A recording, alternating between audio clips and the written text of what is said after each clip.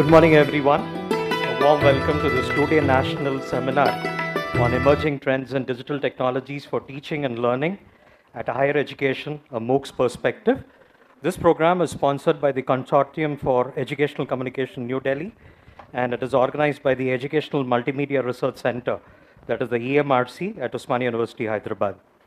Now, it gives me immense pleasure to go about with inviting the Director for EMRC, Professor T. Mrunalini from the Department of Education, OU, and Director for EMRC to occupy the chair on the dais. May I request Srimati P. Krishnaveni to welcome ma'am with a floral bouquet.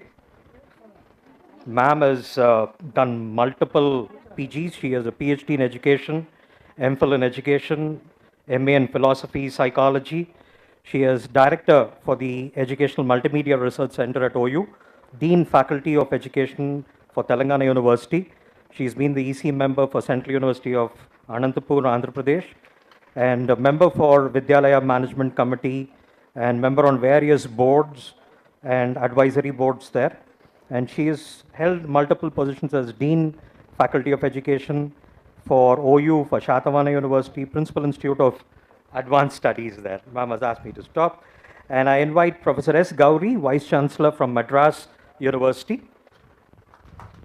May I request Srimati K. Srilata ma'am to welcome sir with a bouquet.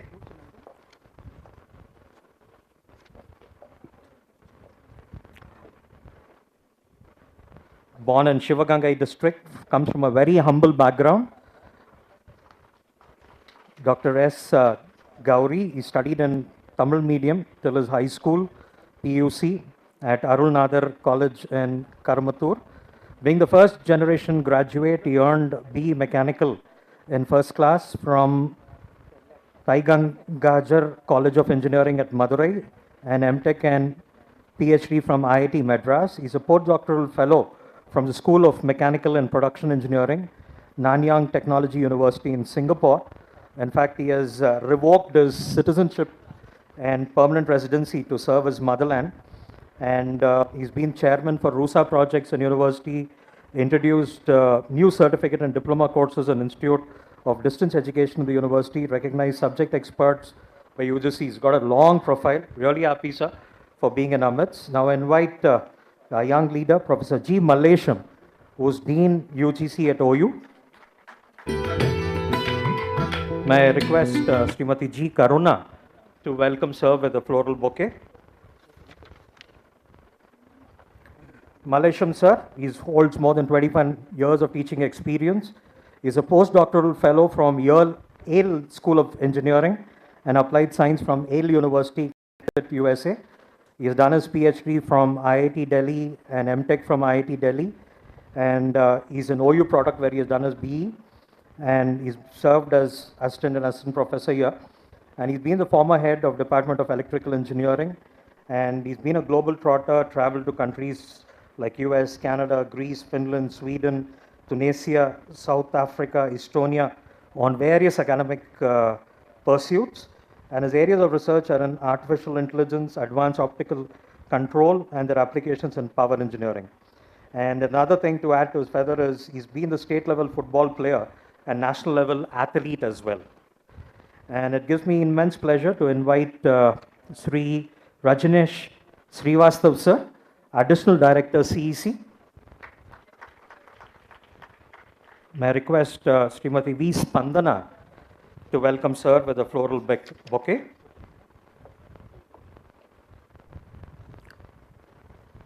Professor Rajni Srivastav is the Additional Director for the Consortium for Educational Communication and Inter-University Center of UGC on Electronic Media for the Ministry of Education, Government of India, which is located in IUAC campus in New Delhi.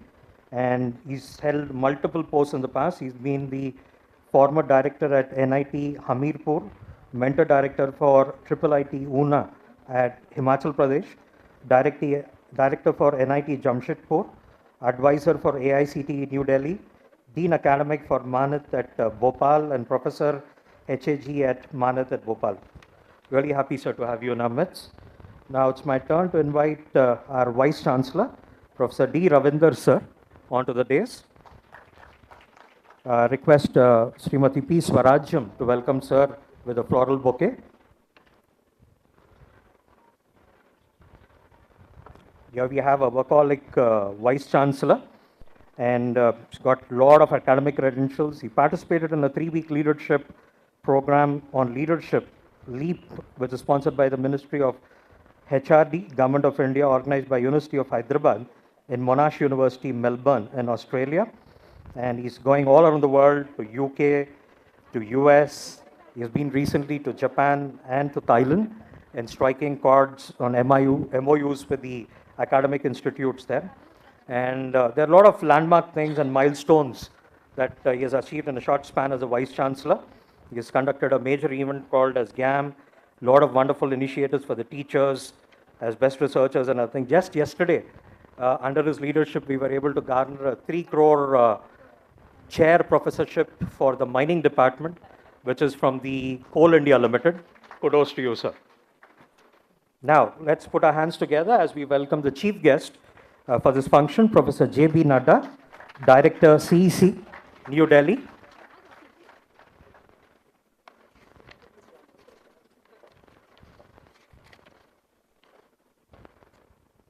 Professor Jagat Bhushan Nadda, who is, may I request Srimati Kavita to welcome sir with a floral bouquet. Professor Jagat Bhushan Nadda, who has taken over the charge of the post of Director, CEC, a Central University Vice Chancellor level post, is an accomplished academician, administrator, and a scholar who has distinction of being appointed Professor in Management at the young age of 37, as since then has worked as a faculty in 8 different reputed universities and institutes of high standing across the country. He has vast and varied experience spanning over 32 years in the areas of management, by virtue of which he had been nominated on the Board of Governors of IIMs at Udaipur and Kashipur, and on the Executive Council and State and Central Universities. He is also a member of All India Board of Management Studies, AICTE, Planning Board, Jamia Millia Islamia University. Prior to joining CEC, Professor Nadda was with Institute of Management Studies, Himachal Pradesh University, Shimla. He was also been Dean Planning and Development, Himachal Pradesh University, Coordinator, UGC Cell of HP University, Registrar, Himachal Pradesh University, Director, Institute of Management Studies at Himachal Pradesh, Director, School of Business Management, Shulani University, Solan, an alumnus of Patna and Ranchi University. He has not only been a recipient of university's Best Teacher Awards, but been awarded gold medals several times in his academic career. As a management student, he has been consultant to many organizations. As a regulator and administrator, he was the first academician to be appointed as a full-time member of Himachal Pradesh Private Educational Institutes Regulatory Commission. Dr. Nadda has keen interest in areas of organizational behavior and organizational development.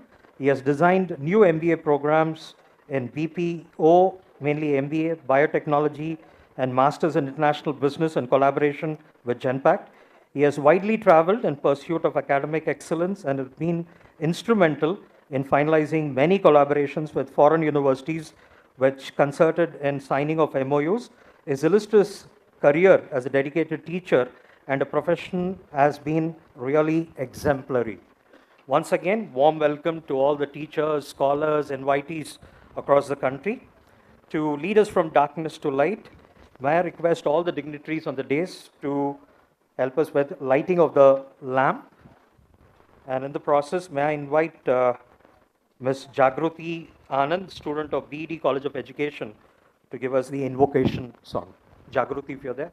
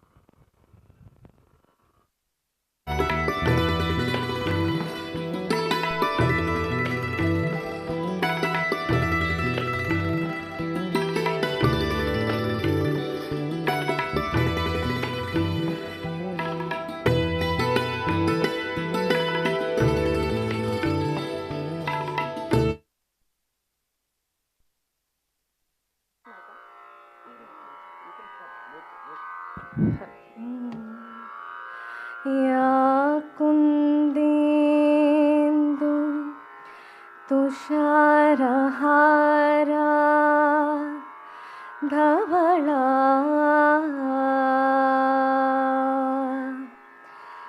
या शुभ्रवस्त्रान्विता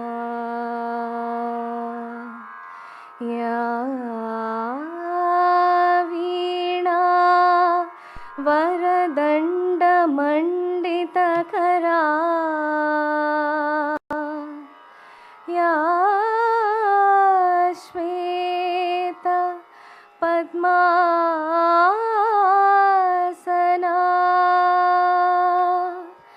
या ब्रह्माच्युत शङ्कर प्रभृतिभिः देवै सदा पूजिता सा मां पातु सरस्वती भगवती निःशेषजाड्यापहा. Thank you.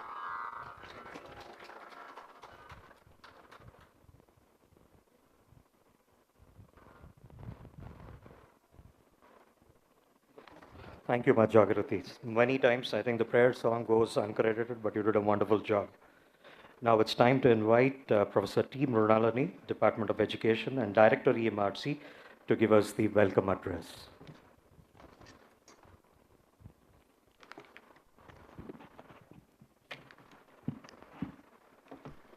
Once again, I join Professor Patrick in welcoming all the guests on the days and outside on the other side of the days in the audience.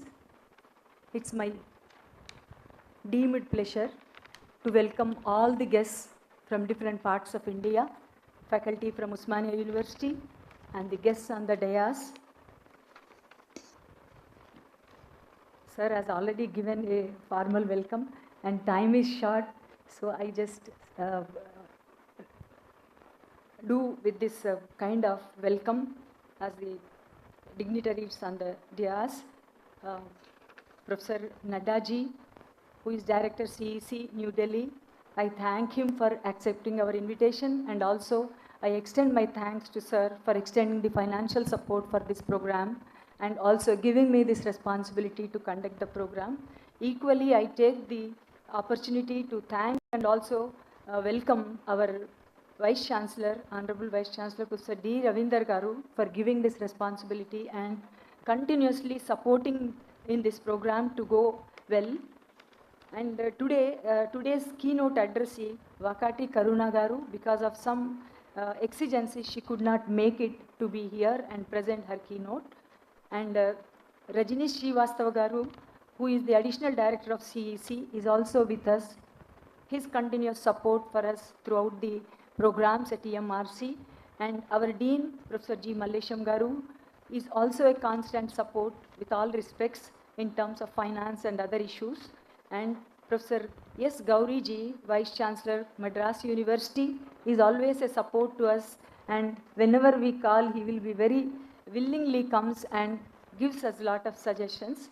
And it is my pleasure to really welcome everybody to this program today, National Seminar on Emerging Digital Technologies in Teaching Learning at Higher Education with a MOOCs perspective. We were very particular that it should go with a big banner of MOOCs. I will cut short all these things because I thought I would just make a kind of a run through about the digital technologies and emerging digital technologies, how transformations have happened over a period of time in teaching learning, and how MOOCs made a dent in this whole process of digital technologies and transformed to provide access and equity and quality education to the remotest of the remote corner people who can access this high quality education through the online MOOCs programs. So with this big journey we have, I just skip all those things. Apart from that, we know that this is the era of technologies where a lot of transformations are happening, and Gen Z children are growing, and they have become a very, very big challenge for all of us to face with these new technologies. and meta kind of a technologies where they are really occupying a very big place, and with the results lots of alternate technologies are being used and different types of digital technologies are being used.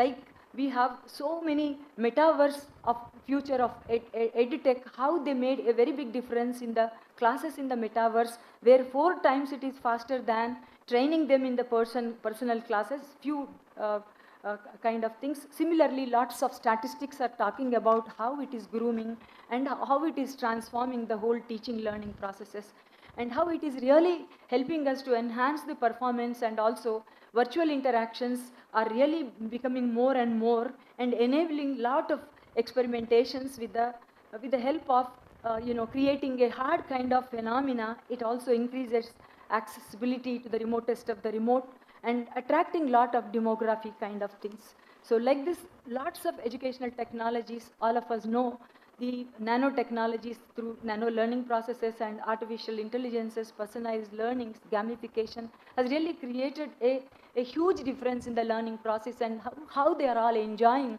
and they wanted this kind of learning to happen. And lots of statistics speak about how effective is this kind of gamification as one of the alternate technologies. Similarly, VR and AR also making a lots of difference, and 3D printing really has created a great difference in understanding the learning process by making all these virtual things to become real kind of things. So lots such kinds of transformations are happening, and it is impacting a lot teaching learning process. And we are also in the program trying to focus on initiatives of India. 2 of those initiatives, sir would speak about Swayam and Swayam Prabha and other initiatives. Apart from that, we have huge number of initiatives, not only in education, but also otherwise lots of initiatives happened in the finance, in all other sectors in India. So these things will really make a difference in the quality of life in Indian context. And like this, if we go on, there is a huge kind of discourses which go on about the developments and transformations in the quality of life of the people in India and also across the globe. We know the whole history of the MOOCs, how it emerged, and other things are in place. Thank you very much for giving this opportunity, and once again I welcome the dignitaries on the dais and the audience in the of the dais. Thank you so much.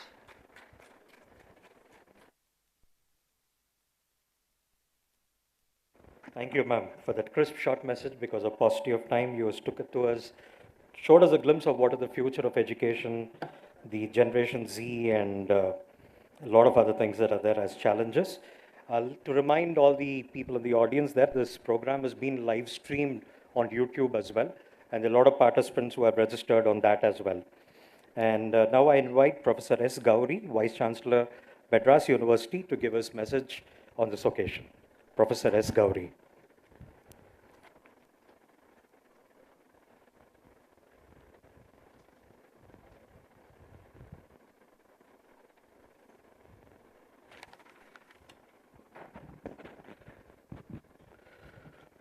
Good morning. మీ అందరికీ చాలా నమస్కారములు, స్వాగతం. చాలా సంతోషంగా ఉన్నది. Professor Mrinalini and Professor Mallesham and Professor Rajini Srivastava, the Vice Chancellor of the wonderful University, Osmania University, Professor Dr. Ravinder, and my friend, my mentor, and the backbone and the base stone of CEC, Professor Jagatbhushan Nadaji, and other faculty members and participants. All glory to Almighty, Sab Bhagwan Ki Mahima.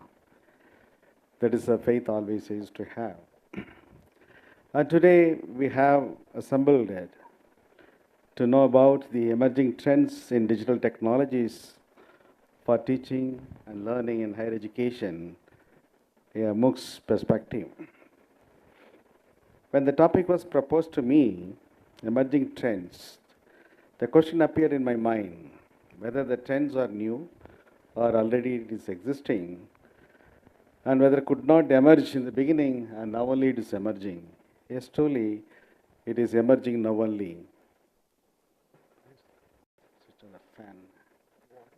Fan. Switching. It was already there because I was the director of EMMRC for more than 80 years.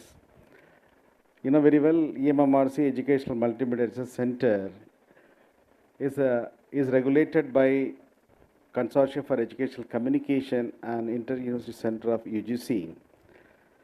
And there are many directors appeared, they served and went. But for the past 6.5, 7 years, all the EMMRCs got its new dimension and new perspective.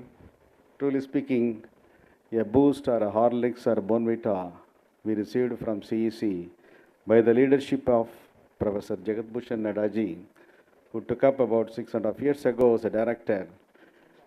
As a MBA professor from Himachal Pradesh University, he took the charge. And from the first day onwards, the first thing he told us was, be democratic in everything, be friendly, then only we can develop new things. So that was his approach that is still being continuing. In that way, he has been a role model for us. So in that way, the trends were there. But now only it's emerging because of the COVID-19. If you see the lexicon, the COVID pandemic, lockdown, quarantine are the new concepts entered the lexicon.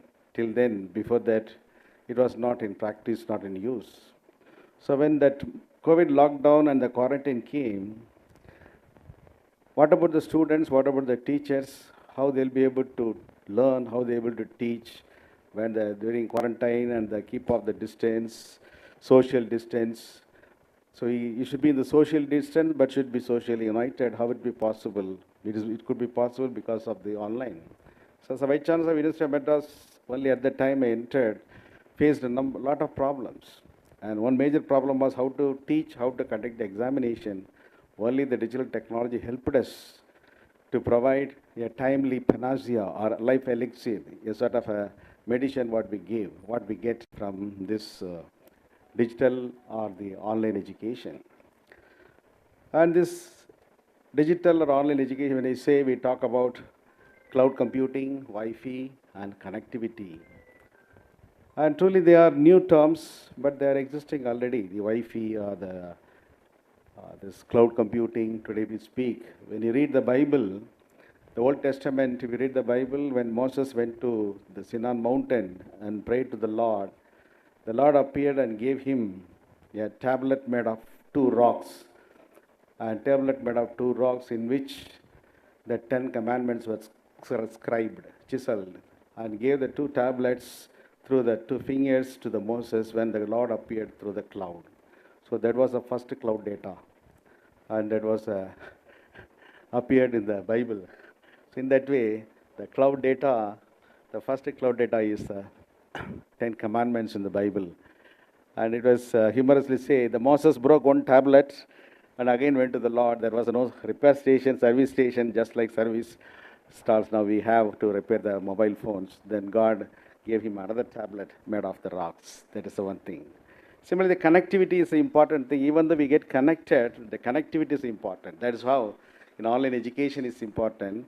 Even though connected, there is communication is not broadcasted or received or understanding. For this connectivity, Wi-Fi is required. When we read Ramayana, when Lakshman wanted to go to forest for 14 years along with his brother Ram, his wife Urmilai also wanted to go along with Lakshman.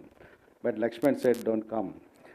I am going to be with my brother and sister-in-law Sita, because Sita's sister is Urmilai. And don't come, I have to take care of them. You be here with our 2 kids. So she was in the palace. The first evening, when he was in the forest, the Nidra Devi, that means the goddess for Nidra, sleep, appeared. Lakshman, this is a time to sleep, you should sleep. But the Lakshman asked, no, I don't want to sleep for 14 years because I have to take care of them. Then I have to do the duty, the Nidra goddess said. Then he said, my wife is in that Ayodhya and she has prepared in the mind that she wants to sleep because I am not there. How do you know? we are interconnected. That connectivity was there. Then when the Nidra Devi approached that Urmilai, then said, yes, I don't want to wake up. I want to sleep for 14 years until my husband returned. So Lakshman did not sleep for 14 years, and Urmilai slept for 14 years. And the Nidra they wondered because their minds were there. That is just like a wifey at that time. So that's in Ramayana, that is spelled as a Urmilai Nidra. That is a famous one in Ramayana. So in this way, if you see the history, a lot of such ideas are appearing.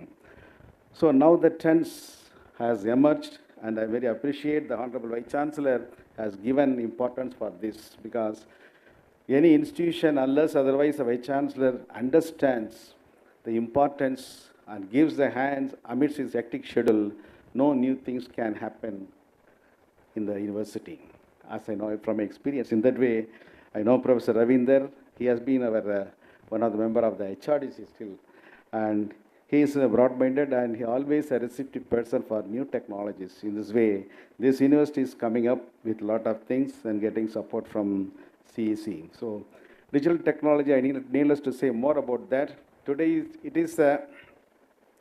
has given a jump from the conventional education. A new paradigm has taken place because of the digital tools which are easily available and affordable. And this digital education, not only a knowledge provider, but also it is an enhancer. That's why I asked to say, Google cannot replace gurus. Only it can enhance them, enhance the capabilities.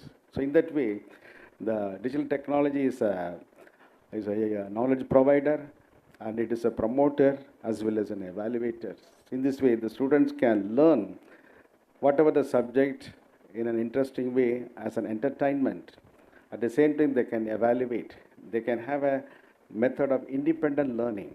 In addition to self-learning, the independent learning is possible provided the digital technologies are properly framed. It can make the learning process, teaching process more interesting. Simple example is a PowerPoint. Whatever you write in the blackboard, if you project in the PowerPoint with some video clipping, it is interesting. So this is a part of the tools in digital technology. I wholeheartedly congratulate the team of EMMRC, because I had been the EMRC director, and Dr. Mirnalini and her team, and the Malaysian professor of this UGC affairs of this university and other members. And this is the first thing. And you should develop new MOOCs, because when I was a director of EMMRC, I have produced 7 MOOCs courses, about 1,549 e-modules on different subjects. The MOOCs courses are still being offered in University of Madras.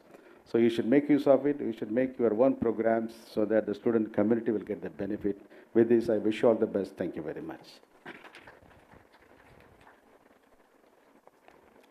Thank you, sir, for your wisdom of quoting the epics and the Bible and trying to relate with the modern day technologies and talk about the way MOOCs and the digital technologies would aid us in the future education.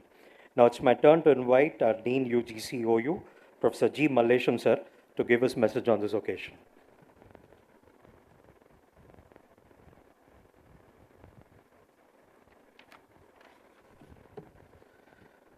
A very good morning to all of you.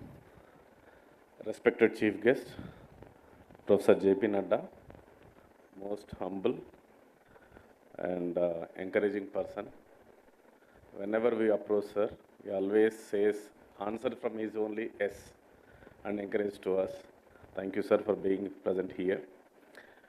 And also our dynamic, hardworking, and true visionary leader, Professor Ravinder, sir, Honorable Vice Chancellor of this Usman University, Professor Gauri, sir, Honorable Vice Chancellor, Madras University, Sri Rajneesh Srivastav, Additional Director, CEC, Professor T. Mrunalini, Director of this EMRC, Professor Jagdish Rao, sir, Professor Patrick, Madhusudan Reddy, Raghu, and staff of the Usman EMRC staff, participants, and all the resource persons of this conference.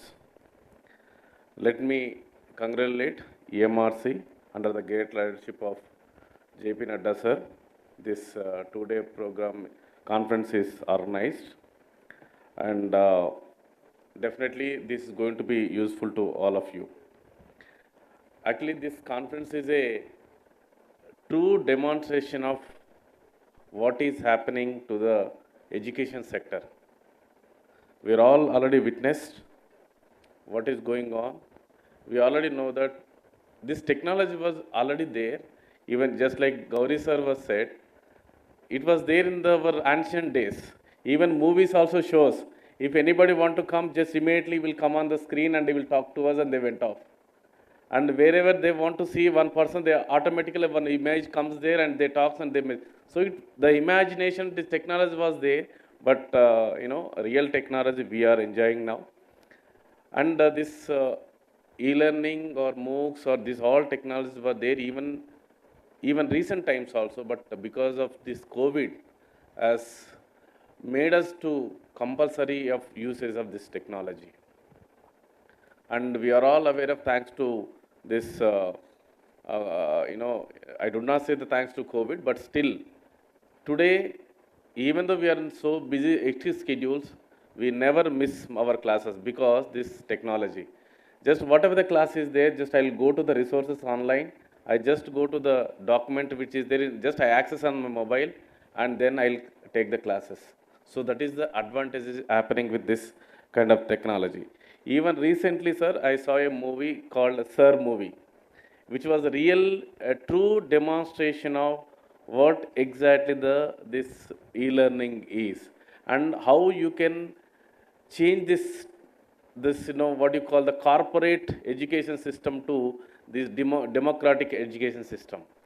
How the children are from the remote places, they could access the education, just what you talk about the MSET exam, how they can access before, from one eminent personality, one great teacher, who were not allowed by the corporate people.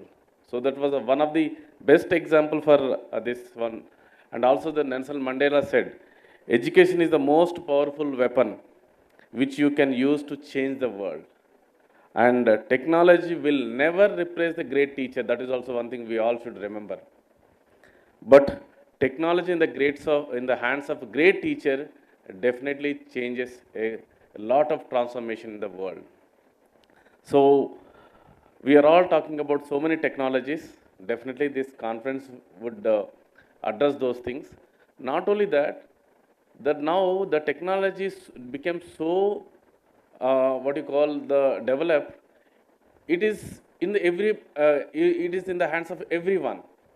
From the children of small kids, they are using technology, and to the old age people also they are using technology without knowledge of this. What exactly this technology will support you? What happens to you? So we have to think of not only just technology. It should be a properly should send to the in the society. We're all many of I think the people who are sitting over here. I think your day will not be closed without opening a YouTube. Definitely you people see the or social media. So that is the information knowledge you are gaining from this all the technologies. So not only there is a great advantages, but also there is a great disadvantages also there, because the major thing is what is correct, what is wrong. We are recently one small gossip will come in the online that will circulate till the end, but the immediately one more answer will come that is wrong, but wrong will not reach us to all the people. So this is the great disadvantage one of these there. And also not only we are talking about new education policy now, but the thing is that yes, we are democratizing this education system, it reaches to everybody. But what about the infrastructure what we have? We do not have, yes, we are talking so much about this online education, but in the classrooms are, especially not only the classrooms I'm talking about Hyderabad, but what about the classrooms on the government schools in the villages? So that infrastructure is to be developed properly, it should be addressed properly. Thanks to many social organizations where they have in the pandemic time, many of them donated the tabs and all the mobile phones or something like that to teach the children. So definitely this kind of the contribution of this CMRC and the entire country is a great to the great level. I definitely this conference would help each and everyone, and how it is to be taken this technologies in the education sector will be addressed. And I thank organizing members for giving me the opportunity. And also I thank my Honorable Vice Chancellor, who is really transforming this university. He is also encouraging this online classes. He is encouraging technology.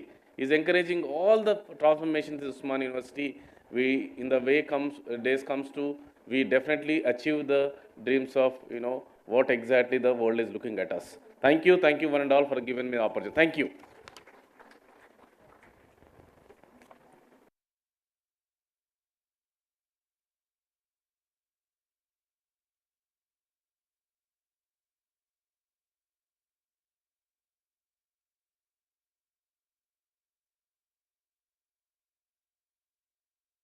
Servant, but a bad master if it is put to a wrong purpose there. Now it's my turn to welcome Sri Najanesh Srivastav sir, Additional Director CEC, to give his message on this occasion. Sri Rajanesh Srivastav sir.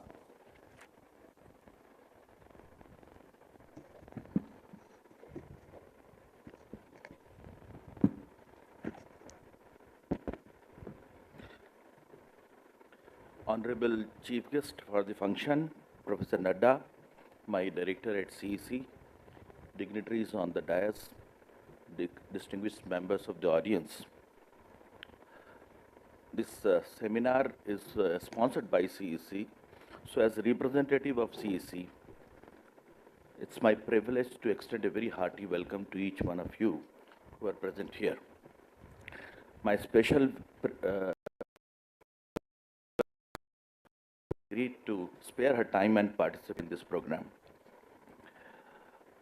This seminar is one of the seminars of the series which has been conceived by Professor Nadda with the two objectives. The first objective is to acquaint the stakeholders and all the beneficiaries of digital education with the new format in which now SWAYAM is going to deliver its educational content. The SWAYAM is now 7 years old, 8 years old, and it has undergone several changes as far as format is concerned.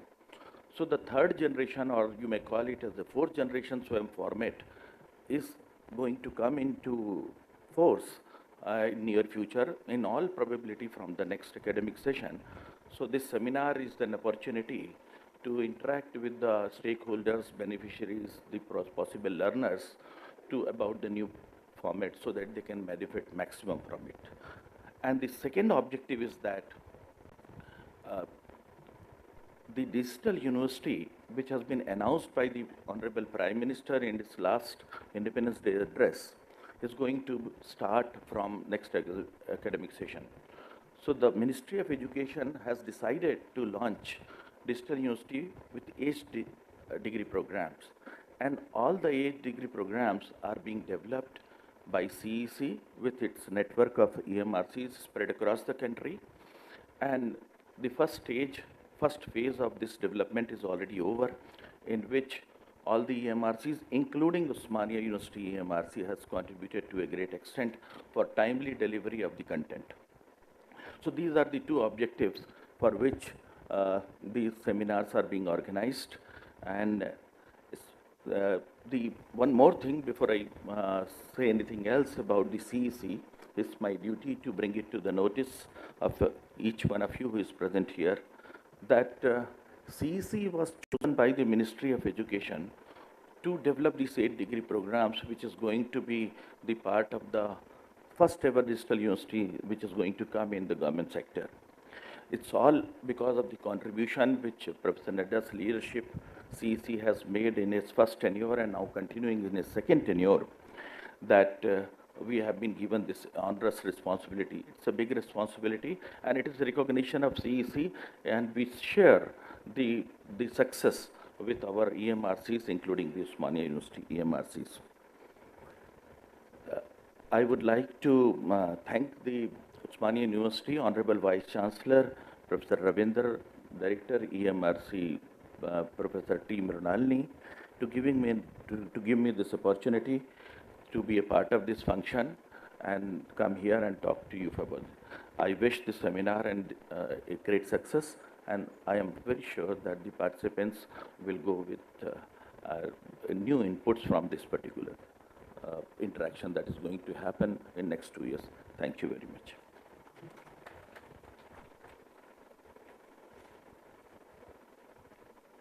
Thank you so much, sir, for clearly stating as to what the objectives of this two-day seminar is going to be, or the workshop, which would kickstart people to be focused on what their expectations are. Now it's my turn to invite Professor D. Ravinder, Vice Chancellor, Osmania University, for the presidential address.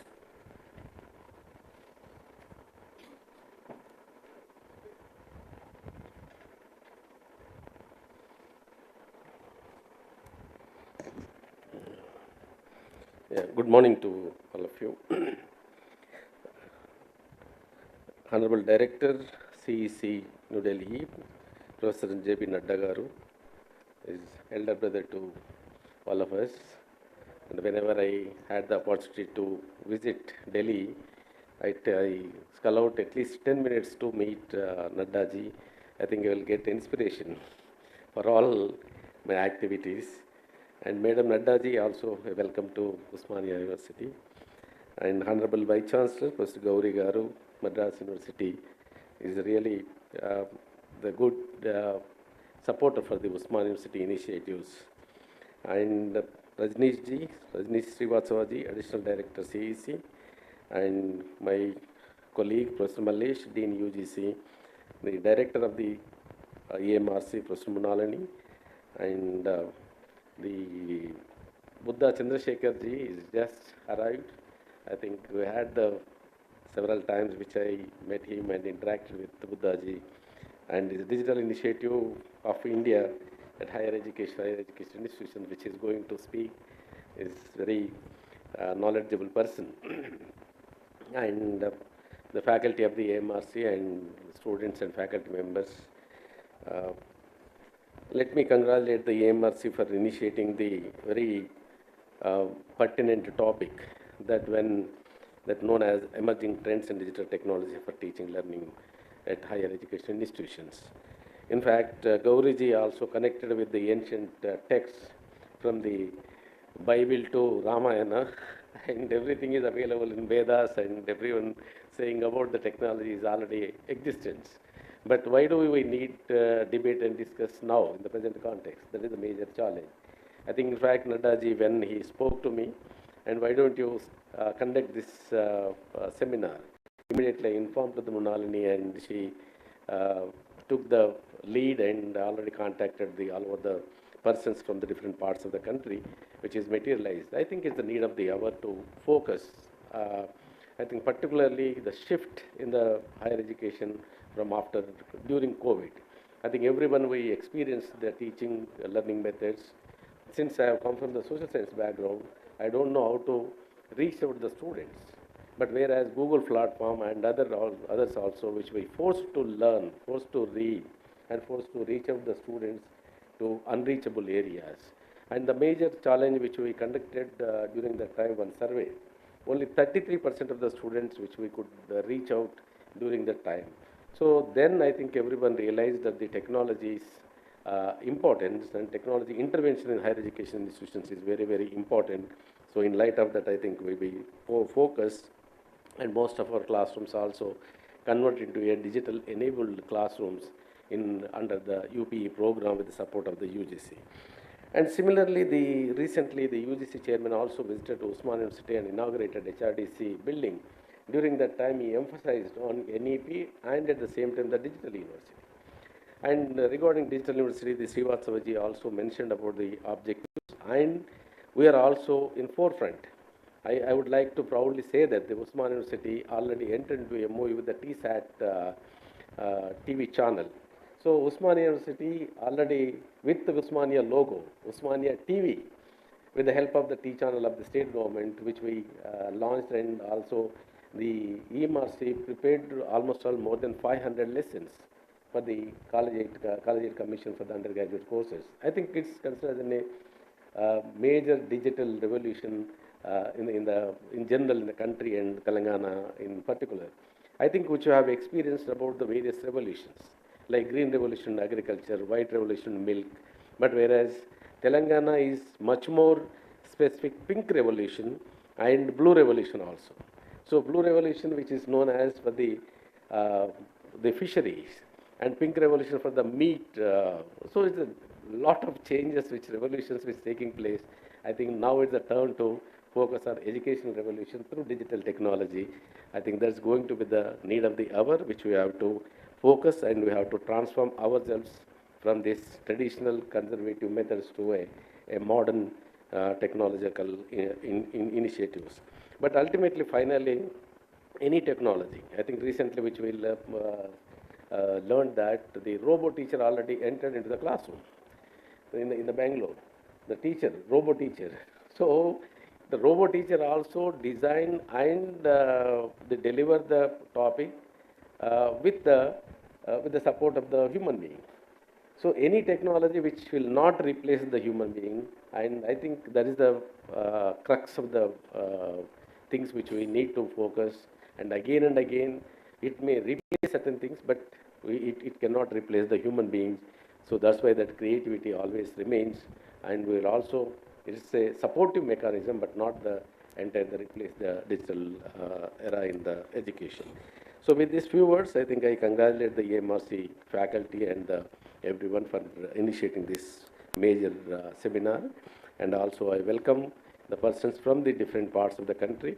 And one of my friend, Dean, in lighter way said that the Hyderabad is known for minars. So the Usmania is known for seminars. So, so under that, I think this seminar is also going to be reach the highest level. Thank you very much. Thank you so much, sir. And pretty well that most of the digital initiatives that are there at OU is happening under your leadership, sir. Now, the most awaited thing, that is the chief guest address. May I welcome Professor J.B. Nadda, sir, Director CEC New Delhi, to share his message on this occasion.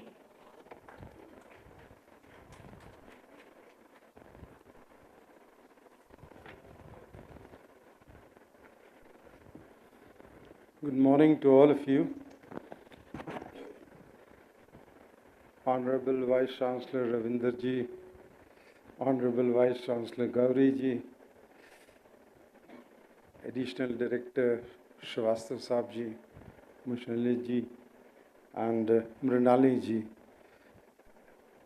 and all other guests and friends sitting across. It is always very exciting to come to Hyderabad. Whenever there's an opportunity, and when I get an opportunity to come to Hyderabad, I do come.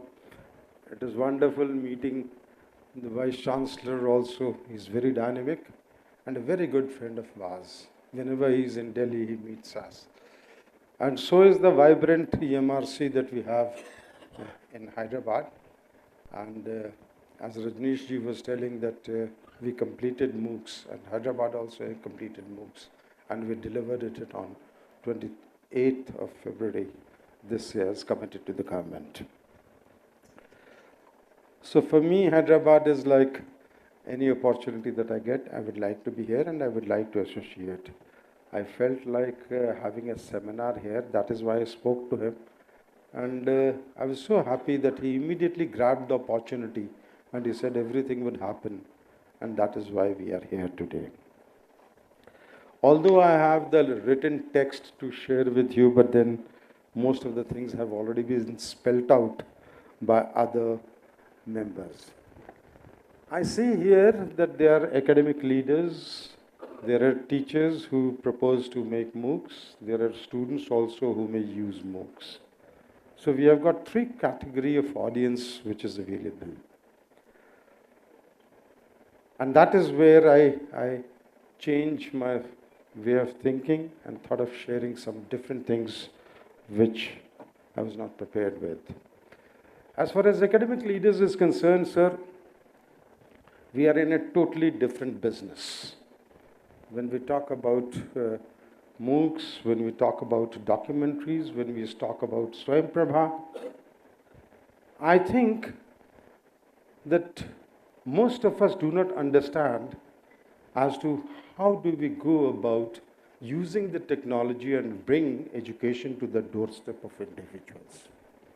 What goes behind that, you have no idea. And that is where probably you may consider that we are just producing, and it is as easy as a classroom session, and then the courses are prepared and put forward, and students take the courses and everybody is happy and fine. No, it is not that way. Let us believe in two things. The younger generation is tech savvy. First of all, you have your own frustration. We old generation, I am also not very tech savvy. मुझे भी अपना mobile दूसरे को देना पड़ता है, जरा इसमें ये कर दो. Being a director of CEC, I also have to do that. Now this is my frustration when my daughter picks up my phone and starts doing this. बोलते धीरे करो, हमको समझ में नहीं आता. You know, this is the frustration which comes out. Now we, the elder generation who are going to take decisions for them, need to accept our shortcomings first. And unless we accept the shortcomings and accept what they are doing, is they are doing. Many people have got a lot of reasons, you know, digital education will lead to this kind of society, digital education will lead to this kind of society.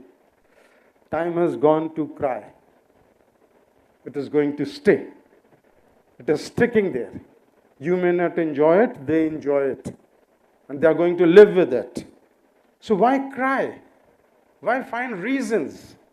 Let us start thinking, how can we help? How can we promote? How can we help people to go further and develop good kind of courses and MOOCs? So the biggest challenge is changing the mindset of a conventional teaching to the mindset of digital education. Another big problem that I see is that education is basically in concurrent list. And that is where center does something and states do something. I have been traveling across India, country, and I have seen that many people have got different kinds of reasons that digital education will destroy a lot of things and various other things. And so much so, in state universities, many of the regulations passed by the University Grants Commission or All India Council for Technical Education is not followed.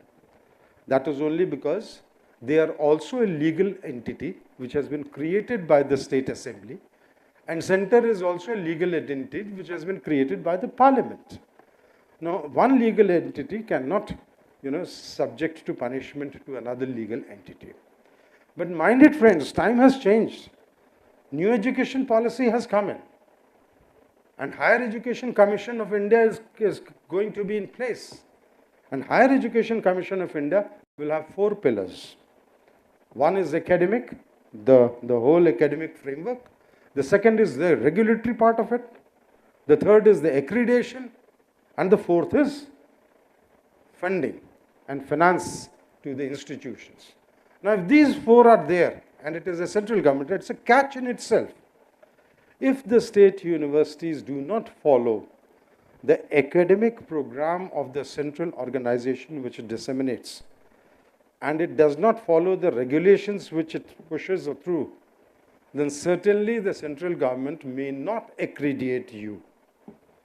And once you are not accredited, it may just be a situation that your credibility in the market is not as strong as those organizations which are being accredited. So it's a catch situation. You have to follow the framework of academics and you have to follow the framework of regulations. And once accredited, only those universities may get funding from the center, otherwise they will not.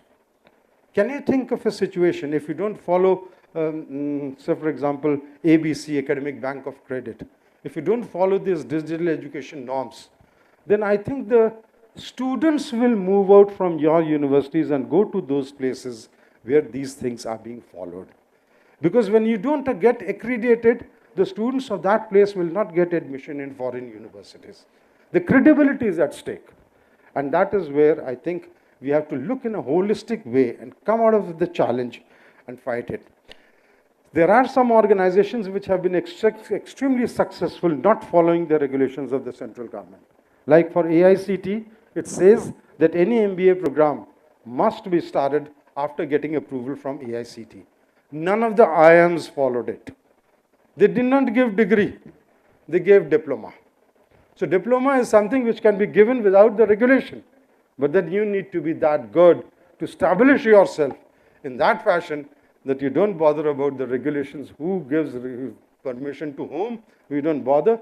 Our commitment towards education is such, IIMs never bothered. Now a new bill has come and it has been passed in Parliament as far as IIMs is also concerned.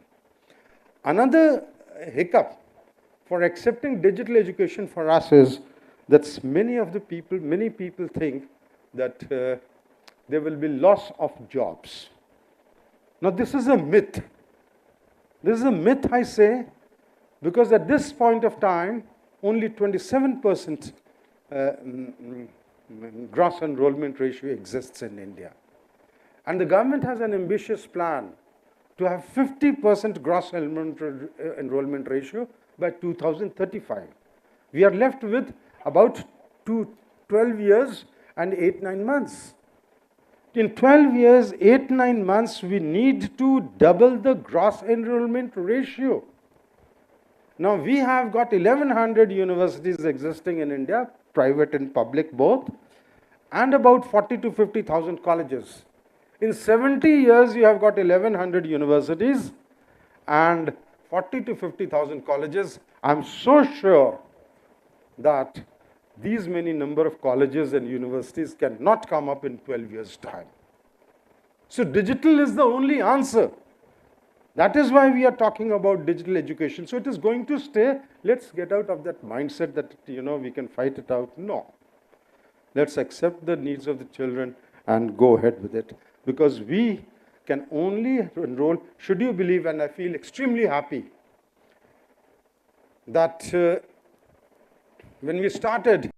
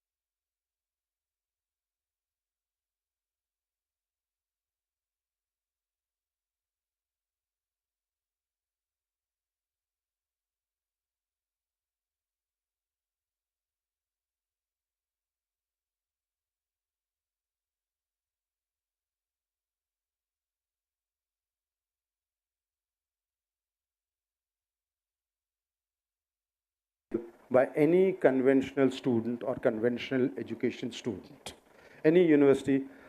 Now, what happens is I've seen rigidity to such an extent that in universities they say if you don't have 5 students for a particular subject, we will not offer that subject. Here a student wants to take up a subject because it is available on SWAYAM, they don't let them. Why do they not let them? Because they are so rigid in their framework. Sir, academic leaders, that is why I'm talking about. They say it is not in our ordinance. The subject, I can only give credit for the subjects which are there in the ordinance. Can't you not find a way in the Executive Council to pass a resolution that subjects taken on SWAYAM platform will be acceptable to give a credit like that? So 40% you give more choices to the students. Students want to live their life. They want to do physics. Along with that, they want to do music also. So keeping that in mind, the opportunities, the flexibility available that should be given to the students. I'm not talking about the shortage of faculty in universities and the learning habits which have changed over a period of time of younger students. They talk about learning habits also. I'll just make a passing comment. I don't know how much do you accept or not. Some people say that there is a research done and the attention span of any student is about 13 to 15 minutes or 14-15 minutes. Now, friends, I would suggest that those students who have attention span of 14, 15 minutes, they may do something else which is good for them rather than true education. Because education is tapasya, and you can't even hold a sitar if you just have attention span of 14, 15 years, 14, 15 minutes. So anybody, any academic program that you think, you are a doctor, you're doing a surgery, and if your span of attention is about 12, 13 minutes, then it's doomed. If you are an engineer, if you have a attention span of 12, 13 minutes, then you're doomed. So you need to develop that kind of mind, that education is more serious a business than it appears to be. Friends, we are educating in 2, 3 different ways. One is MOOCs and the other is documentaries. Very recently, we held a documentary film festival at Madurai. And just 1 or 2 examples that I can give you is that 600 hours of film was shot for a documentary. The name of the documentary was The First Flight. And out of those 600 years of shooting and researching, 45 minutes documentary came out. Right? Can you imagine what kind of work has gone behind that? It's not easy. 600 hours. And it talks about 2 birds that they meet, then they mate, then they lay eggs, and they're hatched, and then the male feeds all of them together, and then the first flight the child takes. It takes about 4 or 5 months with 3 cameras on, all the time watching them, and then shooting. It is such a difficult business that we are in. You talk about MOOCs, it sticks with us. But the only advantage is, that is where I encourage you, you can always reshoot it. You can always do it better. You have an opportunity. And if you are able to do these kinds of things, I think it would be a great service to the nation, because we want people to get an opportunity to study as the government wishes, and it is their fundamental right also. So I'm talking about documentaries which are made. There are 2 professions. One is movie and the other is politics. Anybody can make any kind of comment. You make a movie of 500 crores of 2-hour duration, and in 5 minutes the people will say bakwas hai. अरे उसके पीछे क्या गया है आपको अंदाज ही नहीं है. अगर मैं किसी को बोलता हूँ, somebody asks me send a bite, so easy to say that send a bite, but for that bite people come, somebody is putting mic to me, somebody is putting some powder, somebody is looking at the light, somebody is looking, 7, 8 people around me, and then I give 2 minutes bite. It takes 3 hours of this. Calculate 6 into 3. 18 man hours have gone just because of a 2-minute bite. This is how it works. We work hard. You do not know what happens behind the scene. It is they who create it. So let us appreciate it. Let us change the mindset. Let us accept the technology, and let this nation go further and beyond. I wish you all success for the seminar, and I will be participating in here and there, and look forward that it comes up with the outcomes. Thank you very much. Thank you so much, sir, for your inspirational message. And it was listening through the horse's mouth, all the details of the MOOC and the documentaries there. Let me tell, sir, I have done a course from IIT Kharagpur through MOOCs, and under the leadership of Pranali ma'am and Raja Bitla sir, had involved when translating a lot of modules for MOOCs from English to Telugu as well in our EMRC center. Always indebted for them. And let's watch a short movie or clipping on CEC. Can I get the organizers getting ready with that? Yeah. You can watch it on the TV.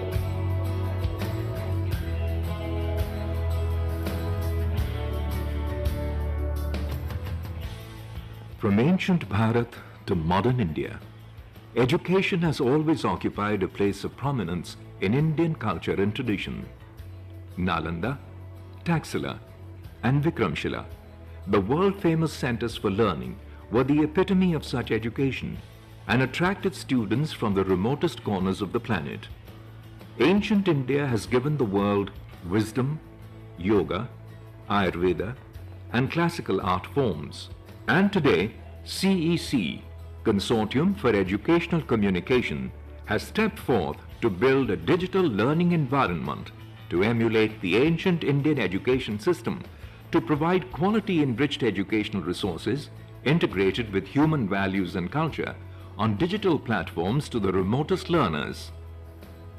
CEC was established in the year 1993 as a pioneer of digital education in the country to address the issues related to higher education. CEC is the national coordinator for Swayam MOOCs and 11 Swayam Prabha DTA channels to address higher education needs through digital media to take education to the remotest learner. CEC has its 21 Educational Multimedia Research Centers, EMRCs, spread across the length and breadth of the country, with more than 400 trained workforce, state-of-the-art equipment and infrastructure.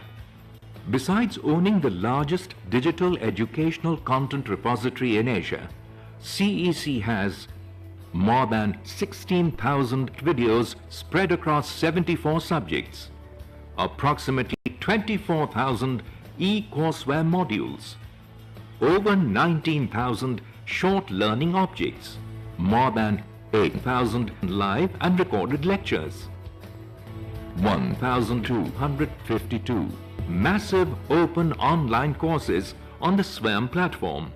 CEC has created e-courseware modules based on the UGC model curriculum, moving towards CBCS compliance, developed by Pan-India subject experts, and validated and certified through a two-stage peer review process.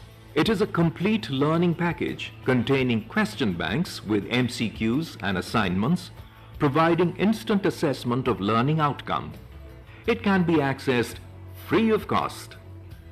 CEC has developed approximately 24,000 e-content courseware in 87 undergraduate subjects, covering 4 knowledge streams: art, culture, language and literature, social sciences, natural and applied sciences, and management and other professional courses.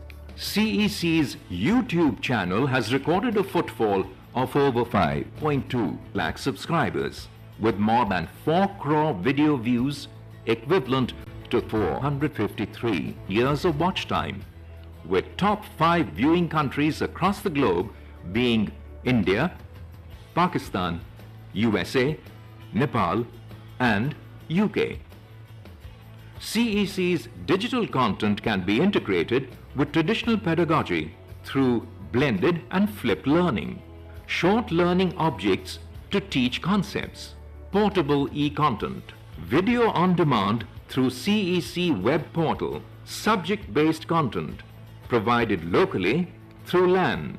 CEC's undergraduate and postgraduate MOOCs are hosted and accredited by various educational institutions pan-India.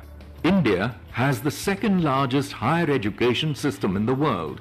However, our higher education system has its own share of challenges, like low gross enrollment ratio GER of 27.1% in higher education sector, scarcity of faculty, infrastructure and facilities, redundancy in teaching practices, various socio-economic and geographic barriers, high cost of higher education, learning habits and abilities, universities in production mode, lack of opportunities to pursue interests.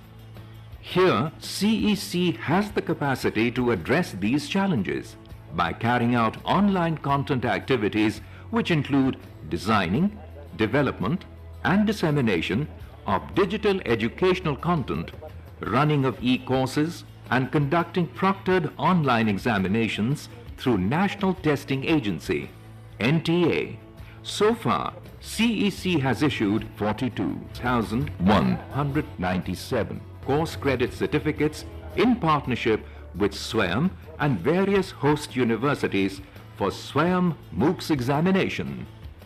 Further, CEC has begun developing educational content in 12 regional languages to increase the accessibility and reach of its online learning resources to the rural populace of India. Moreover, to create ICT-based learning environment in the country, CEC's Prakriti Documentary and Film Festival has gone international. The festival aims at creating awareness and sensitizing people about issues like environment, development, the human rights, and the Swachh Bharat. This event receives overwhelming entries from participants across the world, and CEC organizes its EduTune and EduWrite competition annually since 2018 on themes of digital education. Every year, the educational video competition is organized by CEC, which converges students, filmmakers, and experts from all over India. At CEC, we empower people with the power of knowledge.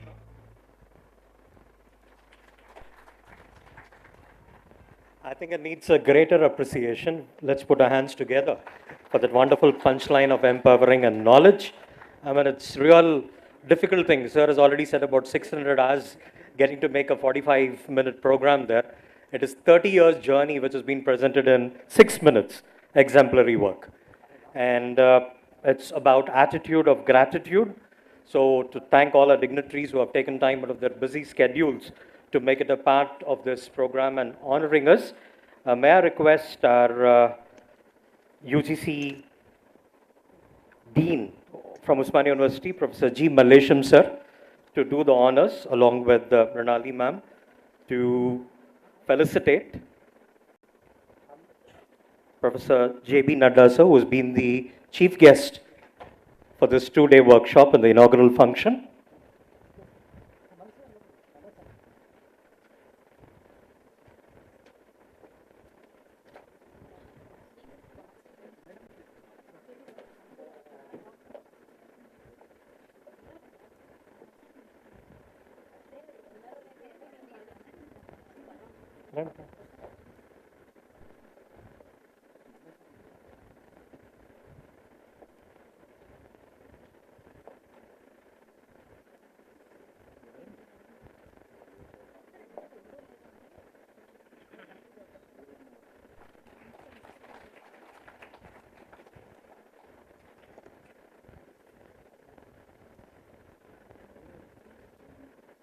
Thank you so much, sir. And kindly do the honors to Professor S. Gauri, Vice Chancellor, Madras University.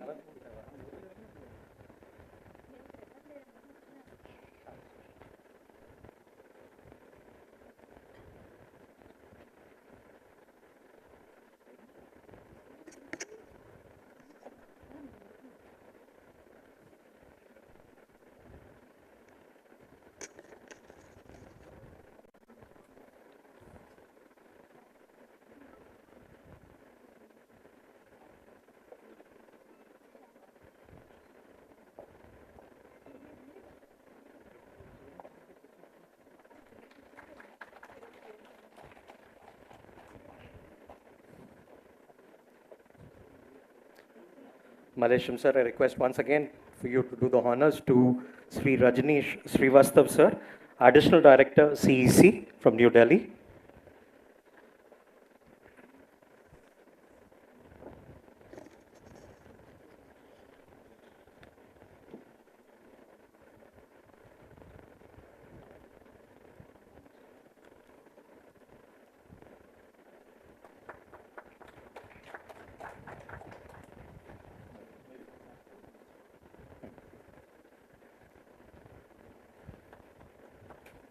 I request the chief guest to kindly do the honors to Mallesham sir, please. Yeah.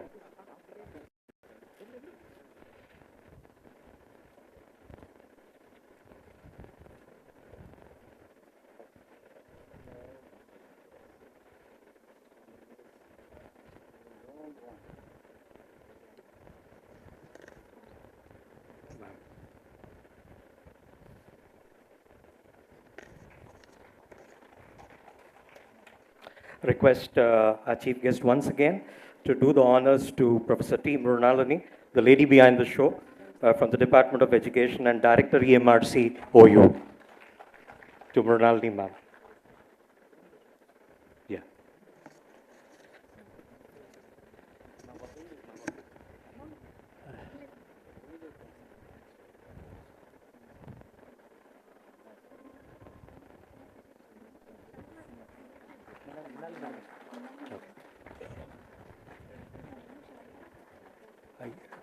It's really our honor to have Madam Nadda in our midst there. May I request her to kindly come to the dais, and there is a small felicitation from Mrunalini, ma'am.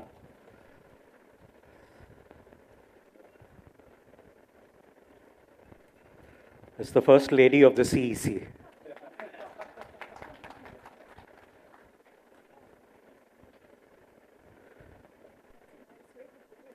Yeah, ma'am. We have the First Lady of the President for CEC, was the First Lady then.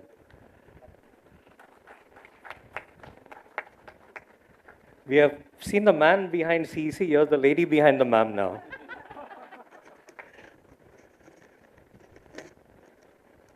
Thank you so much, ma'am, for being a part. If you can just take 2 minutes there, it's a privilege to present a formal vote of thanks.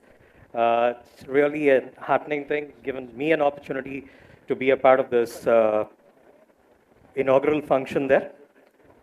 Huge thanks to Professor J.B. Nadda, sir, Director CEC, for taking time out of your busy schedule and accepting our request to be our chief guest. A special thanks to Professor D. Ravinder. I think he's busy with the PhD admission, and the meeting is there with the deans in his admin office, so he had to leave early there. And we couldn't make it with Vakati Karuna ma'am. A big thanks to Sri Rajni Srivastav sir for explaining us the objectives of this two-day workshop, and a support from Professor G. Mallesham sir. And huge thanks to our Vice Chancellor from Madras University, Professor S. Gauri sir, and a lot of members from EMRC over the days. Within a short span, they've gone about with working hard for this program there. So all the members who are part of EMRC, to all the invitees, the people who are there available online, and people from press and media, thank you very much for covering this program. We are running short with the time there, slightly delayed on our schedule, and we already have the speaker for the technical session, Dr. Buddha Chandrasekhar, the Chief Coordinating Officer of AICT, Ministry of Education, already in our midst there. So without much ado, we say that we have done with the inaugural. We go ahead for a tea break, come back again to the hall. Mrunalini ma'am wants to make an announcement. So before closing this inaugural session, I request Patrick sir to take felicitations from Naddaji. Just a short, small token of appreciation to our Professor Patrick.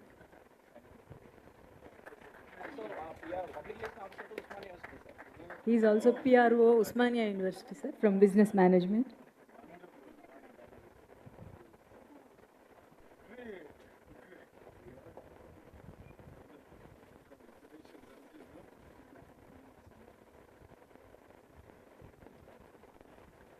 I think now we quickly have to close this inaugural session and finish our high tea, get back for the session because sir is already waiting there. Thank you.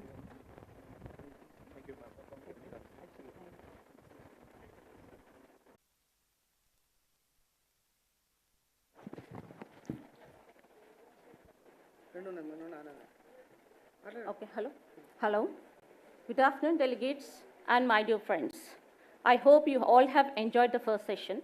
Now we will start the second session with Dr. Buddha Chandrasekhar sir, and he is the Chief Coordinator Officer, AICTE, Ministry of Education, creator of Indian Language Translation Tool, National Digital Education Architecture Member, National Educational Technology Forum Member, AMRUT Amrit 2.0 National Coordinator for Andhra Pradesh and Telangana, National High Power Committee Member of Indian Languages, University Grant Commission Skill Council Member, Advisor New Delhi Management Institute, Technologist and Project Manager proficient in executing complex business intelligence, artificial intelligence, machine learning, deep learning, cybersecurity, blockchain, big data, mobile, enterprise, and Internet of Things projects.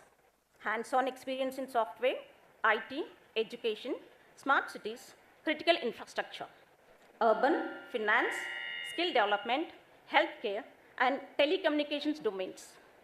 Expert in managing advanced technologies, process, cybersecurity, and people.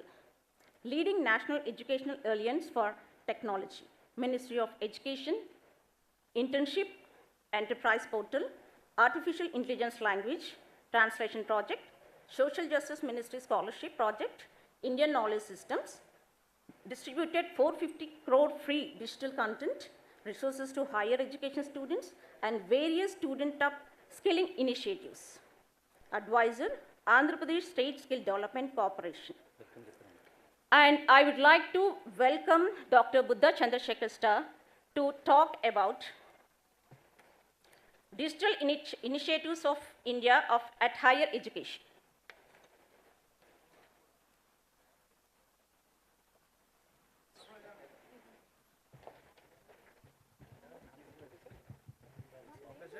Thank you नहीं बस इतना ही thank you all and thank you for this wonderful much needed program because now as a new India under Honorable Prime Minister Narendra Modi's leadership, India is moving again back to the Vishwaguru. I mean, why I am saying back to the Vishwaguru, because we were a Vishwaguru once upon a time. And we used to have 36 traditional education. Britishers defined that, they need workers. So they changed the entire pattern of learning, and that created a biggest problem. And slowly now with the new National Education Policy 2020, we are again regaining back and, becoming a Vishwaguru. So as a technologist, I would like to touch the technology side, of these initiatives, because when we say digital, right, digital is nothing but, you need to empower the digital content creation or management or a development or anything related to the content, right? So that is all in technology in nature, and the technology plays a major role. So I would like to basically concentrate on focus on that technology side. Before that, as you know, Ministry of Education come up with something called NETF. I think this National Education Technology Forum. So as I'm part of National Education Technology Forum, so now what we are doing is one beautiful thing what we started recently is that every student is unique in learning, and the learning patterns of a student is completely unique. So can we go with the same similar kind of a methodology for all the students in the class? The answer is no, right? So how we can create a personalized and customized and language specific content? Because, imagine a student from a small remote Tanda in Telangana. He don't understand Hindi or English or any other language other than Telugu, right? So how he will understand, interpret and, learn? So I think, we are basically working on all this with help of the advanced technologies. Next slide, please. Yeah. So as you all know that, our country is a youthful nation. So we are basically working for our next generation. That's a golden opportunity. Now I see that the current as well as the future generation is going to get the best of the best technologies. But the thing is, that not only the technology, the speed is also very important. As J.B. Naddaji was saying, 13 minutes, I think, sir, the current attention span of a youth, which I call it Generation Z, they are 7 seconds, sir. So now, what kind of a content you will create in order to grab their attention? I think this is the biggest challenge which we are going to receive in future. So we are trying to, facilitate all this. But before that, I would like to mention one very interesting stats. In last 8 years, India has received 392 billion US dollars as a foreign investments. It means we as an India is going to be not only a knowledge-based society, we are going to be a Vishwaguru on the manufacturing hub also. So these are the various opportunities we received through Make in India, because I want to connect all the dots together. Why we are doing this? So this is the base. So using this Make in India process, we have received investments on auto components, automobiles, aviation, biotechnology, chemicals, construction, defense manufacturing, electrical machinery, electronic, food processing, IT, BPM, leather, media and entertaining, mining. I mean, once upon a time, people used to say that, India is the best in IT. But I think now the investments are scattered across the sectors and domains, which means that, India is going to be a Vishwaguru and going to be one of the best country in the entire world, because most of the countries, they are shifting their manufacturing bases from various other countries to India as a production plants. So recently, if you see the iPhone, right, that entire manufacturing is moving towards India. And in recent UP Investment Summit, they have received 32 lakh crores as an investments. What it really means is that across the country, we are going to receive an investments, and we are receiving investments, and lot of opportunities going to get created, and India is going to become a global supply chain, like, what China did in a decade back. So who all are investing? I mean, this is also very important, because the China, Japan, USA, France, Germany, Singapore, I mean, all developed nations are investing across the domains, which means huge opportunities for our students as well as to the faculty and to the entire educational skill fraternity. But what government is doing? Government is also doing a lot of interesting things, which few of them are not noticed. Government has more than 6,835 projects running, worth of 111 lakh crores across the country on banking and finance, defense, food and grocery, energy, data cloud, space, education, transportation, communication, water, health, and all aspects. So what is this resulting? This is where I want to connect the dot. This will result in the 50 crore opportunities by 2025. Is our faculty ready to create so many opportunities? That is point number one. Is our students ready? Is the methodologies which we are going to use to create the content, is that thing ready? This is where the thing started, and slowly we moved towards and identified a couple of emerging areas, and those and 55 job skills and 155 skills we have identified, like artificial intelligence, BI, 5G, cloud, IoT, cyber security, and all that, and and wants to skill and upskill 1 crore students, across the country in various sectors. So that's where the national education policy comes into picture. It's a beautiful and one of the best policy derived till date in our, not only in our country, in the entire globe. Because the best policy, I mean, this is a 600 page, but I want to put it in one simple slide. See, we have basically understood the requirement of the industry, and with help of the advanced technologies, we are changing the educational policies and the way we teach and the way we interpret the data, and to upskill and reskill the students and faculty for their better future. That's it. This is what the national education policy is all about. So this is what we are calling education 4.0, right? So this is the one slider which covers the entire 600 pages of national education policy. But if you want a little detail, I just put it in one slider. So these are the various technologies we have identified. But this is where I see is a very, very important cycle. I copied this from one of the author given a presentation somewhere. But I really like this because, see, there are two things which need to work together. One is the faculty, the teacher wheel. The second one is the student wheel. We need to interconnect these two. But how we are going to interconnect? The one is the learning by doing.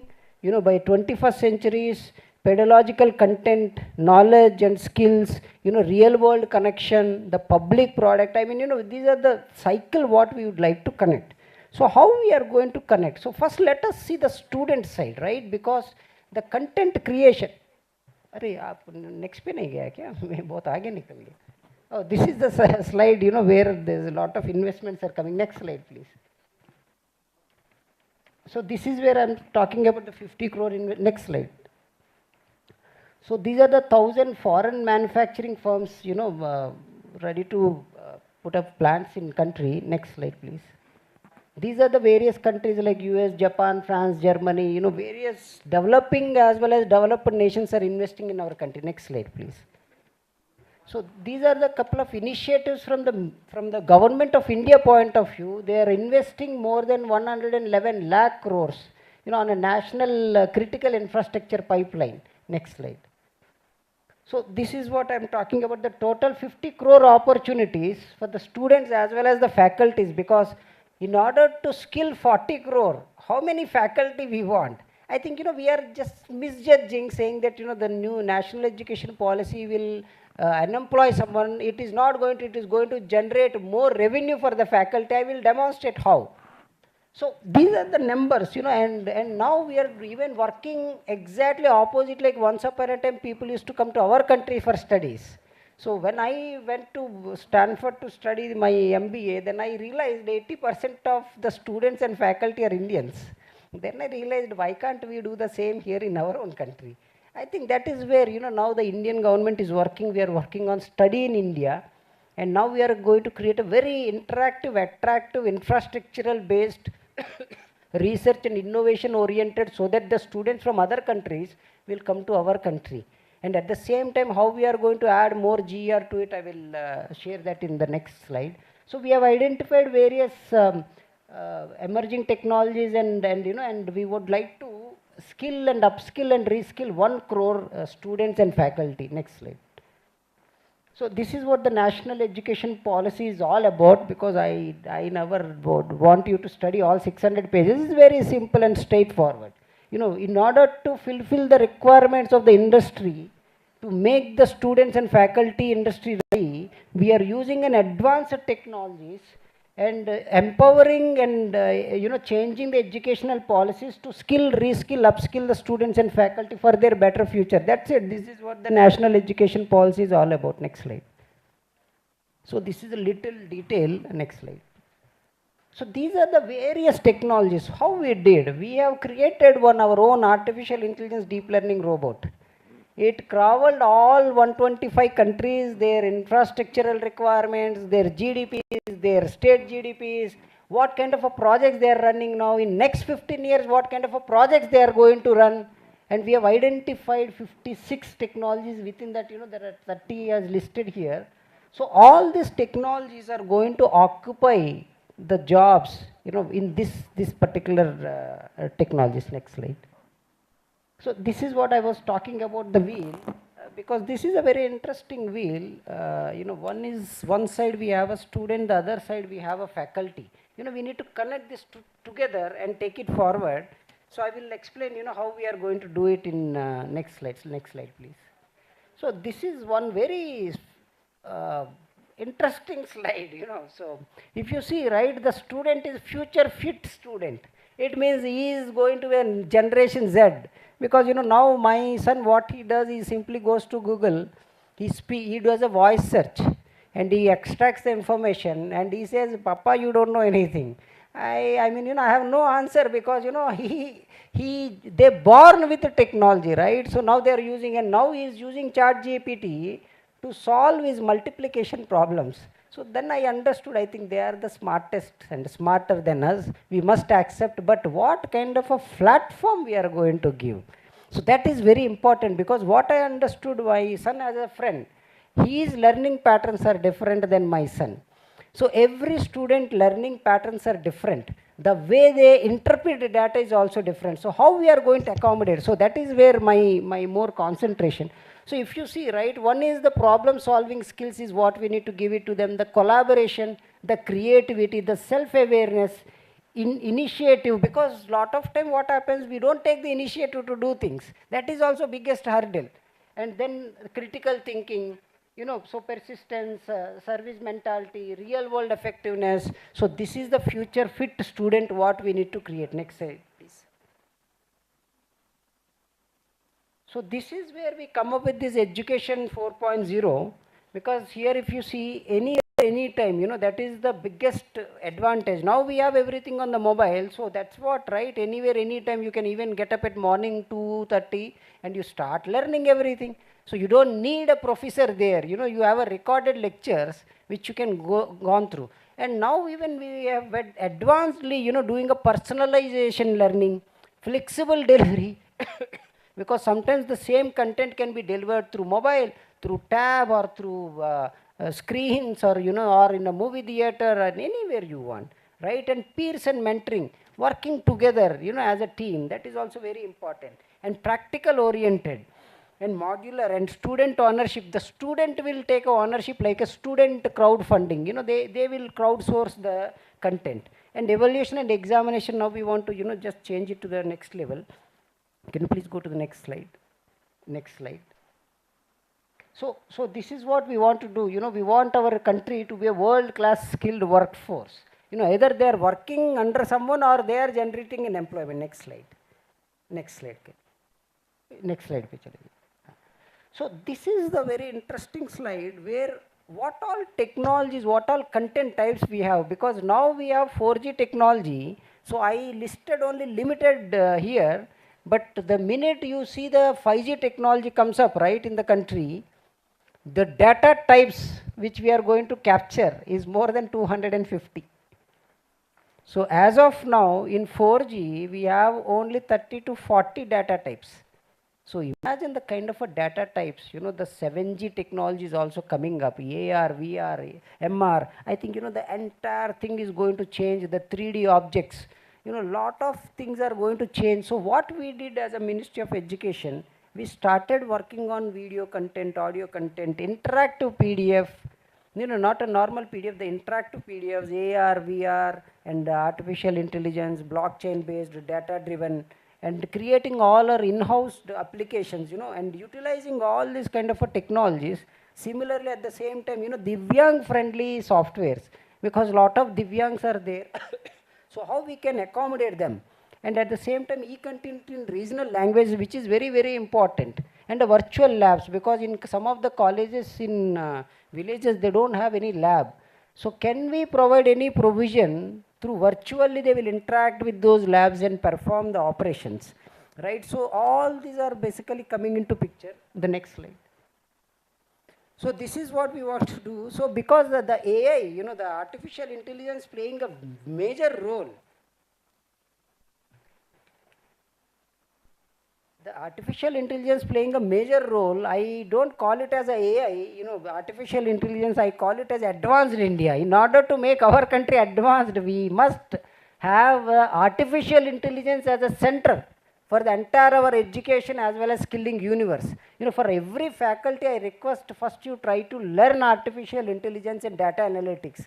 I think these two things are going to do a drastic change in your entire, not only in your career, for at least in order to survive in this 21st century, which is very dynamic in nature, you need to be multi-skilled. In order to become a multi-skilled, now how human body needs oxygen. So similarly for any faculty, I request, the artificial intelligence became oxygen for the entire technology enablement and content creation. So I request you to please, learn artificial intelligence. Can you please go down little? So these are what is the size of the market we are talking about? 957 billion. And just for your information, what is this artificial intelligence? Unless until someone create a content.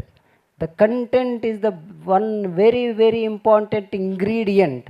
You make charu, right? In that you need that populu. Unless until you have popu, you can't create a charu, right? So similar pattern, now the artificial intelligence within that, the creation of the content, the author of the content is going to be a god. So he is the one who is going to drive the artificial intelligence forward in various aspects. You can create content in transportation, in retail space, in education, communication, gaming, media, hospitality, entertainment, workplace, mobile, sports, aerospace, online shopping, healthcare, agriculture, real estate, social networking, defensing, smart home, cyber security, insurance, whatnot. I mean, everywhere AI is there. Even early morning, once you got up, what is that you are doing now? You stopped that calendar, right?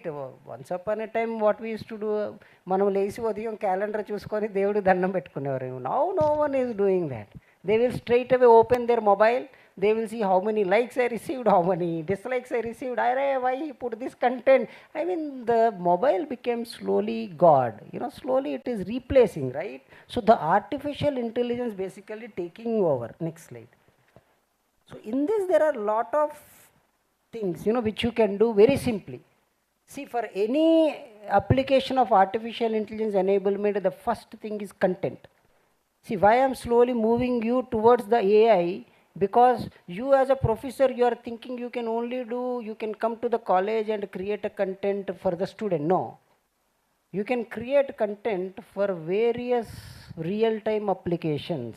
So the minute you learn the small fundamental concepts in artificial intelligence, you will you will understand, how to do it, and start playing with this ChatGPT. Nowadays, my son is simply going and asking, please tell me the Vedic mathematics shortcut of a multiplication tables. Because nowadays I'm asking, do 23 multiple by 37, tell me how much. He's saying, how I will tell, I will ask ChatGPT. So he's asking ChatGPT and getting the answer at the shortest way. I think, now as a professors, we need to slowly move towards that direction. Next slide. There are a lot of different type of artificial intelligence. You can create a text, translate that into speech. So you have two content types ready with you, and you can sell this content any way you want. Speech to text. If you are very lazy to type, you have a speech to text.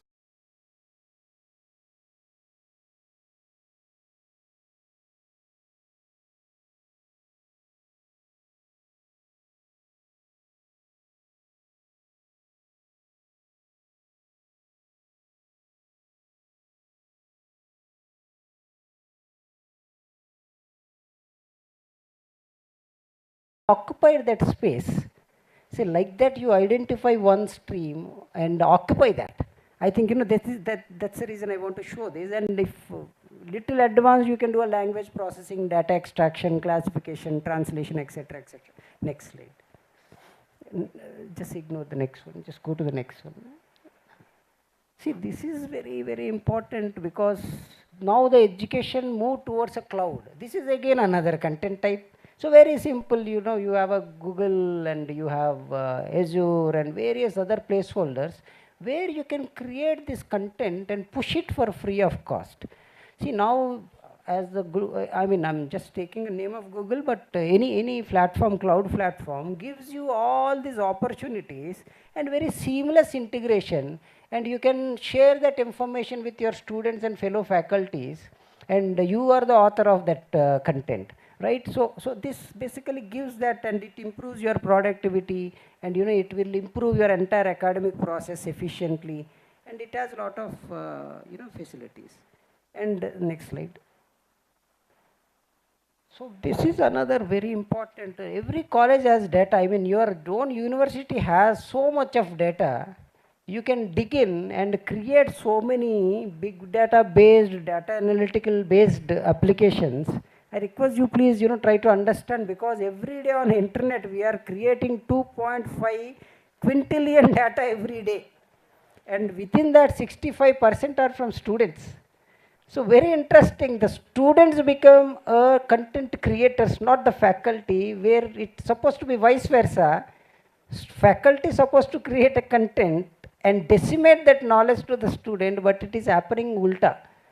They are simply going to the YouTube and various other channels and creating the contents, and the faculty are not creating. I think, this is again another area which we need to pay attention. Next slide.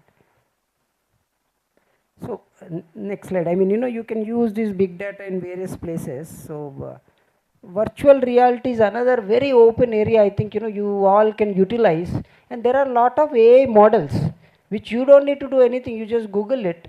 That you have a text or a voice, and translate that into virtual reality using artificial intelligence. There are a lot of free tools. It translates everything for you, but you will become owner of that content. See, now the space is slowly moving towards a gamification and virtual reality. I request you all to use this. Next slide. So it has so many areas like, virtual field trips, skill training, architecture and designing, virtual campus, language immersion in that. So a lot of advantages. So I request you all to take that. The next one. Have you ever tried these chatbots? See, again, this is another different content type. See, why I am trying to push it, because see, you when you are creating, utilizing MOOCs, right? When you are creating a content, you are restricting yourself only to a limited content types. Now you can create a content where the student will ask a question, it will respond back in a chatbot way. So, are you creating such kind of a content? I think, you know, the minute you college admissions, I'm just throwing example, you are expert in chemistry. Students can ask a next slide. So this is very interesting because there is a 3x increase in enrollments, you know, in all foreign universities because of these chatbots. And see the saving, cost saving of 30%. So lot of advantages if you use chatbot, but I request all the faculty use it for your own purpose. So just to it, because what is happening, sometimes we don't know whether the student is paying attention or not.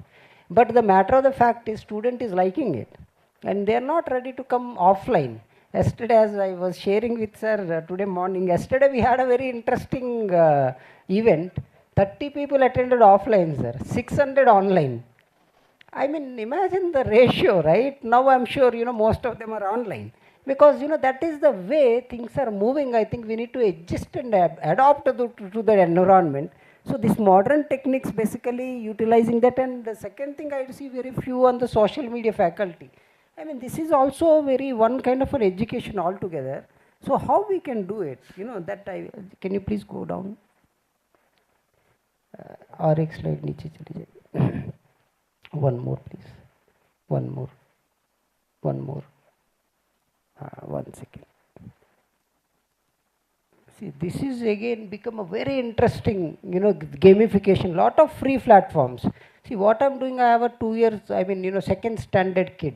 So my son is studying second standard, now he's going to third standard. What I did, I created a small game. The game is very simple, gamification, very simple game. I throw a banana, the monkey needs to go jump and, you know, pick the banana, that's it. But every day I change the banana location. And every day I change the logic to pick the banana. So what is happening, I'm fine tuning the brain of my child on both the sides. You know, one is on the logical thinking, on the second side on the critical thinking. And now he started saying, why we are giving only banana to monkey? Why can't we give apple? I think, see what happens, slowly the gamification involve them in learning. And they don't know that they are learning, but still they are learning and they are enjoying that learning. So why don't you translate your content? Because see, you all have lots of data with you, but not in a right format for the next generation. This generation Z are monkeys, you know, we need to understand that. So when you are giving this banana to them, you need to be very clever and very attractive so that, you know, the monkey will come and grab the banana. So how you will make it, right? This is where the gamification can start utilizing. The next slide. The next slide. 3D models, 3D printing. This is again another type. I mean, I'm sure you know in IIT Madras they created a house, 3D printed house.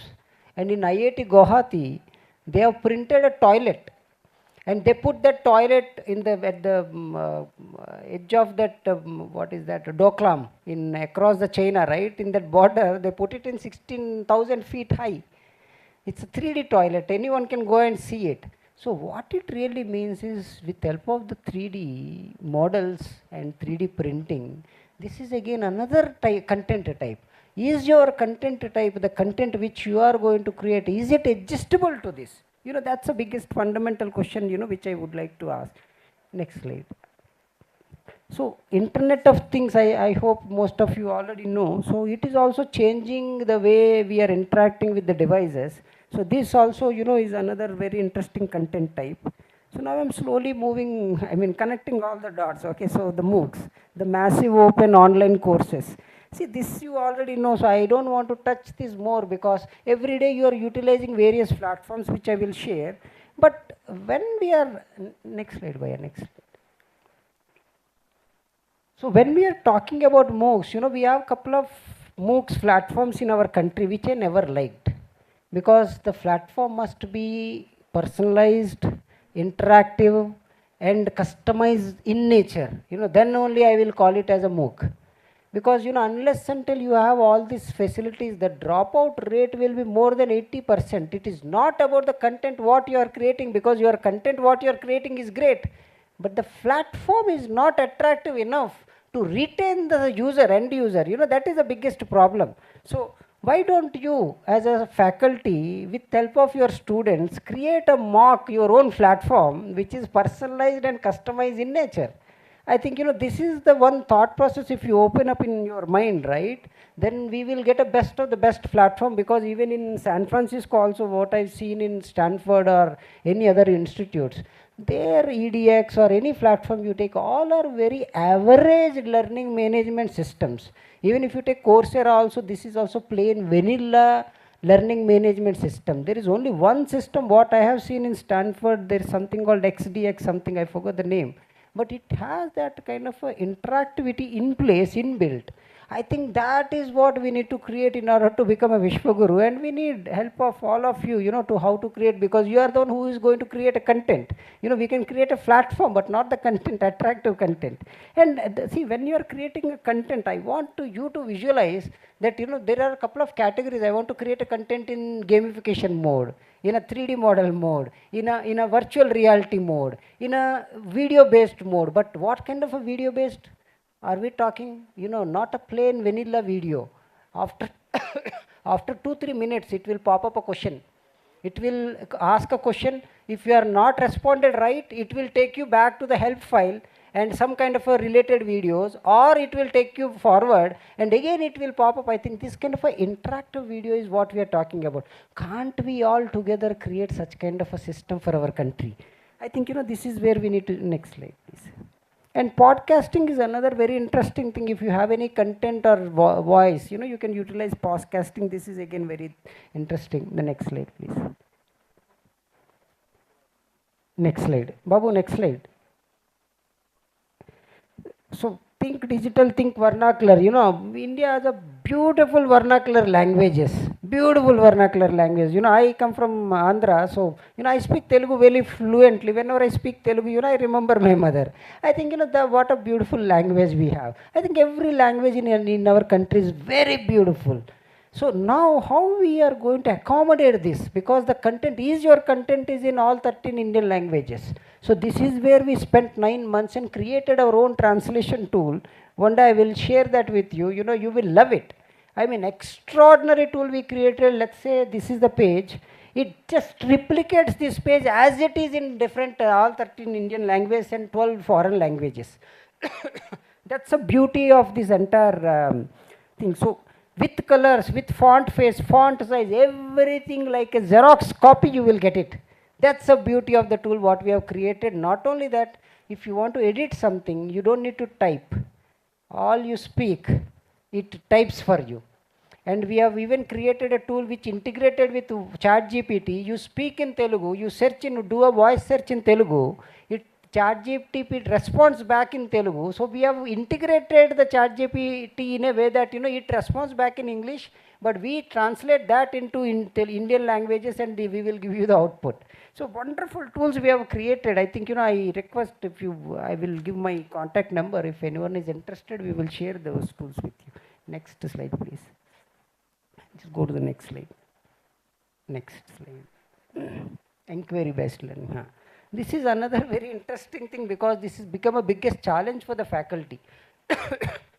What student is doing nowadays? What is the class today, afternoon session? He goes to Google. He do a inquiry based learning. He immediately searches something in Google or in YouTube or in Facebook or in Twitter, in blogs, etc., etc. And he picks up some content. He will come to the class. He says, "Madam, I have some doubt." And he will start from there and take you for a ride. So now is the faculty utilizing this inquiry based learning? The minute you understand that this is what student is doing, I think we need to understand that we need to do the inquiry based learning first. So next slide. So these are the 4 tools and couple of blogs. Sorry. So where we need to utilize this for inquiry based learning, The next slide. So research-based learning is another thing. I mean, Google Scholar and various other places where you can do in-depth research. And now we are also Government of India, we are Minister of Education coming up with one research repository where you can go through this entire repository. Next slide. Next slide. So these are the, are you able to read it, right? Okay. So these are the couple of initiatives what we have taken. Because one very interesting thing what I understood in this that, see, there is a huge gap between the academia and industry collaboration. So what Minister of Education we did, we created internship portal, apprenticeship portal, and trying to reduce that gap so that the student and faculty will get empowered and they will get connected with the industry and understand the industry needs. The next one is the mother tongue, because if you see in our country 80% people study in their own mother language. This has become a very big problem. The minute they come to diploma or degree or engineering, the language of instruction become English. So that is where the dropout rate is increasing. Can't we give all this content in our Indian languages? So that's where we created an extraordinary tool. I mean, I will send you a video. आपको ऐसा लगेगा कि Indian government ऐसा भी काम कर रहा है क्या? Then all those tools created by us, not by anyone else, and we created an extraordinary tools on that. And then how we can improve enhance the youth employability, skilling, reskilling. We have this NEET portal, digital skilling portal, etc. This digital skilling portal is another very interesting portal. Can you search from there? Search చేయగలరా మీరు అక్కడ గూగుల్లో search చేయగలరా లేదా internet లేదు so we have one portal called digital skilling portal I request every one search for it AICT digital skilling portal you will get a beautiful portal everything is free there and you will see 60 technologies, advanced technologies, everything is free. I request you all please go through, and IKS is to promote and preserve our Indian technologies, and in order to create a centralized data collection, we are creating One Nation, One Data. So now I will slowly come to a couple of other famous digital initiatives which you already know. One is the Swayam, right?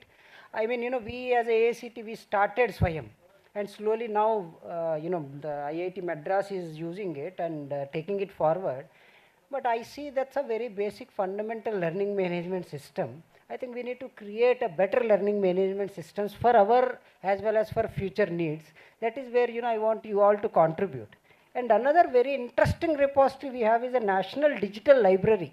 And it has so many books, articles, research papers. I request you all to utilize that National Digital Library. We have Sodh Sindhu is another repository of scholar lectures, and all that research materials, etc. We have a National Knowledge Network. It has a lot of higher education related material resources. And we have National Program of Technology of NPTEL. That's again now become a part of Swayam. So that's again another platform, eYantra, virtual labs. I mean, how many of you used virtual labs here? I mean, fantastic initiative. I mean, I really love that initiative because it is reaching where no one is reaching. The students from small remote villages, right, they're not having this kind of facilities, and these virtual labs, they are facilitating. Now we are helping them to translate that content into 13 Indian languages. So that is virtual labs, and we have National Academic Depository, NAD, NTA, which organize the testing agencies, and digital e-learning portal. We have EPG Pathsala, where we have a lot of e-books, video lectures, and interactive puzzles, etc. So this is what the next slide, yeah. So this is what I would like to share, because the content types are changing. I think which we must understand and adjust ourselves to the next generation, and try to see how you can accommodate these all kind of a different content types and create content in one type, and how you can translate that into other content types using artificial intelligence. I think this is where I would like to share, and you have my phone number here, 9740169197, one wife, one phone number. So that's my WhatsApp number as well as everything. So you can feel free to call, and please share your thought process how we can create a best learning management system. I think because what is happening, we are keep on utilizing the existing one which doesn't have that strength to take it forward. We have express trains, right? Why we have this Vande Mataram train now? That's the best fastest train available now, and slowly we are moving towards a hyperloop trains. Why? Because we want to give the best of the best to our students and the faculty. This is what the honorable prime minister says, sabka sath sabka vikas. So when we want to take everyone forward, we must give a best so that we can expect the best from the student. In order to give the best, the faculty needs to learn the best first. I think this is where we would like to connect all the dots. I'm here for some time. If you have any questions or concerns, feel free to ask. I thought of showing a couple of websites, but I think there is some internet issue.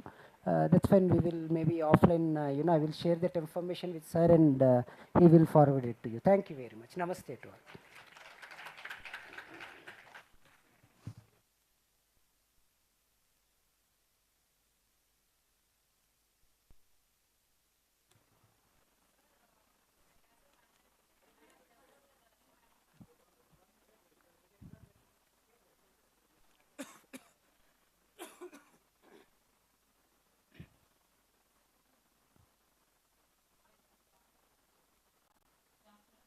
Ma'am.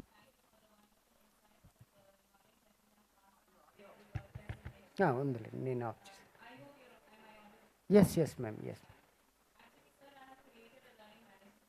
Ma'am.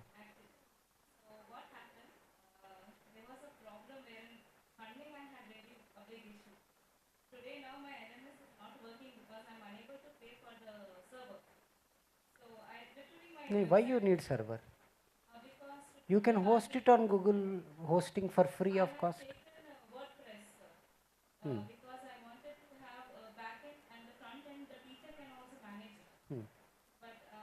See, there are a lot of WordPress free hosters.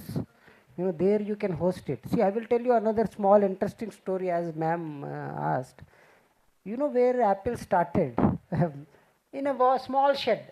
I think, see, our problem with our Indians is they will try to find the problem, not the solution. See, every problem has a solution, and a lot of free hosting providers. That too, Google Education, there is something called Google Education. I'm not promoting Google, but I'm saying Google Education gives you the free space, free hosting. During the pandemic times, Haan ji, haan ji. there was not much of things. So it was very difficult for me when बहुत सारे foreign hostels को देख के नहीं बहुत सारा study करके मैंने वो बनवाया. हाँ जी मैडम एक काम कीजिए आप मुझे थोड़ा पिंग कीजिए I will connect you to the Google education team they are giving all this for free of cost for the faculty. Just for everyone's information, you can upload all your content, your learning management system, everything for free of cost on Google Education. It's free because Google has something called CSR. They invested there. So I'm happy to connect if anyone wants such kind of a thing, and don't let us not stop. See what happens. I really appreciate that you created a learning management system. ऐसा ही करना चाहिए क्योंकि देश जब आगे बढ़ेगा जब सोच बढ़ेगा. या एनी अदर हम लोग जो पढ़ाते हैं हमारे जो फैकल्टीज हैं वो पढ़ाते हैं सर. हाँ जी तो मेरा डिजायर था कि एक जगह आ जाना. करेक्ट. इसी वजह से मैं एलएमएस बनाई तब मैं थोड़ा सा पास ऑन नहीं हो पाई वहाँ रुक गई मैं. नहीं नो प्रॉब्लम मैडम. एक अच्छा चीज़ देखिए अभी आपने सबको एक सोच दे दिया ना कि जब मेरा कोलीग एक एलएमएस बना सकती है तो हम क्यों नहीं बना सकते. आई मीन सब लोग बना सकते. हाँ जी हाँ जी.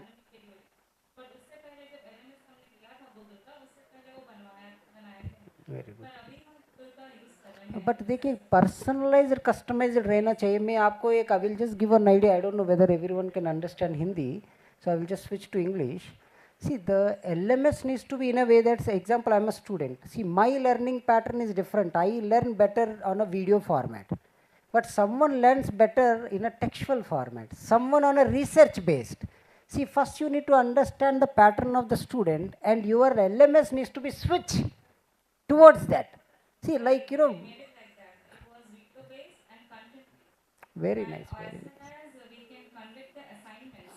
The periodical assignments can also be conducted. Exams can also be conducted in but it was very tough for me to run because And we are happy to help. आप ऐसा कुछ है तो हमें भी share कीजिए. We will try to take it forward because we want one thing what I still strongly believe that 5% reduction of unemployment is one major issue in our country. The second one is giving a high quality education because you all have so much of gyan, but it is with you, limited with your, within the circle of the students. Why can't we share this to the entire world? I think this is what we call Vasudhaiva Kutumbakam, right? We as an Indians, we feel that every human in this world is our family member. So let us decimate, share our knowledge like that. Any other questions? Thank you, ma'am. Madam. I can speak Telugu very well, but as audience, we have some different audience. So you can ask in Telugu also, no problem.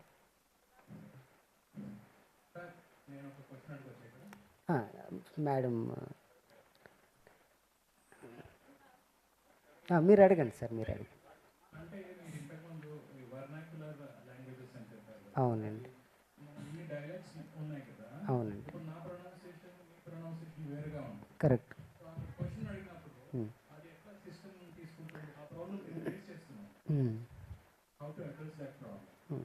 అంటే ఇవన్నీ deep learning tools ఏమవుతాయంటే అలా నేర్చుకుంటూ ఉంటాయండి.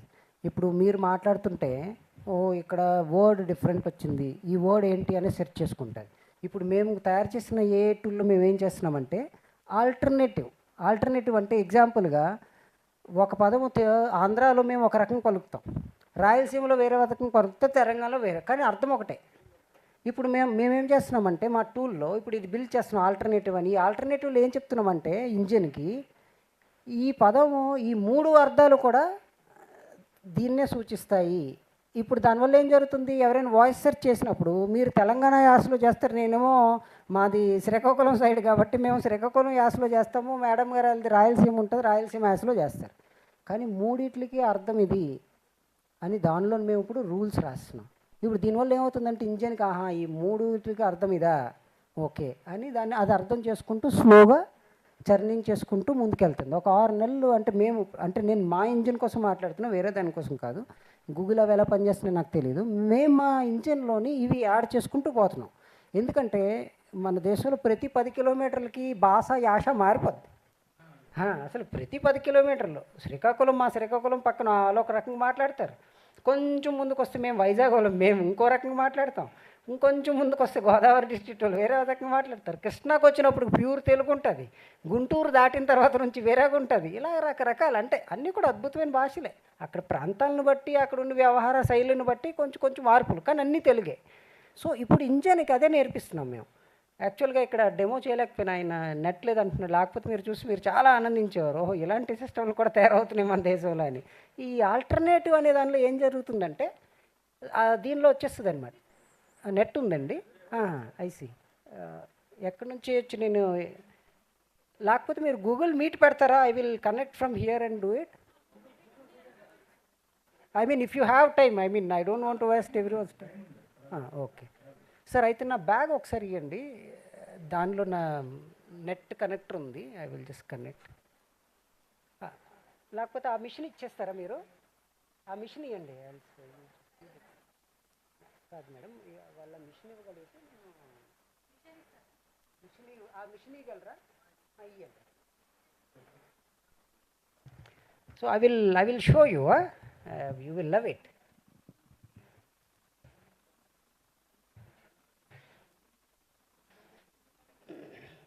You all have time, right? I will just want to show you something very interesting.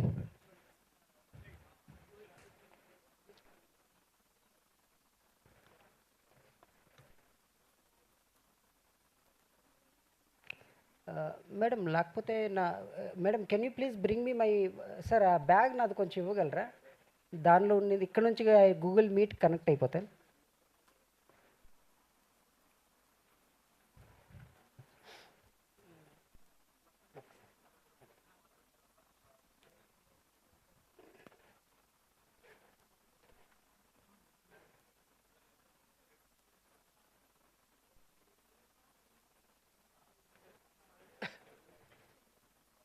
మీకు voice demonstration కూడా చూపిస్తాను as మీ you are interested, అంటే టైం కూడా ఉందంటున్నారు కాబట్టి.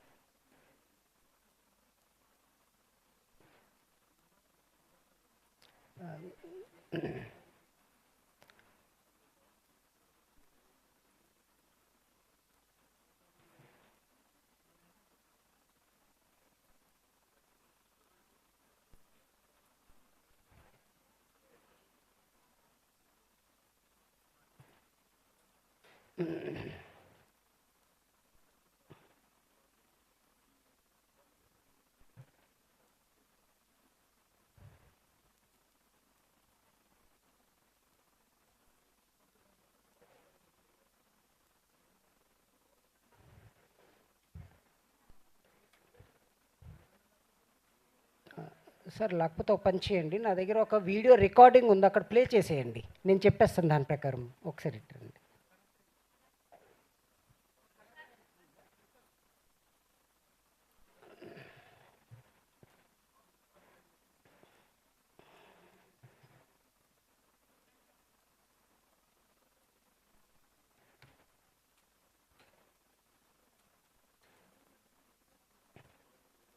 నాకు ఇక్కడ కూడా కొంచెం ఇంటర్నెట్ ఇవ్వండి మీరు. కాదు కాదు, దీనిలో చూపిస్తాను సో దట్ బాగా వస్తుంది. నా దగ్గర కొన్ని ఫైల్స్ ఉన్నాయి. వైఫై ఇచ్చేయండి మీరు.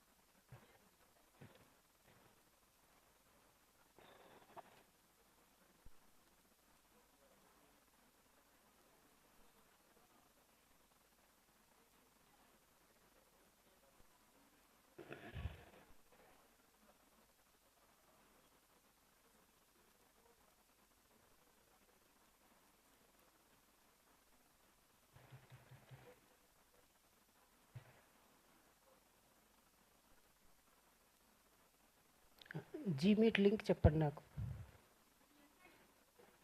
కోడ్ చెప్పండి, ఐ విల్ జాయిన్.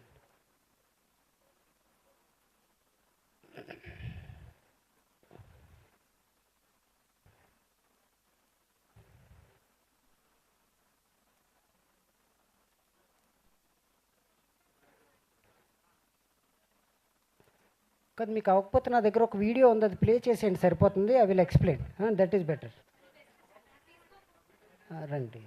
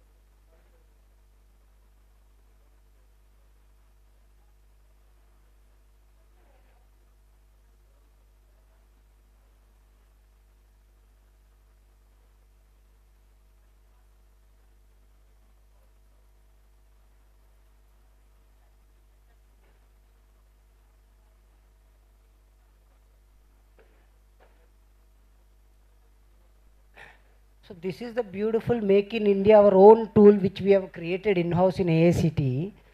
సో ఇందులో మీరు చూస్తే కనుక రకరకాల లాంగ్వేజెస్, ఇందులో ఏదైనా లాంగ్వేజ్ మీరు సోర్స్ కింద సెలెక్ట్ చేసుకోవచ్చు. చాలా simple, easy to use tool. Source, destination A language కావాలో సెలెక్ట్ చేసుకుంటారు, డాక్యుమెంట్ ఇచ్చేస్తారు, దానికి అది ట్రాన్స్లేట్ చేసి ఇస్తారు. రన్ చేయండి ఒకసారి, రన్ చేయండి. So here you see lot of languages. నేను అక్కడ ఇంగ్లీష్ టు సింపుల్గా ఒక ఒడియా డాక్యుమెంట్ ట్రాన్స్లేట్ చేయాలనుకుంటాను. సో ఇప్పుడు ఇది డీప్ లెర్నింగ్ టూల్, మా డీప్ లెర్నింగ్ టూల్కి కనెక్ట్ అయ్యి ఇది కంప్లీట్గా ఆన్లైన్లో డాక్యుమెంట్ ట్రాన్స్లేట్ చేసి మీకు బోత్ ద సైడ్స్ ఇస్తుంది. చూడండి, మేక్ ఇన్ ఇండియాది మీకు ఎగ్జాక్ట్ జెరాక్స్ కాపీలో వస్తుంది రెండో సైడ్లో. మీరు ఎగ్జాక్ట్గా ఎలా ఉందో అలాగా ఏ లాంగ్వేజ్ కావాలంటే ఆ లాంగ్వేజ్లోని ఇది ఇలాగా అచ్చు గుద్దేస్తుంది. అంటే కాదు, అది వీడియో మేడం, అక్కడ ఇంటర్నెట్ పని చేయట్లేదు, but you can also test it. So same exactly like this. So ఒక తెలుగు డెమాన్స్ట్రేషన్ ఉంది, అది కూడా చూద్దరు. కానీ సో విత్ ఫార్ములాస్ ఏది ఉంటుంది అలా ఎగ్జాక్ట్గా అలాగా దీనిలోని సేమ్ ప్రింట్. మీరు ఇంకోటి అబ్జర్వ్ చేసారు లేదో, ఎక్కడైతే టెక్స్ట్ ఇమేజెస్ బేస్ మీద ఉందో అక్కడ కూడా మారిపోతుంటుంది. అలాగే ఈ డాక్యుమెంట్ మీరు మొత్తం వర్డ్లో డౌన్లోడ్ చేసేసుకోవచ్చు డైరెక్ట్గా ట్రాన్స్లేట్ అయిపోయిన తర్వాత. సో దట్ మీరు ఫర్దర్గా ఏమైనా చేంజ్ చేయాలనుకుని చేసుకోవచ్చు. చూడండి, వర్డ్లో వచ్చింది మొత్తం డాక్యుమెంట్ మీకు అలాగా. దాంతోపాటు ఆ టెక్స్ట్ కూడా చేంజ్ అయ్యి చూసారు, ఇమేజ్ పైన ఉండే టెక్స్ట్ కూడా చేంజ్ అయిపోద్ది. అంత అడ్వాన్స్డ్ టెక్నాలజీ దీనిలో డీప్ లెర్నింగ్ టూల్ రాసింది. వీడియో అది అందులో అదే. So just walk you through. So ఇలా ఇది ఒక టూల్. దీన్ని ఎడిట్ కూడా మీరు అక్కడే చేసుకోవచ్చు. ఎగ్జాంపుల్గా మీరు ఏదైనా ఎడిట్ చేయాలనుకుంటే కనుక దాన్ని బోల్డ్, ఇటాలిక్ ఇవన్నీ కూడా ఆన్లైన్లోనే చేసుకునే ఫెసిలిటీస్ కూడా దీనిలోనే పెట్టాం. ఇందులోని ఇప్పుడు మేము ఈ ఆల్టర్నేటివ్ వర్డ్స్ ఏదైతే సార్ ఇందాకలు అంటున్నారో అక్కడ ఒక ఐకాన్ కింద పెట్టాం సార్. ఇప్పుడు లైవ్లో ఆల్టర్నేటివ్ వర్డ్స్ దానిలోనే ఫిల్ చేస్తున్నాం అనమాట. ఆల్టర్నేటివ్గా దానిలో వచ్చేస్తాయి. అయితే I will show the next one, very interesting. ఇది చూడండి మీరు, సౌండ్ పెట్టండి. हमने देखा है कई देश ऑन द जॉब लर्निंग पर विशेष बल देते हैं. बीते वर्षों में केंद्र सरकार ने अपने ఇది ప్రధానమంత్రి గారు మా ఇంటర్న్షిప్ పోర్టల్ కోసం మొన్న చెప్పారు, నేషనల్ ఇంటర్న్షిప్ పోర్టల్ చేస్తున్నామని హిందీలో. దాని మేము డీప్ లెర్నింగ్ టూల్ ఏం చేస్తాం చూడండి. આપણે જોયું છે કે ઘણા દેશો નોકરી પર શીખવા પર વિશેષ ભાર મૂકે છે. વર્ષોથી કેન્દ્ર સરકારે ઇન્ટર્નશિપ અને એપ્રેન્ટિસશિપ પર ध्यान કેન્દ્રિત કર્યું છે, જેથી તેના યુવાનોને આઉટડોર વર્ગખંડમાં એક્સપોઝર મળી શકે. આજે નેશનલ ઇન્ટર્નશિપ પોર્ટલ પર લગભગ 75,000 નોકરીદાતાઓ છે. ఉంది మేడం, అంటే this is a video, that's reason. మీకు ముందు బాంగ్లా చాలియే జేతే ఒకసారి స్టాప్ చేయండి, ఒకసారి హోల్డ్ చేయండి చెప్తాను. Madam, this is another very interesting thing what we created. ఎవరికైతే చదువు రాదో వాళ్ళు ఒక అప్లికేషన్ ఎలా ఫిల్ చేస్తారు? ఇప్పటివరకు అన్ని అప్లికేషన్స్, వెబ్ అప్లికేషన్స్ ఇంగ్లీష్లో ఉన్నాయి. ఇప్పుడు ఇక్కడ చూడండి, ఒక యూజరు, చదువురాని యూజరు సింపుల్గా ఫస్ట్ కొంచెం వెనక్కి వెళ్ళగలరా మీరు వీడియోలో? లైట్గా అది వచ్చింది కదా బెంగాలీ అది ఇది అని, అక్కడ కొంచెం forward, little forward. So sound first, ఎందుకంటే వాళ్ళకి చదవడం రాదు, వాళ్ళకి రీడ్ చేయలేరు, రైట్ చేయలేరు. సో అటువంటి వాళ్ళకి ఫస్ట్ అది పాపప్ చేస్తుంది, మీ లాంగ్వేజ్ ఏంటో చెప్పండి అని. ఆ లాంగ్వేజ్ వాళ్ళు వినేసి దాన్ని సెలెక్ట్ చేసుకుంటారు, హైలైట్ది. Then they will fill in all the questions in Tamil. Example ఇక్కడ తమిళ్ సెలెక్ట్ చేసుకున్నారు, ఫర్దర్గా వెళ్ళండి, ప్రొసీడ్ అవ్వండి, ప్లే చేయండి. உங்கள் தற்போதைய முகவரி என்ன? என்னுடைய தற்போதைய முகவரி புதுடெல்லி. సో అది ఆటోమేటిక్గా అక్కడ టైప్ అయిపోయి తమిళ్లో వస్తుంది. కానీ చూడండి లాస్ట్లో ఫన్ ఏంటో. உங்கள் திறமையை சேர்க்கவும். என்னுடைய திறமை எழுதுவது.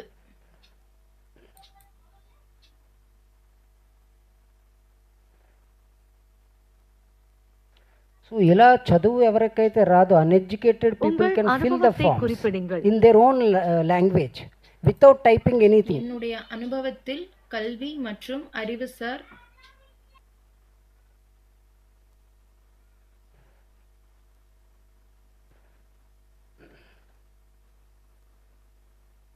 So now she confirms that everything is there in Tamil.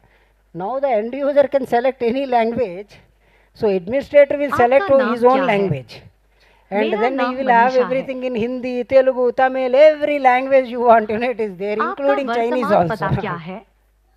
मेरा This is वर्तमान what पता she नई said. दिल्ली है। The question answer what she filled in Hindi. अपने कौशल जोड़े।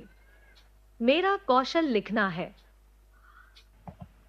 বাংলায় This চালিয়ে is যেতে the এই chat in বোতামটি ক্লিক GTP করুন। integration. Now Click I on will me to speak in continue in Telugu English. and see how it responds. ગુજરાતીમાં ચાલુ રાખવા માટે આ બટન પર ક્લિક કરો। हिंदी में जारी रखने के लिए इस बटन पर क्लिक करें। So all government forms we filled in one place. Now as an uneducated person, he will ask a question, he will do a voice search and get the information back. How he will do it in Telugu you will see. I mean these are all government initiatives we feed in. So example, you want to know about DigiLocker. So this is what about DigiLocker. Now everything will come in Telugu. So when you select Telugu as a base language, everything will come in Telugu. Azadi కా అమృత్ మహోత్సవ్ గురించి చెప్పండి. So he just asked in Telugu to chat GPT. Now see the answer in Telugu.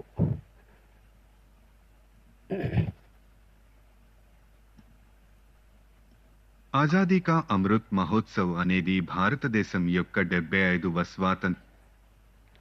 So దాంతోటే కిందన related queries from ChatGPT also we have retrieved. So if you click on it, it will go back to the ChatGPT and get all the information in English, but translate that into Telugu and give you back in voice as well as in a text format. I will come to that point. నేను చెప్తానండి next దానికి చెప్తాను. So this way you can use this integration. We will just go to the next interesting one and then switch. See, if you have a text to speak, right? So now you see how you will speak. You can speak up to 20 minutes. Education is fundamental for achieving full human potential, developing an equitable and just society, and promoting national development. Providing universal access to quality education is the key to India's continued ascent and leadership on the global stage in terms of economic growth, social justice and equality, scientific advancement, national integration, and cultural preservation. అంటే ఇంత long sentence ఎందుకు చెప్పామంటే normal speech recognize only for 12 seconds. But here you can speak up to 20 minutes. And it gives all the text in English first. Then you can set up male కావాలా female కావాలా voice, మీకు ఏ లాంగ్వేజ్లో కావాలా language set చేస్తారు, ఆ లాంగ్వేజ్లో వచ్చేస్తుంది. మీరు దాని స్పీచ్ కింద కూడా మీరు డైరెక్ట్గా దాన్ని వినొచ్చు, దాన్ని డౌన్లోడ్ చేసుకొని ఎక్కడ కావాలంటే అక్కడ అటాచ్ కూడా చేసుకోవచ్చు.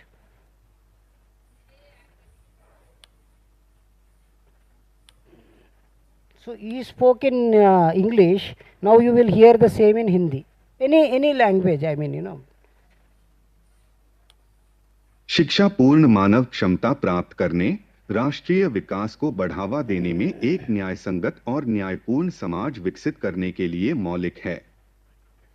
गुणवत्तापूर्ण शिक्षा तक सार्वभौमिक पहुंच प्रदान करना आर्थिक विकास, सामाजिक न्याय और समानता, वैज्ञानिक उन्नति, राष्ट्रीय एकीकरण और सांस्कृतिक संरक्षण के संदर्भ में वैश्विक मंच पर भारत के निरंतर కొంచెం ఫర్దర్గా వెళ్ళిపోండి. ఒక లాస్ట్ ఒకటి చూపిస్తాను, కొంచెం ఫర్దర్గా వెళ్ళండి వీడియోలో. ఒక 2 minutes ముందుకు వెళ్ళిపోండి.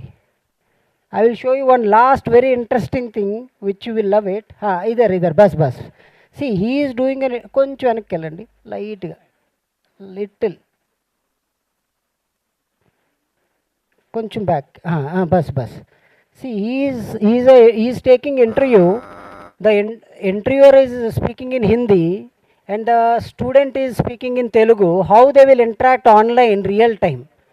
रन చేయండి ఇక్కడ, यू प्लीज रन इट. हम अगर आप शुरू कर सकते हैं अपने एजुकेशनल क्वालिफिकेशंस को थोड़ा विस्तार में हमें समझाने में. धन्यवाद. नमस्ते साई, इस इंटरव्यू में शामिल होने के लिए आपका बहुत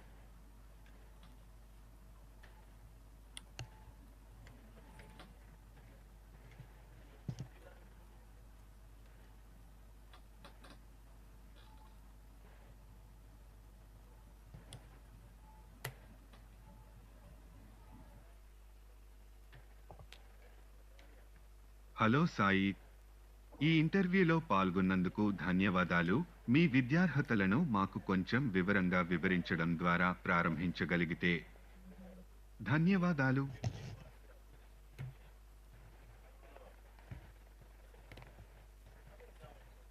See, he spoke in Hindi, so which got translated here. Now a person will speak in Telugu, and now see what happens. నమస్తే సార్, నేను బీటెక్ ఈసీ కంప్లీట్ చేశాను ఎంఐటి యూనివర్సిటీ నుంచి.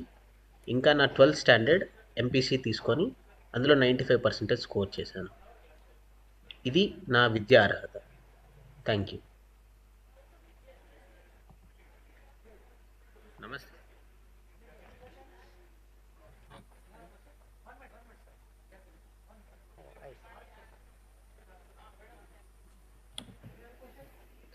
నమస్తే సార్, నేను బీటెక్ वो ఈసీ बंद कर दो बस.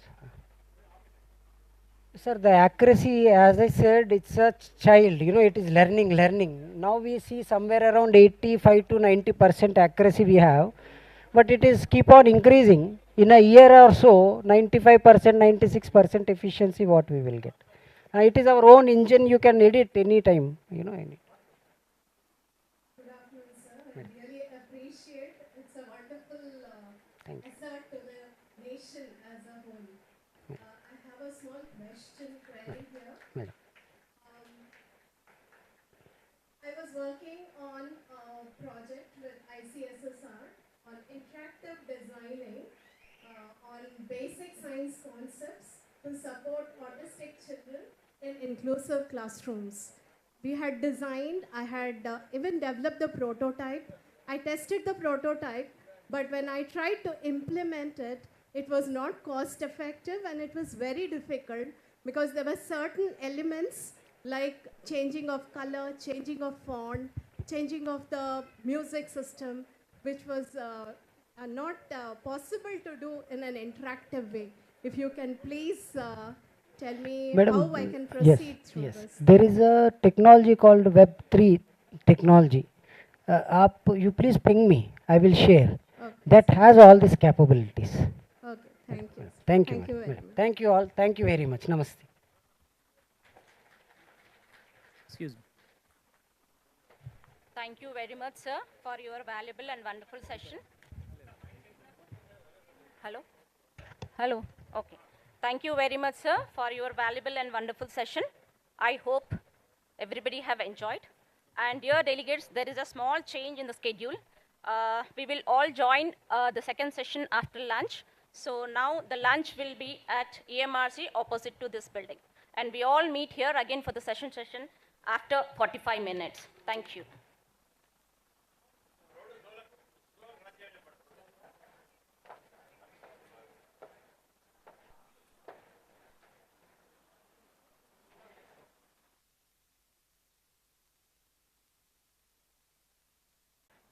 Okay, now let me introduce our third session expert, Dr. Vijay Ramaraj Garu.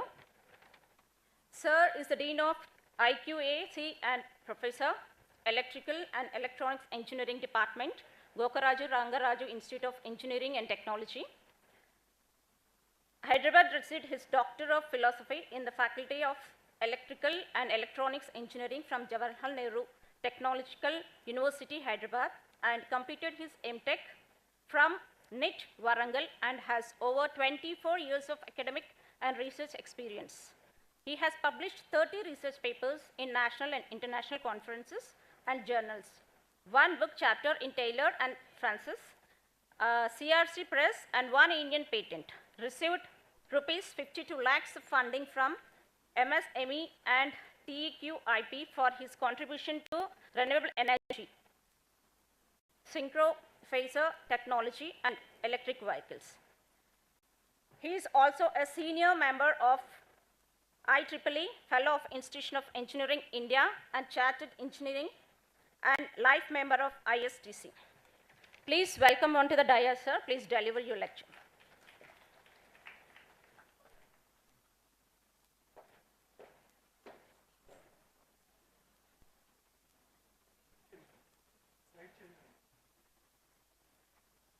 Slide change room.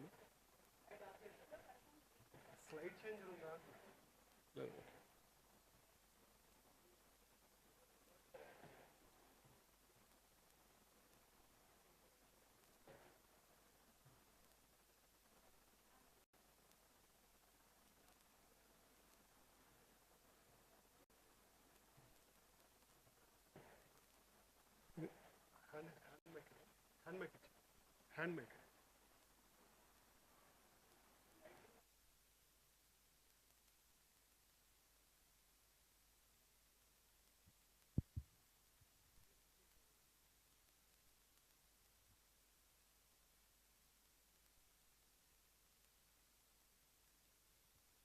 Yeah, very good, good afternoon to all.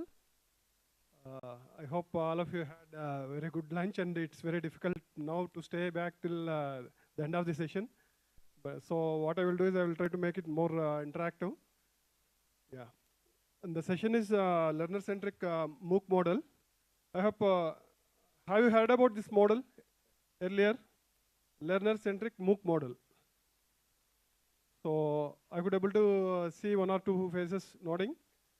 At least you people might have heard about learner-centric separately and MOOC separately. And most of you might have already done several MOOC courses in different platforms, especially during COVID. Okay, most of the people have utilized that time to do courses from MOOC, from popular platforms like this edX or Coursera or Swayam, NPTEL, all these things. Just before we try to understand this model, what we'll do is we'll try to have a small discussion about what is this learner-centric approach and why there is a lot of importance that is given on MOOC, why there is a lot of emphasis that is given in the last 1 decade. Okay, so first, when it comes to the learner-centric strategy, what do you mean by learner-centric strategy? What is the strategy that we have followed earlier? Education is not new to us. Okay, we are in this system since from ages. Okay, since from our Gurukulas, we are into the system. So only the way in which we are teaching, there slightly small changes are there. So earlier we used to call it as teacher-centric. Now we are moving towards learner-centric. So what is the difference? Please, anybody can answer? Students are involved.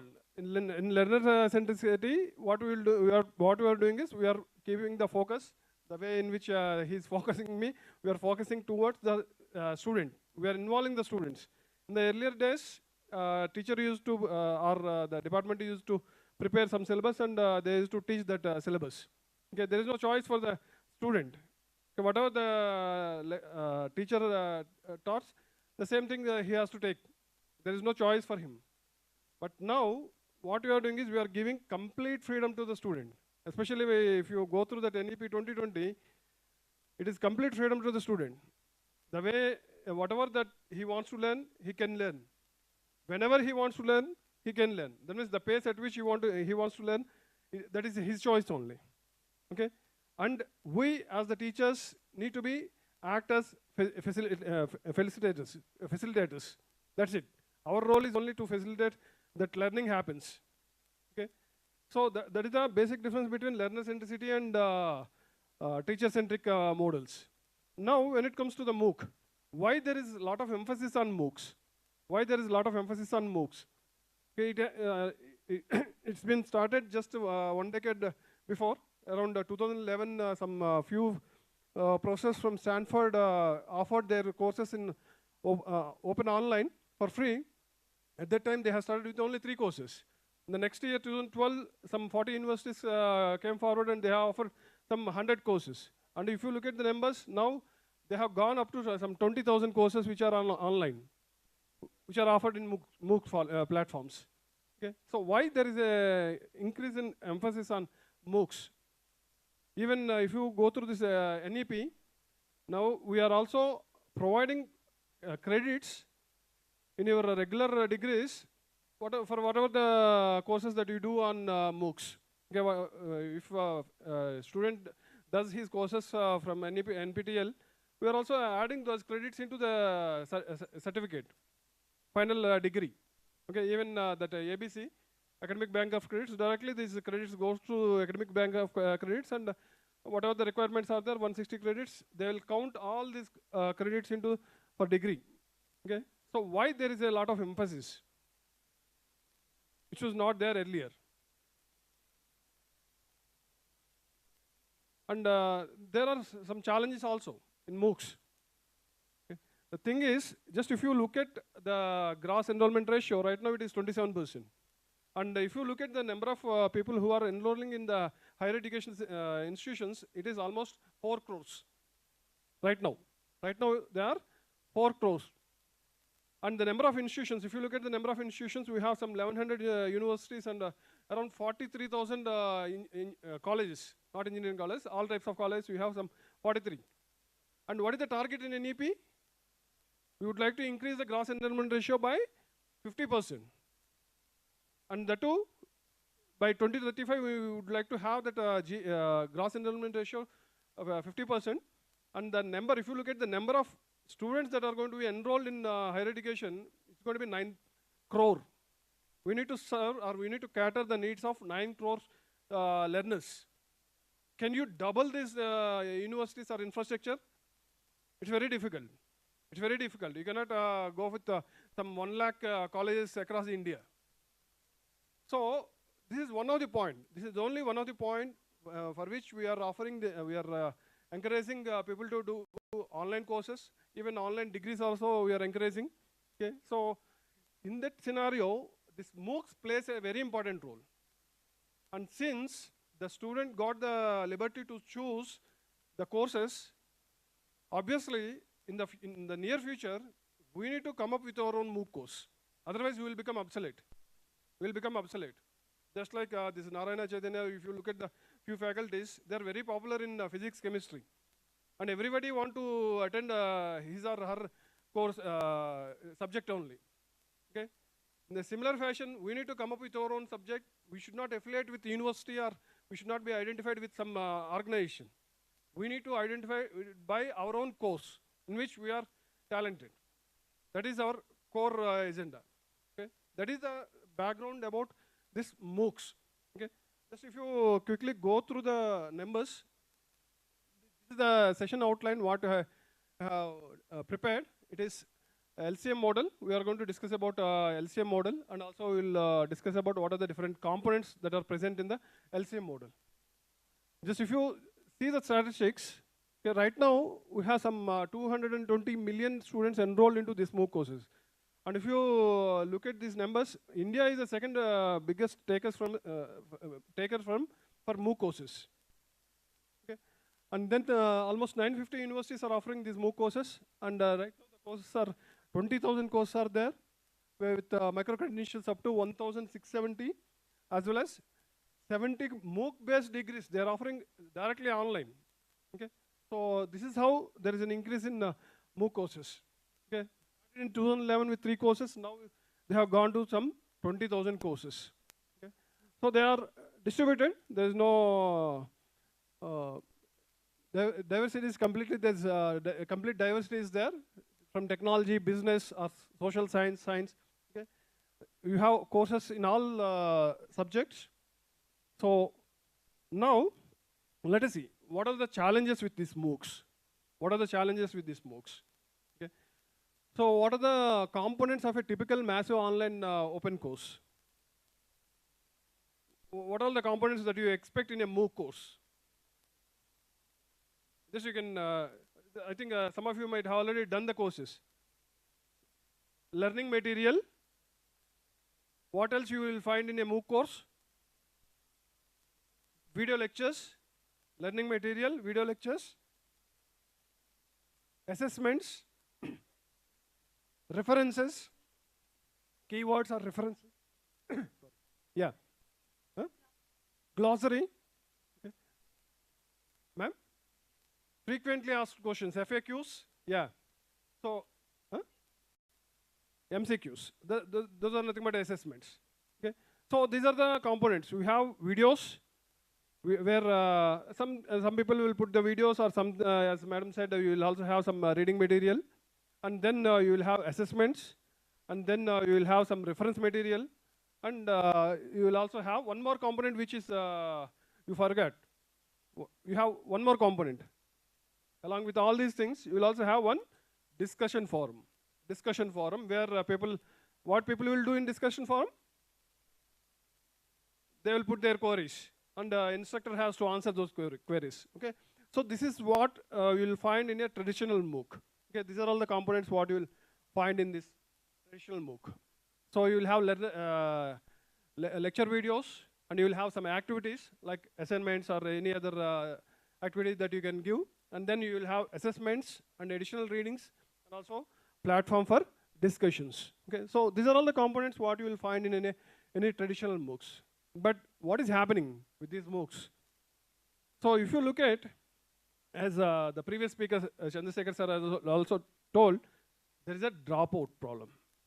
Okay, you will have, since right now the courses are offered by premier institutions like MIT, Stanford, or IITs. Okay, they are offering the courses. So obviously everyone will know about the course, and everyone is interested to join. And most of the courses are free. Okay, unless and only they are charging right now for examination or certification. Otherwise, course is free. It is open, online. It is free. So everyone will get registered. We will have awareness, and there are registrations. And slowly, when the course is progressing, when the instructor starts giving the activities, slowly there is a dropout. And do you know the dropout rate? The recent dropout is only the pass percentage is completion is rate only somewhere around less than 1%. It has gone to such a lowest value. Okay, so what we need to do? That is the core concept of this session. Okay, so how we can improve this completion rate? Okay, so you will have funnel type of participation over here, and then yeah, these are well organized and presented, but lack of this instructional design. Okay, so they are not completely designed, and what are the things that the student has to do? They are not clearly mentioned, and also there is an inadequate attention on the existing research on pedagogy. Okay, so people are you have very good instructors, but the generation of learners generation is completely different from the instructors generation. So there is a gap. Obviously, we need to change or adapt our pedagogy. Okay, so though we are very good teachers, we need to adopt the latest technologies in our pedagogy. Then only we can reach the students. Okay, so these are all the challenges what we have. So if you look at, if you list out the challenges, these are the challenges. Though you have put all our beautiful videos, it's on there only passive viewing of those videos. People will just simply watch, and if they are not in after some 5 minutes or 10 minutes, just they will go with what speed? They will go with 2x, 3x, or simply drag to the final. Okay, so that's what it happens, and necessary activities are completed. Whatever that you say, they are compulsory. Only they will attempt.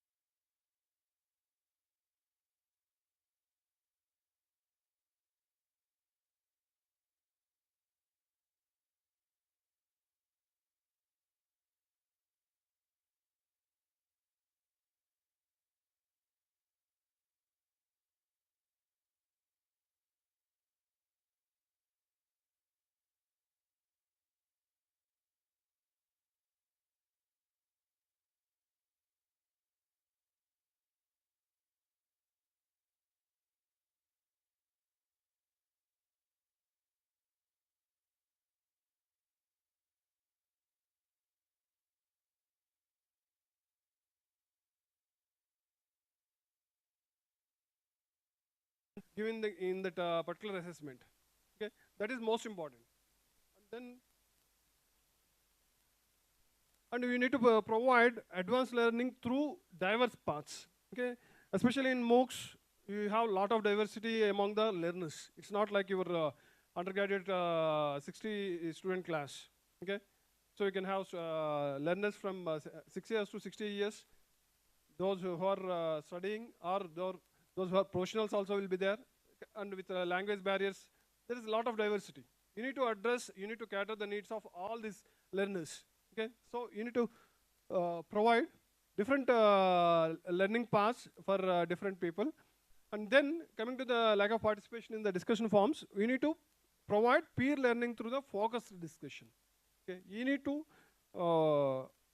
control or organize your discussion forum. Okay, so that it will not be a scattered one. So this is how we are going to address. To address all these challenges, we are proposing this model. It is called learner-centric MOOC model. Learner-centric MOOC model. Okay, so it has 4 coordinates. Basically, it has 4 coordinates. One core one is orchestration. Okay, every activity. I'm seeing a lot of cell phones. You need not to take pictures. I have opened from my website. I will give you that URL. You can directly go through these PPTs from my URL. Okay, there is no issue. Okay, I will share that URL. Okay, so I have not used any pen drive, or I have not put it in the system. Okay, it is in the open source. Okay, so yeah, so it got 4 quadrants. The first quadrant covers the content. First quadrant covers the content. We are calling it as learning dialogue. Learning dialogue. Okay, we will discuss about each quadrant individually. In first quadrant, we will put the content along with some reflection spots. And then the second one is learning by doing activities. It's like your assessments. It's like your formative assessments. Okay? And then you have learning extension trajectories. It is related to your, we are following the same pattern. We are following the same components what we have already seen the conventional MOOCs, but we are going to ensure that learner will not drop out during the process. Okay, and then finally we have learner experience interaction. Okay, so these are the 4 quadrants, and at the center we require a lot of orchestration. Okay, to coordinate all these activities, we require a lot of orchestration. Okay, and it requires a team. The first thing is MOOC is not is not done by one single instructor. Okay, it's a team effort. It's a team effort, especially when you have multi-starrer. Definitely, it is going to hit. Okay, you can straight away compare with the movies which are blockbusters these days. Okay, single starrer, they are failure. Okay, nowadays the trend is multi-starrer. One from north, one from south. You will have super hit movie. Okay. Similarly, the same thing you can have in these MOOCs also. You can have instructors from northern region. You can have instructors from southern region. You can collaborate, and together you can offer one course. Okay. So now we'll go one by one. Yeah. First we'll discuss about this learning dialogues. So yeah, already you have gone through some videos in your video lectures which are placed in MOOCs. What are the components that you think?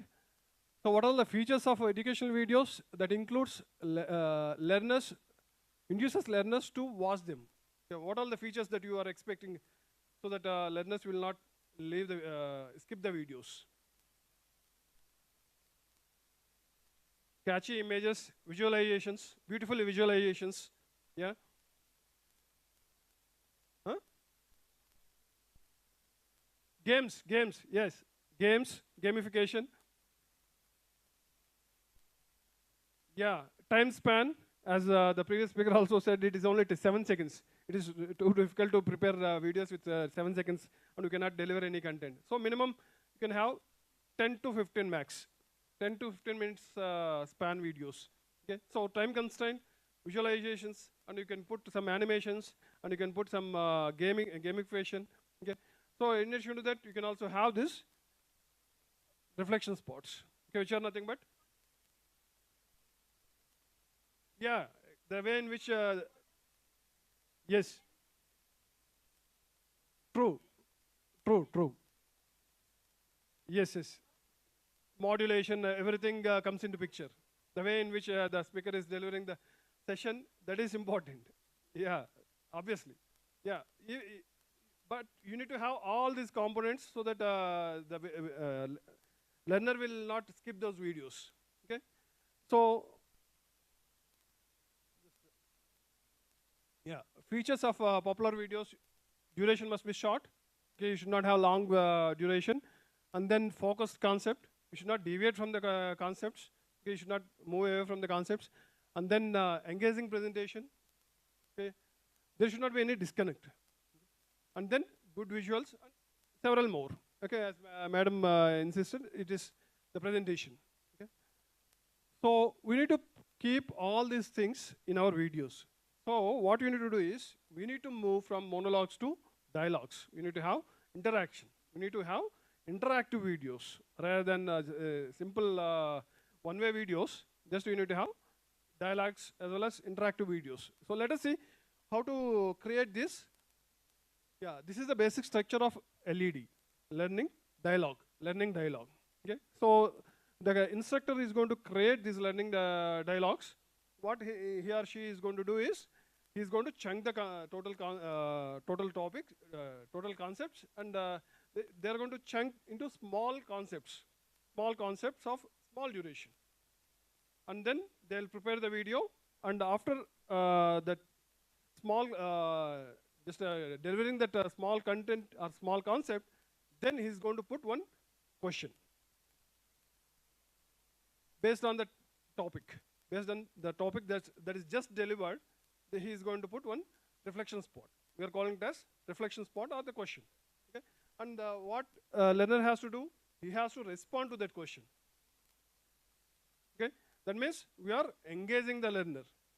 We are engaging the learner. We are giving an opportunity for the learner to micro practice. Then and there itself, he'll understand whether he understood that concept or not. If he could not able to answer that question, then what you can do is, you can ask that learner to go through that concept again. That facility you can provide, embed in the video itself. The video itself. Okay, if he gives a wrong answer, you can move that video back to the starting point. Yeah, you can program that video so that it will again start from the beginning. Until unless he answers it correctly, it won't move forward. Okay? If you are stringent like that, then definitely he will drop out. Yes or no? So what are the questions that you are going to give, provide, that should not be at the create or evaluate level. That must be at the understand level only, recall or understand level only. It should not be at higher levels. Okay? So we should not, yeah. So then he will respond, and then one important thing what you need to do as an instructor. After he answers the question, then you need to consolidate the way in which I am doing here. Whenever I am asking any question, I am also consolidating what are all the possible answers. During my session, if you observe, whenever I am putting a question, I am also, what is the next slide? I am providing you all possible answers. What are all the answers that I am expecting from my learners? I am providing, consolidating all those answers and giving the explanation. That is more important. That is more important. The learners may give different types of answers, and you need to consolidate then and there itself. So that if they have any misconceptions, those misconceptions will get cleared there itself. Okay? This is how you need to prepare an LED. And then you can continue with the next concept. And you can go to the next LED. Is that clear?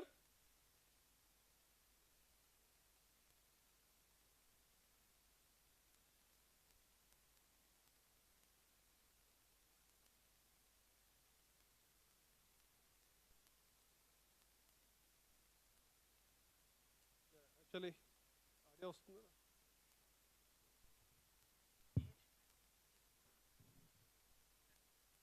Okay, this is one of the video where it demonstrates how to create, not how to create, where there is a reflection spot. Okay, he is one of the professor from IIT. He's a, what do you call, administrator for NPTEL, Jay Krishnan. He's delivering a session on LXD, which is the next component of this MOOCs. Okay, and at one point of time, he's going to put a reflection spot where the video is going to automatically stop, and you will have a pop-up. You will have a pop-up. Yeah, this is the reflection spot, and the learner has to take 1 or 2 minutes, and he has to answer. And then once it is over, then automatically it starts, and he's going to consolidate what are all the possible answers that he's expecting from the learners. He's going to consolidate it over here. Okay, these are the expected answers from the learners. And then he continues with the concept. This is how you need to prepare that LED.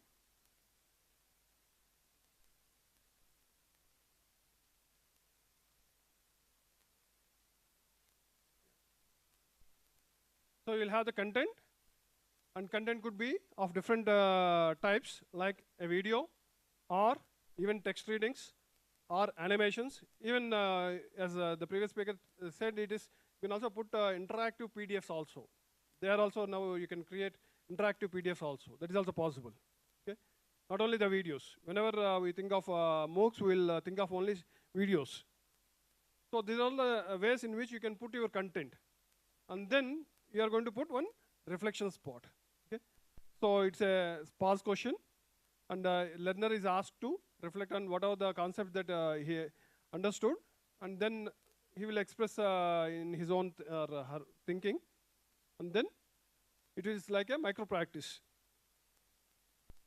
Yeah, you can have different varieties of reflection spots. You can have multiple choice questions, annotate any image, or you can have fill in the blanks, or short answer questions, drag and drop, odd man out. Okay. Any gamification, as somebody told, gamification is also possible. Okay. So if you want to create these type of questions or embed these type of things into your videos, you have different types of technologies. Yeah, these are the various tools which you can use. You have H5P or PlayPosit, or you have your Edpuzzle or Vizio. You can use all these are open source. You can create these videos. Just I will show one example.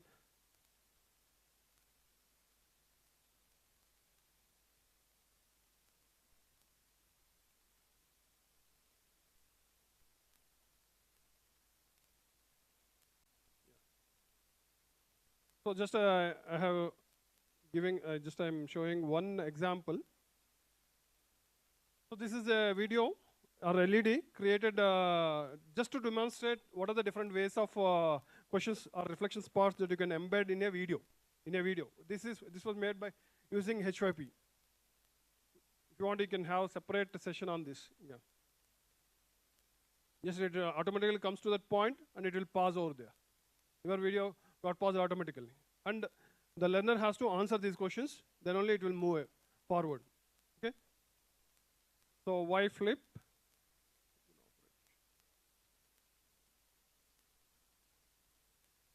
Yeah. Just you can put almost five questions at a particular point.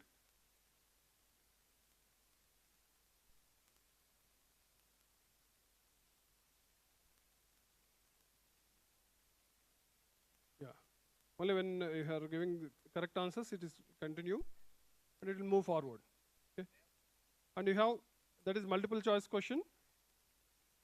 And this is another variety of question what you can prepare. You need to select the words as per the question. Select the facilities that come with videos in flipped classroom. Okay? So what are the facilities? You can play, pause. Just I will select few things which are wrong. Then it will show marks also. Okay? So then it is asking for retry. Otherwise, if you are liberal, you can show the answers here itself. Okay? So retry, play, stop, and replay. These are the options that comes with the videos. So this is another type of way in which you can put the questions. This I will drag. If you want to, if you don't want to allow the students, that is also possible. Okay, he or she has to go through the video. They cannot drag the videos. That option is also there. This is another way. So 21st century students access the knowledge using drag and drop.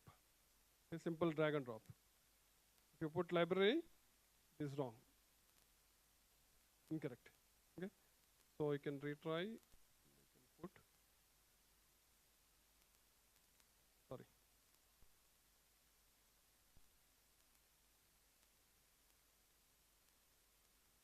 So likewise, you have various ways in which you can create this.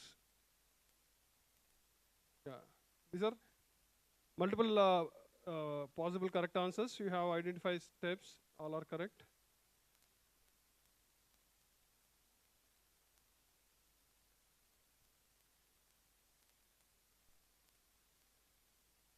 So this is another variety. Likewise, you have multiple different ways.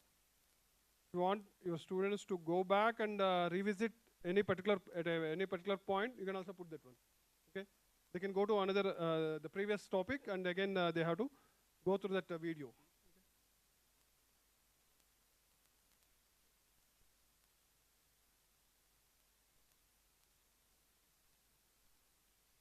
This is true or false. You have like that. You have variety of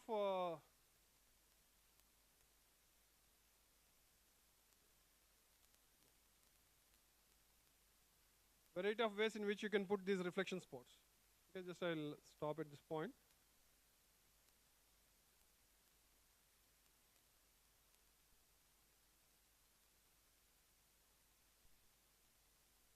Yeah, if you want, you can have a separate session on this, how to create these learning interactive videos. That is hands-on session. So that is all about LED. So to summarize, the key points are, what you need to do is you need to include reflection spots, and they should connect with the concepts. You should not ask the question based on the previous LED. Okay, it must be related to the topic just now, which is delivered. Okay, and close the loop by providing the feedback. You should not forget to provide the feedback. Okay, that is very important. So the next quadrant is learning by doing. Learning by doing. So it is a formative assessment. Formative assessment. After every LED, we are going to put one formative assessment. And again, these formative assessments can be of different ways. I think you are very much familiar about this. So what they are doing, they are giving immediate as well as frequent practice. And the important thing what we need to remember while giving this formative assessments is, we need to provide constructive feedback for each and every option that you are giving in your question. Okay? If you are giving a multiple choice questions, you will have 4 options. And for each option, you need to provide the feedback. Normally what we will do is just we will give the answers and we will show them the result. That's it. Whether A is correct or B is correct or C is correct. We will not discuss about why C went wrong or why D went wrong. Those things we will not discuss. Okay? So, but here, whenever you are providing this multiple choice type of questions, you need to give that feedback. Then only they will understand, or the misconception about that particular answer will get cleared then and there itself. Okay? So, that constructional feedback that you need to provide for each and every option.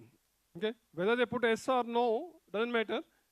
If your yes is correct, then you need to give explanation why yes is correct. And if they put no, they select no. And if it is wrong, then you need to provide feedback why that no is wrong.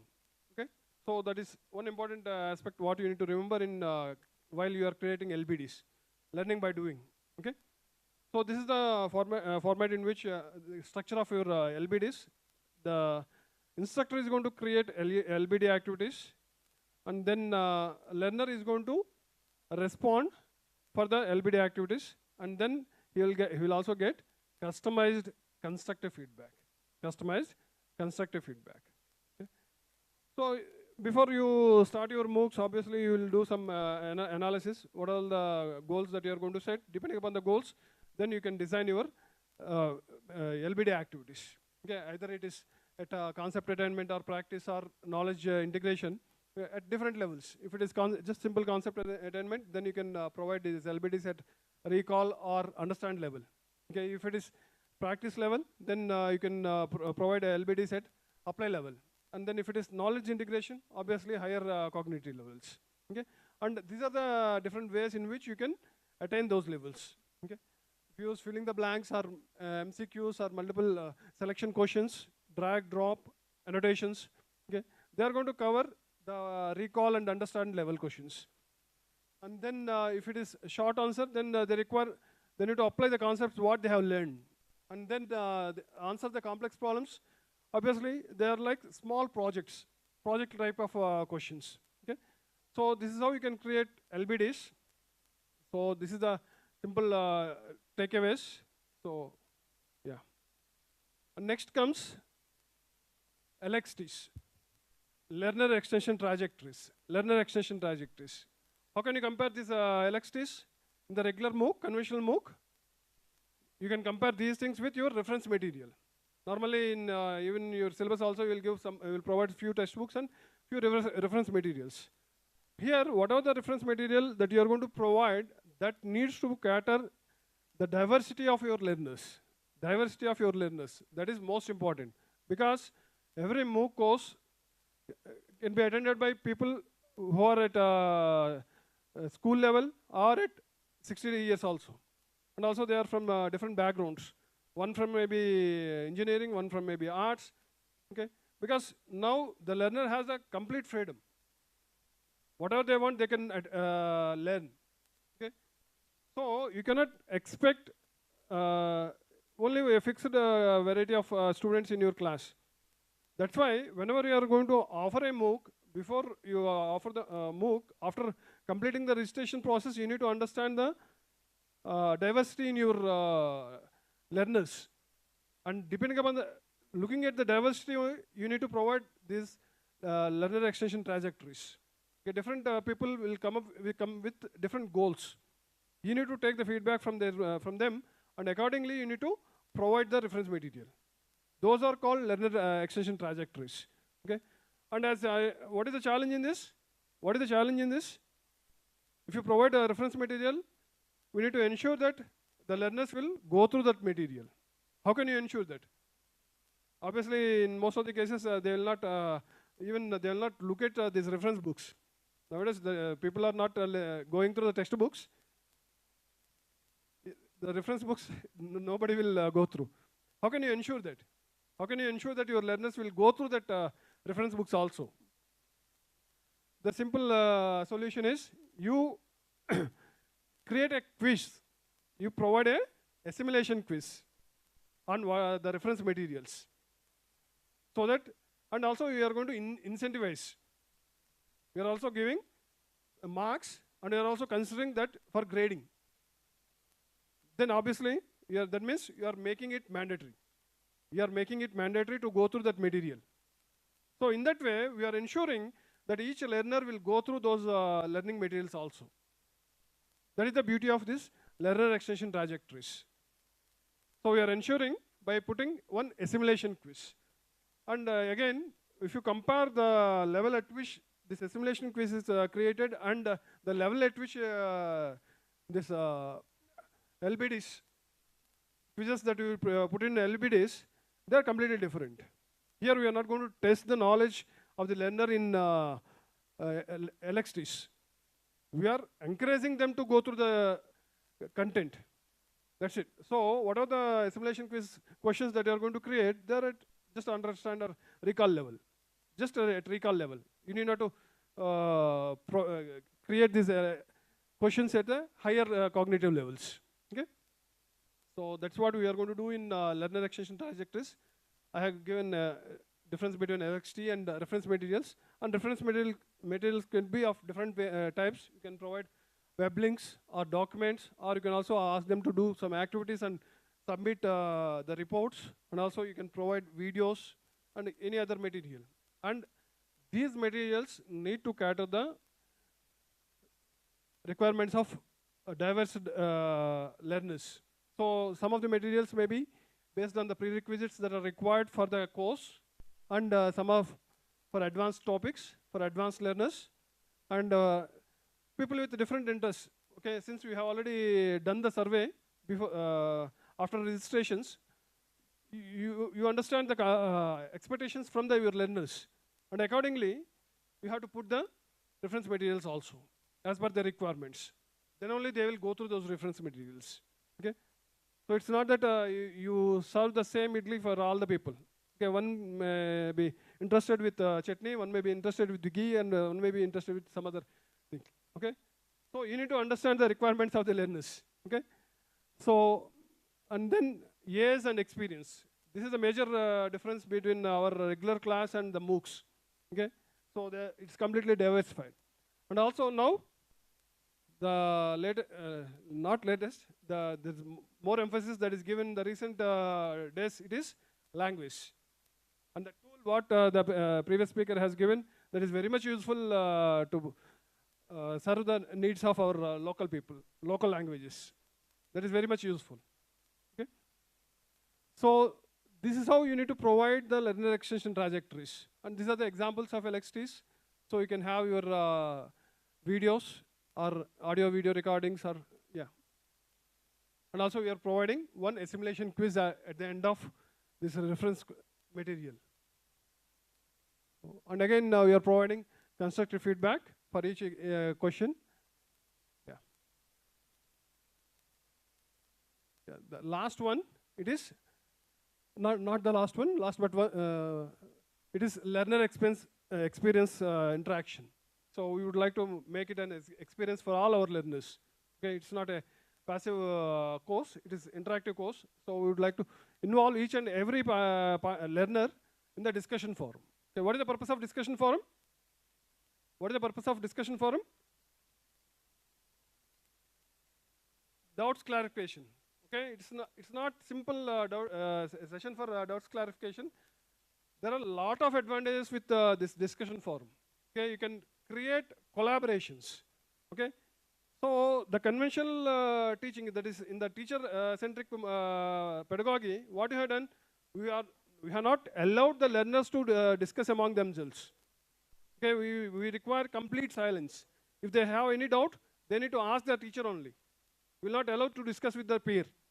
But when it comes to the learner-centric mode, we are involving the students, and they will discuss among themselves, and when they do not find the solution, then they will come to us. That is a major difference between learner-centric and teacher-centric. Okay?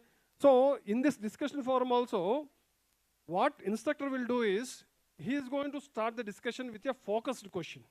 We will not simply provide the platform, and we will not leave it alone. Okay? Instructor has to provide one focused question, and the learners has to respond to that focused question. Learner has to respond to that focused question, and they can come up with their own doubts. And for each and every doubt, you need not to answer. The peer learner can also answer in the discussion forum. Okay, and whenever they find difficulty, then you can answer. And one more important challenge in any MOOCs is, as the numbers are large in magnitude, what happens? Some days you may get some 1,000 questions. Is it possible for you to answer? As an instructor alone cannot answer. If you do not answer, what happens? Whenever you put a question to somebody, what do you expect? You will wait for 1 hour. Again, you will open the discussion forum. You will check whether you got the answer or not. If not, again we will see after 3 hours. Like that, maximum you will wait only for 24 hours. After that, you will never open the discussion forum. You will never open the discussion forum. Never that learner will come back to discussion forum. So what is important? Whenever somebody puts the question, immediately we need to provide the response. How can you ensure that? How can you ensure that? You alone cannot ensure. So you need to take the help of the other learners. Who are the other learners? They are also new learners. Okay? So you need to take the learners from the previous run. That means alumni. Okay, you can select your toppers from the previous batches. You can ask them to help you, and you can also make them your team.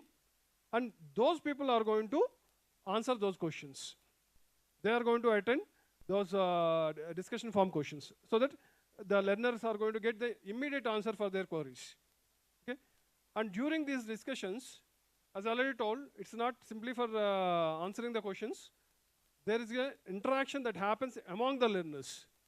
There you can expect few collaborations that develop. That means the networking session happens.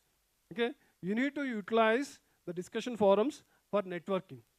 And maybe in future, those learners who got connected, they may come up with another MOOC course on the same topic. They can also start collaborate with each other, and they can also come up with another MOOC course. Okay? So that is how you need to, that is the responsibility of the instructor. The networking should happen, and learners has to participate in that discussion forum. So one thing what I have missed here, how to ensure that the learners are going to participate in the discussion forum. Okay? It is fine that I have put one focused question, and I have asked the learners to respond. How can I ensure? How can I ensure that each and every learner is going to participate in the discussion forum? Again, we'll follow the same rule. We'll also conduct one quiz based on the discussion forum discussions. Again, we are going to incentivize those quizzes. Is that clear? So we will ask the learners to go through all these discussions, and based upon those discussions, we are going to put one quiz at the end of the course. And we are going to give provide the incentivize that quiz also. Okay, in that way, we are going to ensure that each and every participant will also participate in that discussion forum. Okay, in this way, we have covered all the 4 quadrants. First, we have started with learning dialogues. How we have engaged the students? How we have engaged the students in the learning dialogues? By providing reflection spots. By providing reflection spots, we have engaged the students. And also, the important point in that is, we need to consolidate what are all the possible answers that the learners are going to provide. Okay? In that way, we have closed that loop, then and there itself. And then when it comes to the LBDs, what we have done, they are regular questions. They are regular MCQs or any other type of question, what you will see in any formative assessment thing. But what we have done is, we are providing a constructive feedback for each and every option that you are giving in that MCQs. Okay? In that way, we have closed that loop. And when it comes to the LXTs, we have understood the diversity of our learners, and we have provided the material that is required for each and every learner as per their requirements. And again, to ensure that the learners will go through that material, we are also putting one assimilation quiz. And finally, in the discussion form, where the instructor is providing a focused question, and then he's moderating the entire discussion forum.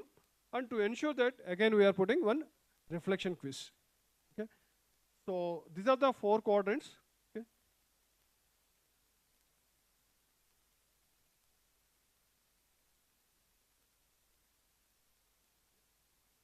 So yeah, these are all the things I have already explained.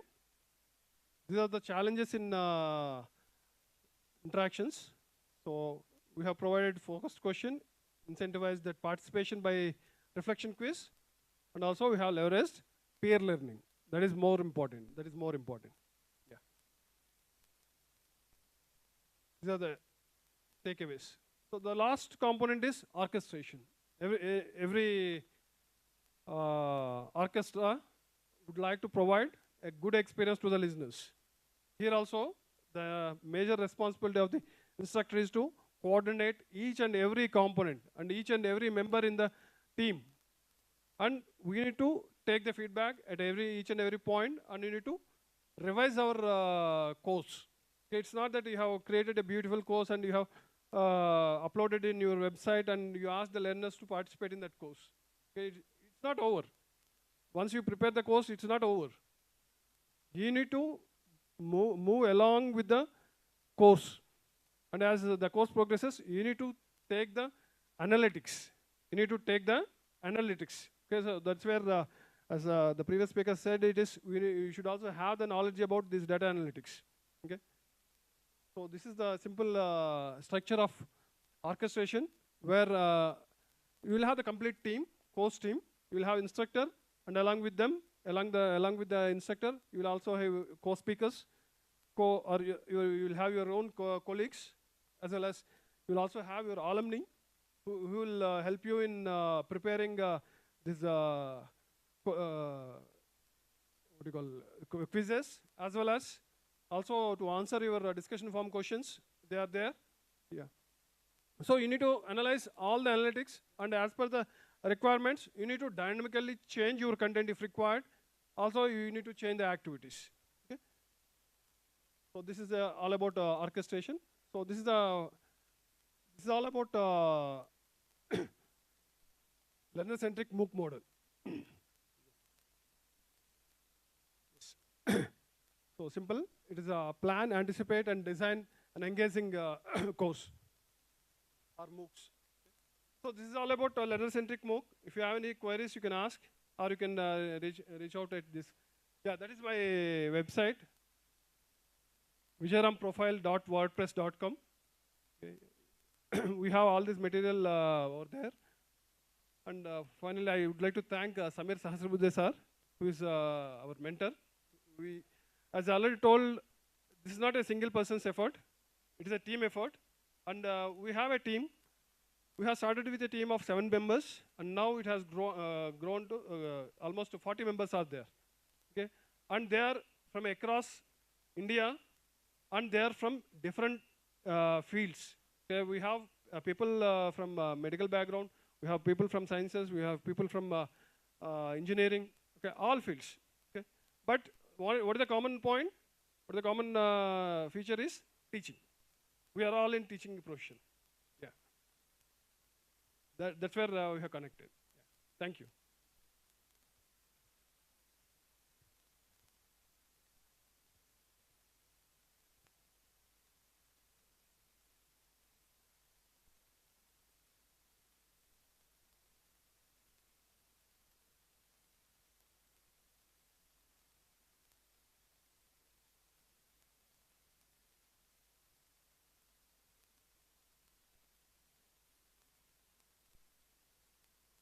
For EMRC producers and the experts who are planning, future planning for the MOOCs. And thank you, sir. Definitely we will try to incorporate reflection spot. Now I request our director Mrinalini ma'am and Professor Jagadishwar Rao sir to honor our expert Dr. Vijay Ramaraju sir.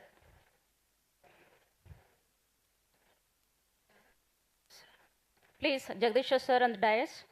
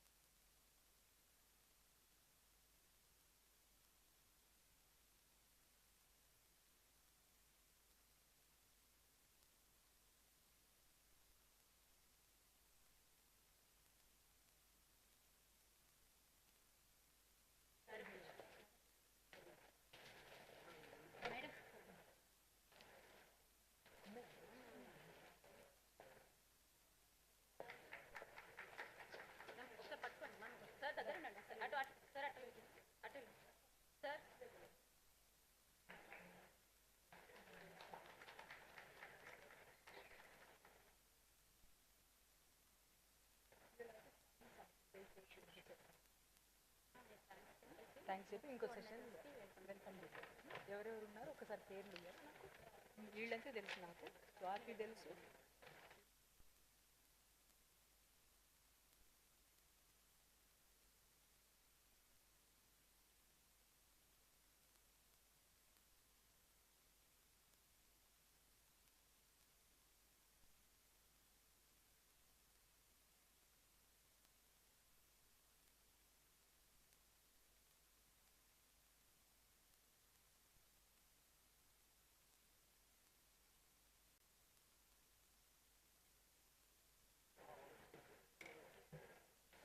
A very good evening. Very good evening. Am I audible? Very good evening. We are behind one session in the seminar. So what we are thinking is, I just would like to know how many paper presenters are available here. How many paper presenters are available? 2, 3? Any more? So you just wait for a while. We'll just push ahead the later session before, because all the resource persons are available here, and also I requested the chairperson to bear with us for some time and wait. So we will go ahead with the next session, where we have called for the SWAYAM coordinators who have coordinated with us various MOOCs programs, which is in coordination with CEC and also with RUSA. So these course coordinators are available with us. I just take this opportunity to call all the course coordinators onto the dais and then give their reflections about that course, how they have developed and what are their reflections on the program. So we wanted to actually honor all the course coordinators. That is what is the context here, because if each one of them start presenting, maybe 1 hour, 1.5 hours they will start presenting.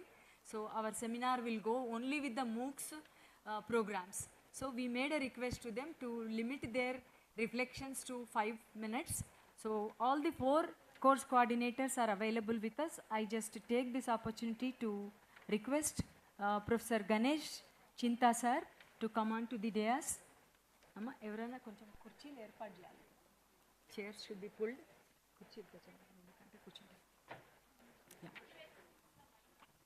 And next, some of the course coordinators could not make it. Some of them have sent their videos of reflection. Next, I would like to call Dr. Harish Gupta, who is from Department of Civil Engineering, Osmania University. All of you know Ganesh sir, he is Principal Arts College.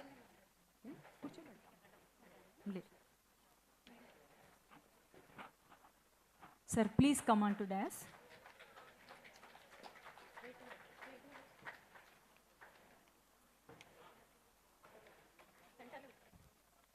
I also request Dr. Swati, Head Department of Psychology, Osmania University. Okay. Now I request Professor Sri Nagesh sir. Sir, designation. Audit cell. Now sir has changed from Controller's Office to Audit Cell, Director Audit Cell, Department of Geography, Professor of Geography. So, any more? Okay. Yeah. I also request Dr. Sridhar Raju to come on to dais, and also Dr. Malati. She is from Department of Sociology, Nizam College. Sridhar Raju sir is from IPE, Institute of Public Enterprise, Hyderabad. Thank you very much sir for all the way coming and conducting these all courses. It's very hardiest task they have done this program. So without wasting much of the time, I request from middle to left to right, so that we will have some kind of coordination, and each one of them can come here and start sharing about their reflections, what is the kind of hardiest task they have put in. Anybody we have left course coordinators here, because some of them could not come. Dr. I think Vinita Pandey could not make it, and Dr. Kavita, she could not make it. Dr. Jansi could not make it. She is on her way. She will join. Meanwhile, the other coordinators will start presenting their reflections. Professor Y. Pathsarthi sir also could not make it. Lakshman, they are in progress. Some more courses are in progress, so they are also not available here. So now I request Professor Ganesh sir to take on the podium and reflect.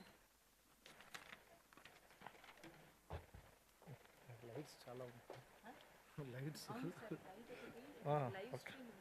No, okay. No, okay. No problem.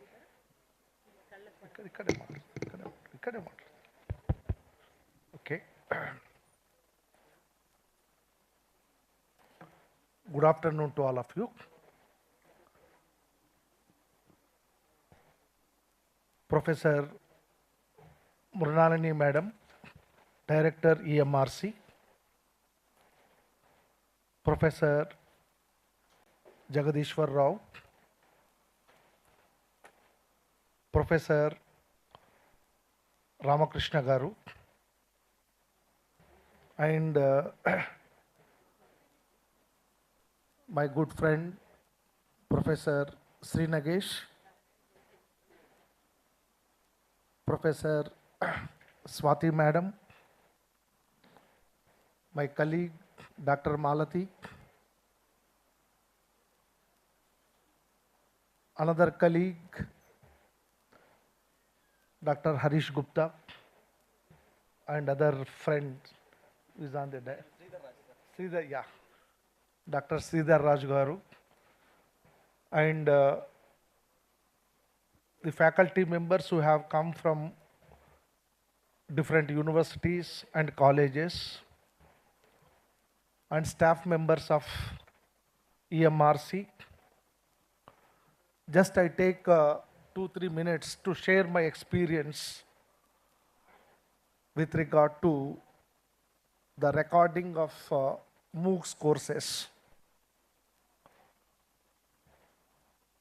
To begin with, on behalf of Department of Sociology, I thank the producers, Srimati Kavita, Mr. Raja, Mrs. Swarajyam, and those who have recorded by handling the cameras, Spandana and Raghunath. So because of their support, we are able to record our lectures in a very systematic manner. I personally feel that this MOOCs program make the teacher as a global teacher.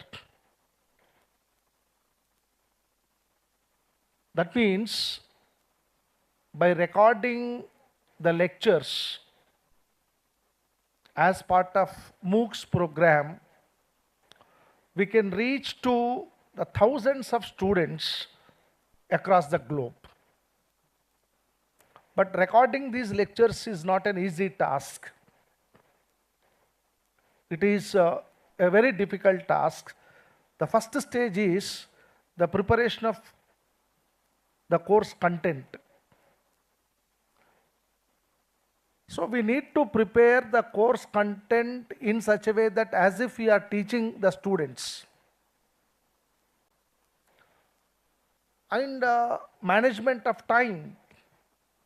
Most of the time we are busy with our own academic and administrative activities, but all the time we used to have a lot of pressure from the staff members of EMRC, for which I am thankful to Mrs. Kavita and Swarajyam, because both of them always used to pressure us, sir, ఎప్పుడు ఇస్తారు, lessons ఎప్పుడు ఇస్తారు, recording ఎప్పుడు చేద్దాం. I think most of you can understand Telugu.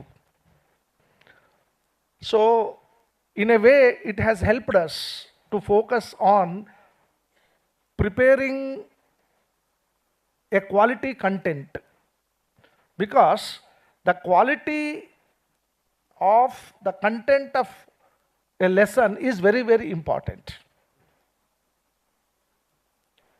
So we are able to refer many books,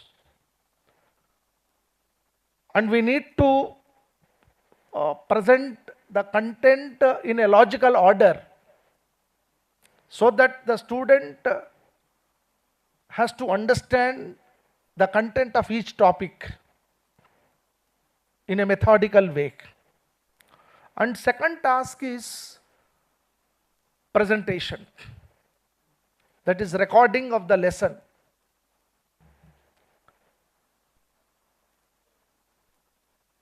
And presentation is not an easy task, where we need to have a complete command over the subject. Then only we can present the subject in a better way. Then third part is editing. I also thank the editing team, those who have edited our lessons in such a way where the student can understand the content of each lesson in a better way. So likewise, we have done, I think, more than 300 lectures with the help of our colleagues from the department, Dr. Kavita, Dr. Vinita Pandey, Dr. Malati, who is here, then Dr. Bhavani Shankar. So we have formed as a group, and we have distributed these lessons according to our expertise and according to our interest. And within a short span of time, we have prepared the course material for these MOOCs, and we have done two programs. One is kind of lectures sponsored by RUSAC, and we have prepared the course material for entire BA course for almost 6 semesters. I think for around 8 papers, we have prepared the course content, and all those lessons have been recorded by EMRC. And today, majority of the sociology students are benefited with these lectures. And we are able to reach the students who are not only in cities and towns, but those who are in villages. So this is the benefit of MOOCs. Then another course which we have done, that is agrarian sociology, for which I am the coordinator. And another one, I think, on urban sociology and urban development, for which Dr. Vinita Pandey was the coordinator. And we have recorded more than 40 lectures for agrarian sociology. And for BA course, for each paper, we have recorded, I think, around 40 to 45 lectures. So likewise, for 8 papers, we have recorded around 300 lectures, which will be useful for the students to understand the content of sociology. So anyhow, it is a great experience.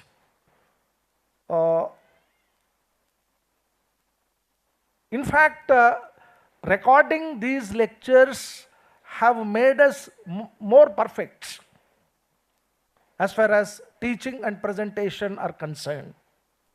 And EMRC has provided us a great opportunity for preparing the course material and presentation of the course material, recording of these lectures, and providing these lectures to the students at global level through Swayam portal.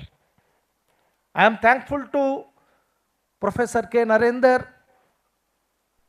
who is my good friend and who was the former director of EMRC. And I am also thankful to the present director, Professor Mrinalini Madam. And I am also thankful to the producers, Mr. Raja Garu, Mrs. Kavita, Mrs. Swarajyam, and the camera persons, Spandana and Raghunath, for helping us in recording our lessons. Thank you very much. Thank you.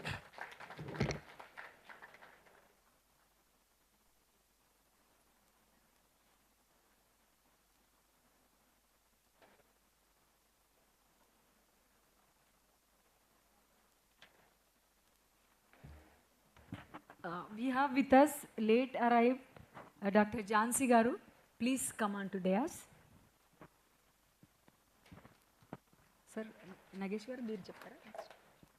I request now Professor Sri Ganesh to give his reflections about MOOCs programs.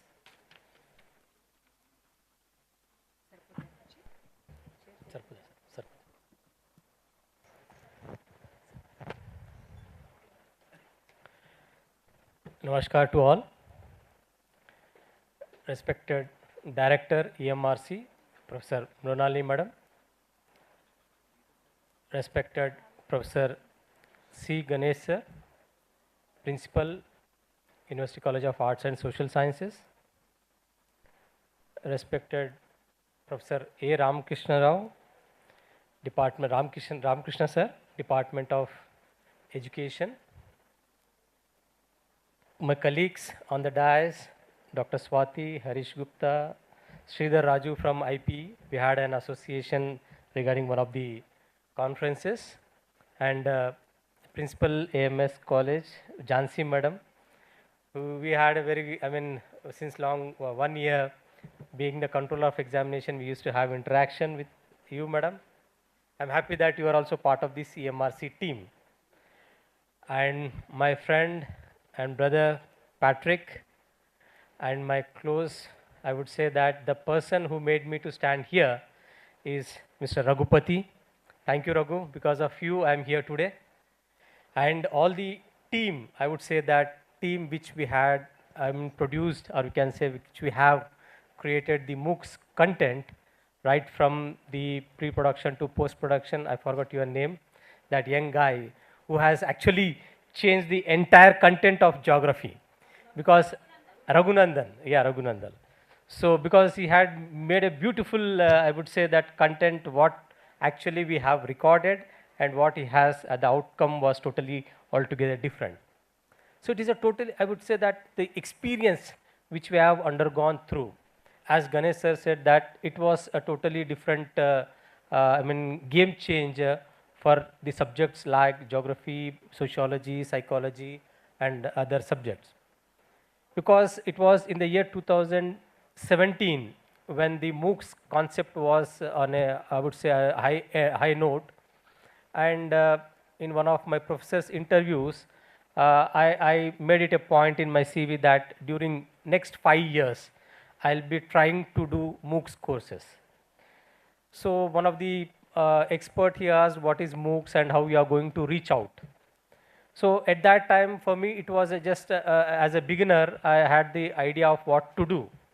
But in 2019, when Raghupati came and offered me, sir, we have to do these courses, so I readily accepted. And I think the geography subject gave competition to sociology subject in completion of the course, sir. Sir, it is also because of your guidance and support that we could able to do it, sir. Because otherwise, doing 240 modules is not a small thing, sir. So, I think I'm also walking in your path, sir, to reach the highest academic, position which gives us the satisfaction. And one thing I would like to say is that the EMRC team which is there, that madam, I think you are lucky that you have very good team at EMRC who know their duties very well. Very strong team, I would say that, very strong team. Because they know their role and they know how to, how to make things happen. So I would say that I like to mention about Raghupati. He is so, a soft-spoken person and so lovingly he speaks, sir, can we do it today? And likewise, we did. You don't believe, I did two lessons at a time, without any break. So that was the zeal. You see, one person who is promoting our subject without any personal conflict or interest, that we should be more, I would say, that thankful to that person because he is taking our subject to global level rather than at the university level. So really, thank you, Raghu, for all the help which you have done for the subject. Because usually the rare subjects which people tend to think from competitive point of view or from other aspects, but from subject point of view, you have shown the world that this is what a geography is. So at the outset, I thank the team of EMRC and also Professor Madam Mrunalini Madam for all the help and support which you have done. Thank you very much.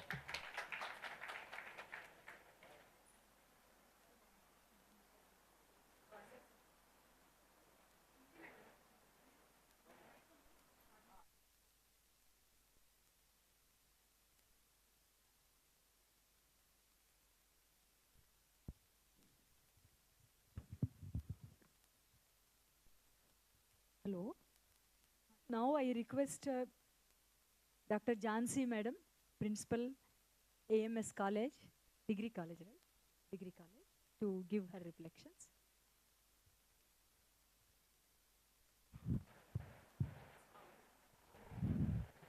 So there were times when public administration has dominated entire shooting video lessons of EMRC.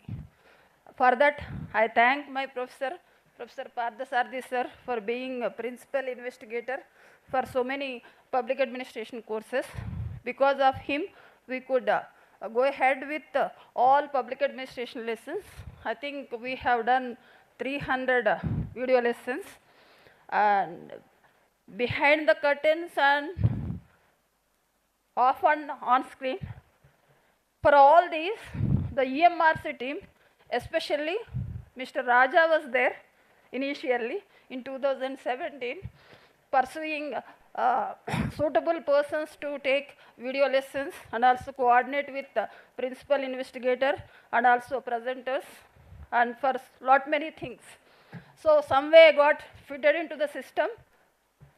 So I must really thank EMRC for providing such a platform wherein we could learn many things with all the team, both subject-wise and also to, as sir said, to reach global needs of the students across the globe through Swayam portal. So though it was initially public administration where we have gone through various lessons by culminating across the nations, also within the national availability, we have find out the experts to write the lessons and also to present. For public administration, we could even get Professor Krishna Tumala from US, where he was readily accepted our invitation to deliver lectures on public administration through video lessons. And that was the range of activities we had to have those times, and we have become part of EMRC family because earlier there was no day left without meeting the needs of demands of EMRC. So in such a way they have shaped lot many presenters and also researchers and teachers, and it gave a very big platform wherein even our students till today they are referring to these videos, and every day the viewership of these lessons are increasing. Later on other subjects have been added, and now it is the domination of sociology and geography. So we could see these lessons even from Central University. Naveen also was part of this program, where disaster management videos were viewed by lot many students, not only students but also teachers, and even from CC, Higher Education Commissionerate, they have even gone to that extent that some of the subjects were put into MOOCs category, though for good or bad for lecturers as a profession, but for EMRC it has become a big boon for going with video lessons. That is another change that these video lessons have brought into the scenario, lot of change. Later on, with these lessons, teachers could realize that we have to accept the change for good reason only, because the student is facilitated, especially in pandemic time, with through e-learning platforms. So even we are advocating the EMRC lessons. So if you check video lessons, viewership is more for multidisciplinary subject scenario also. We public administration teachers encourage even sociology, research methodology, and also economics and other subjects. This way we are exchanging student exchange program kind of thing invisibly without having any kind of MOU with EMRC. This is a free kind of facility for even teachers. So MOOCs courses are being run across the state because of EMRC videos. Especially this has become a nodal agency for several subjects. Even chemistry subject is there in MOOCs. So every person is Googling video lessons. So there are other videos, but we feel that our parent university, Usmania University, is providing lot many things. So we advocate as a teacher of Usmania University College teacher, we advocate EMRC Hyderabad only. Like that, even students are enrolling every day. And I must thank our Sridhar Raj sir for readily accepting our invitation to be part of public administration. Now he has done very good project on public policy and governance, for which also visibly or unvisibly I was also made part of it. Thank you very much, sir. And Mrinalini madam, I heard about a lot about the director of EMRC, but today I could see you in real sense. Many times I wanted to meet you, because even we wanted to go with public administration again and again with also new concepts, new papers, and whatever changes are brought into the subject. And for that we have, and Kavita is there. Kavita can make someone hero, heroine, and also maybe very rare chances are there she rejects persons. So that has made us to believe that we are also celebrities when we face the camera. But I request Director Madam to change the so-called prompter, because we have requested a real also, but all the teachers are amicably going with the oldest format, oldest things, but with you, there may be changes. I must thank from my heart Professor Narendra sir, who was a very important personality in EMRC as a director, who has encouraged us, because in 2013 to 17 there was a gap with funds and all. Again there was lot many problems. Finally entire EMRC as a team come forward to go away with do all the things properly, and even CEC, Consortium of Educational Center, was ready to encourage EMRC by providing proper funds and also giving all sanctions to all kinds of subjects applied so far, and they have even encouraged us to complete oldest projects. That's why within a given time in a day we could even gone for recording 6 to 7 lessons, which was highly impossible. I must thank from my bottom of my heart Mr. Raja for that, because any person to face light for that much time is very difficult, but we could overcome, because they used to put deadlines to us. We could meet those deadlines. Because of their encouragement, we could know we can coordinate lot many things even in adverse situations. So I could become a very good coordinator while preparing all these inputs to EMRC. It is not self-born, but I could understand in the course of time, really these Swayam courses have inculcated a sense of responsibility, and also not that we could identify our talents within ourselves. We could brought it to the forefront through only the mirror of EMRC. I thank everyone, especially technical team. All of them are very known persons. They are like family. Technical side also, they have got very good expertises, and many of them, since from media, they are more eligible than anybody else earlier.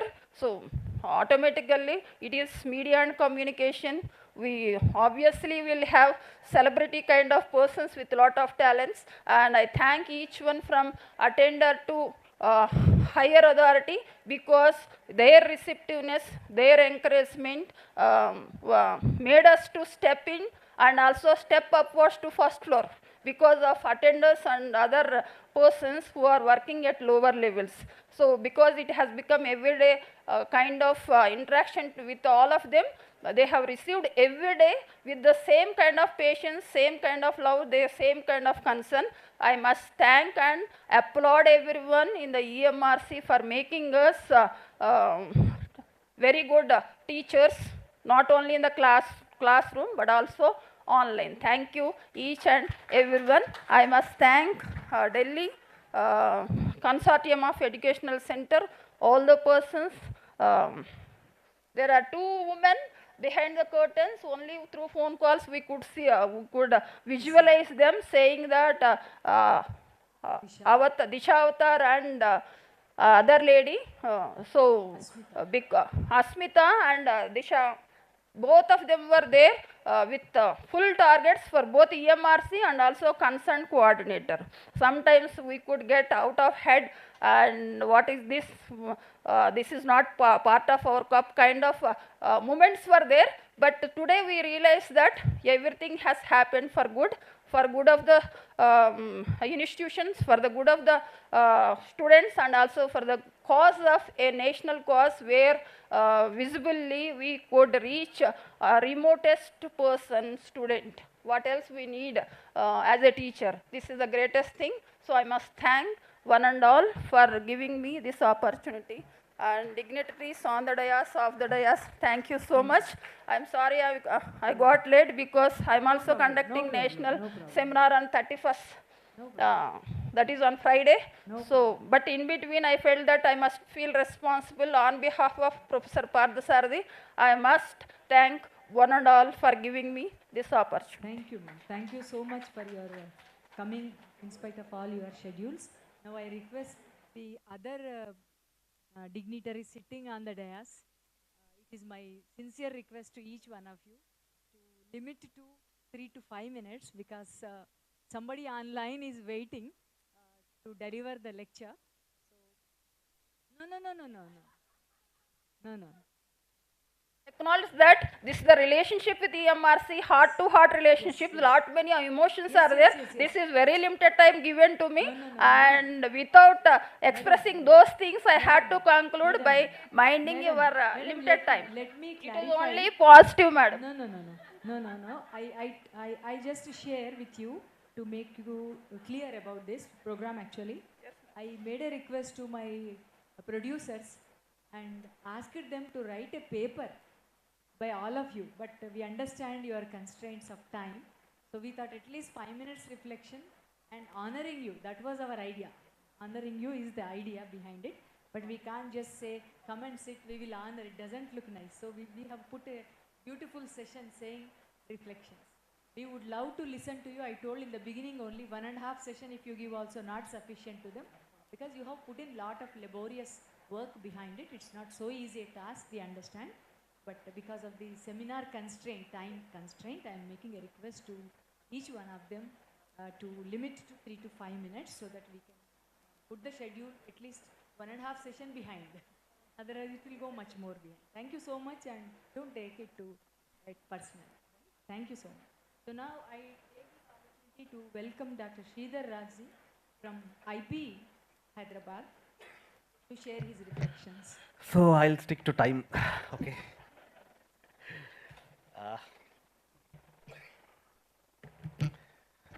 Respected Mrinalini Madam, Director EMRC, the esteemed resource persons on the dais. I feel nostalgic. Why? Because all those things, the camera, start. That's over now. Okay. So I thanks Pandana Madam, Raghu sir, for their kind coordination, cooperation, support. Sometimes they, let me share my experiences, as quickly as possible.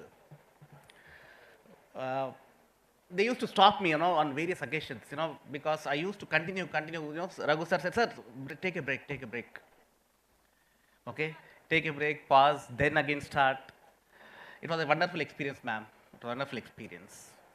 And coming to Kavita ma'am, Kavita madam was as usual very jovial. Whenever she used to see me in the EMR, she said, hi sir. I used to say, hi ma'am. That was wonderful, ma'am. It was wonderful. It was wonderful. The EMRC team has, provided all the cooperation and all the support in completing this course. When I submitted the proposal, right from the proposal stage to the completion stage, 40 lessons, and then extended to 50 lessons. It was a wonderful experience, in fact. People experience that, to understand the ecstasy which people undergo once you complete this. Okay? Thank you very much, madam, for that EMRC, all those things. Now coming to Raja sir.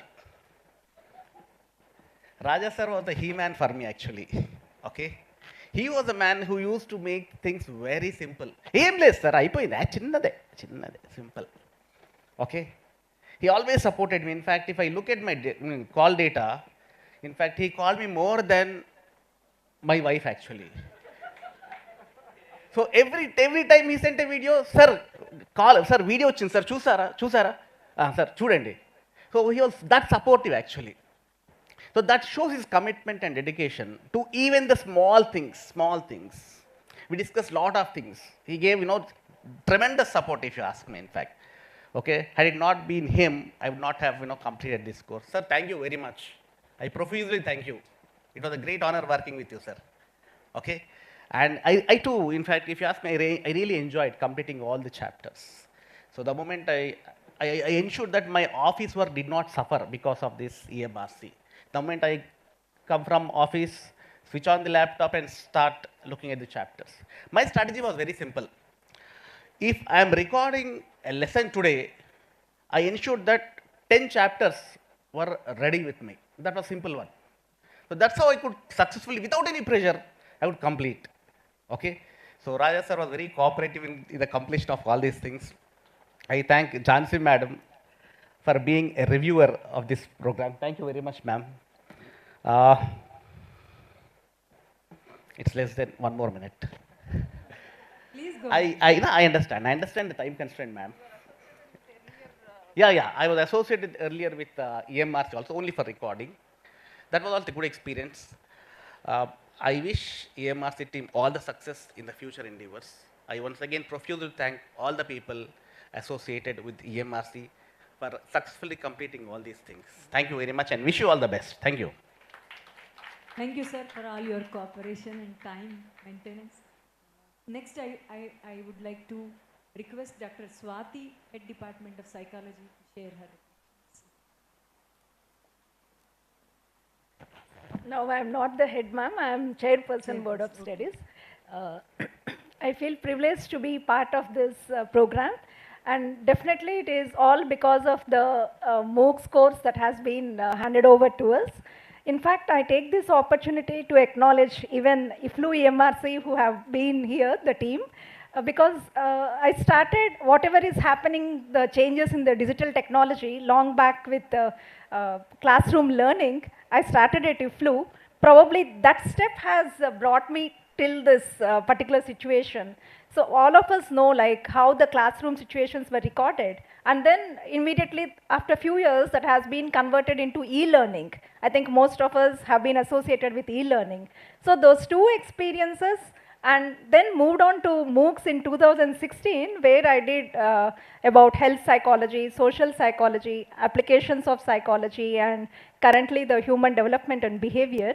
So that experience has really helped me in handling under the RUSA when we were given the opportunity to transform all the BA psychology 6 semesters course into the MOOCs. So we were 2 teachers, permanent teachers at the department. So we were contemplating who has to coordinate this. Then my colleague Dr. Anupama has said like already you had experience with the MOOCs, why don't you take it up? So in that way like probably I have to thank her also for handing over to me. And then I moved on to this under the RUSA, the MOOCs program related to the psychology. So coming to this, definitely like all of them have expressed how good the team is. Definitely, I think even if I say, definitely that cannot be taken as exaggeration. Our producer is Mr. Raja. So as sir has been mentioning, definitely he will be like 1 week before, like next week, what are the dates, what are the schedules. And I think as our principal knows, we have a dearth of faculty even at the undergraduate. So those who were teaching the undergraduate, we try to identify some of the good teachers. We have to motivate them, persuade them, like how like this would be a better experience in future to evolve as a good teacher. So the coordination, though definitely it's not an easy task, but because of my personal interest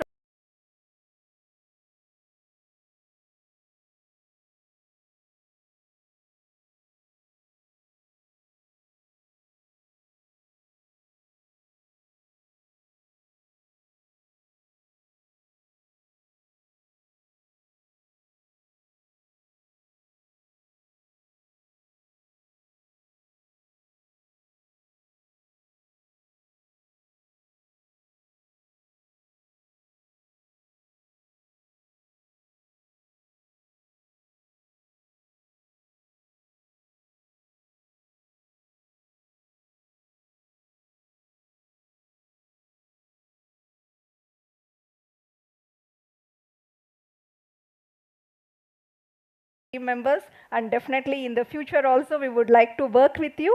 Thank you, ma'am, for giving me the opportunity. Thank you so much. We are actually delivering the lessons. So I think this kind of technical support requires lot of funding. And to what extent EMRC of various universities are well versed with this funding is definitely a matter of concern. So I think if we are looking at digitalization of education and seriously plan to go ahead in a more stronger way ahead, because the seminar is about emerging trends in digital technologies for teaching and learning. So I think more of funding is required to bring in the latest and upgraded teaching pedagogies and the technologies which is a part of the teaching pedagogies by the Consortium for Educational Communication, UGC. So this is one thing. Second thing is like when we complete our course shoot and when the course is launched on the SWAYAM portal, then we really need to have a mechanism by which, some support to enhance the enrollment in the courses, because course coordinator jurisdiction is very limited and probably confined to a particular college or particular university. So if though of course it is the course is put on the SWAYAM portal, but some additional ways by which the course can be further advertised and more enrollments can be brought in for the different courses. This is the second thing I wanted to mention.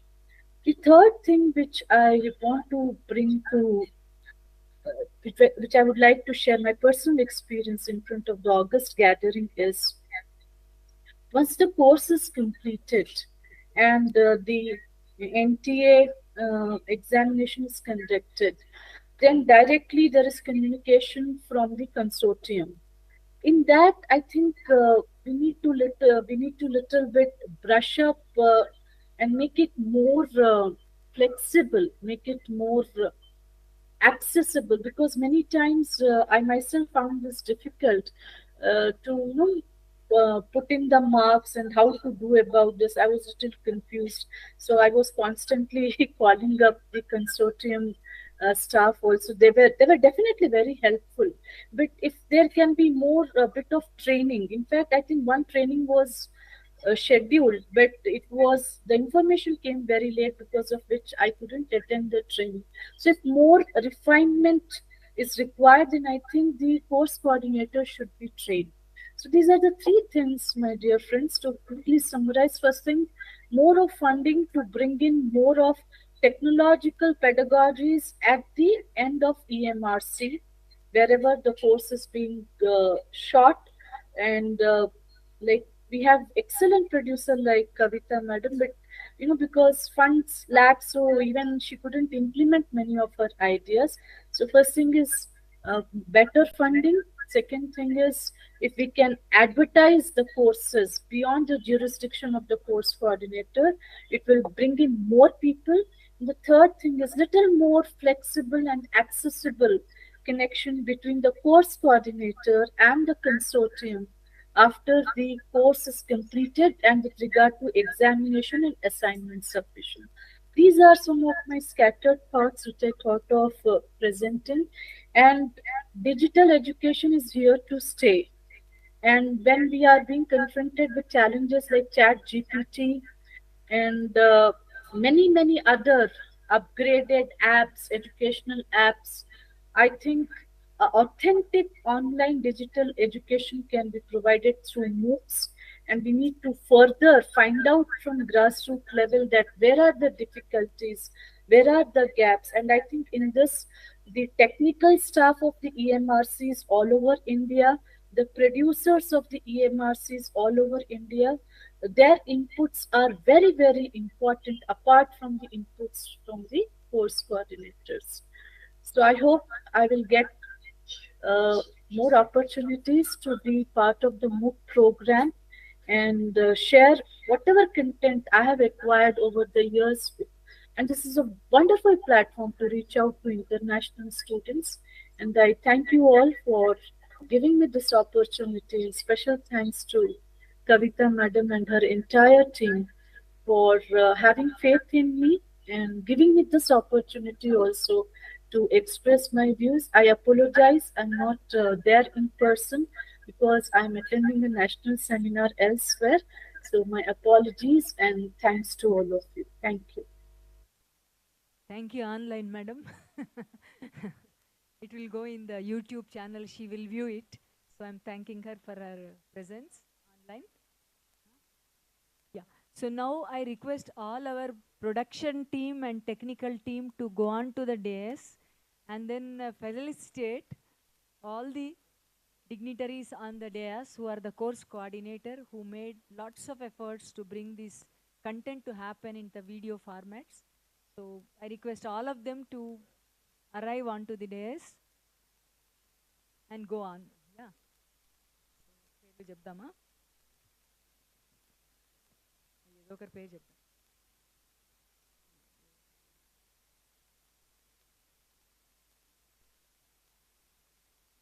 Krishnaveni, Karuna, Prakash, everybody please. నేను వస్తా. It is their cup of tea, so I don't want to interfere.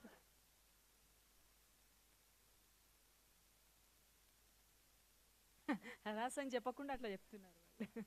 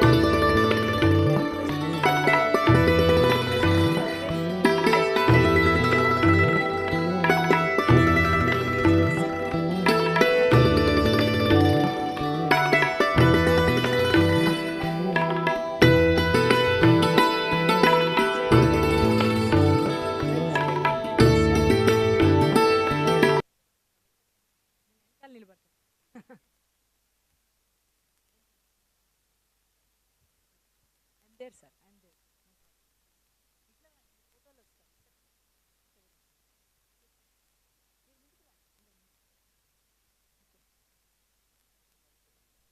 Where is he? I said no. All technical team. Sir, Ganeshwar Garu, please come up. Please come.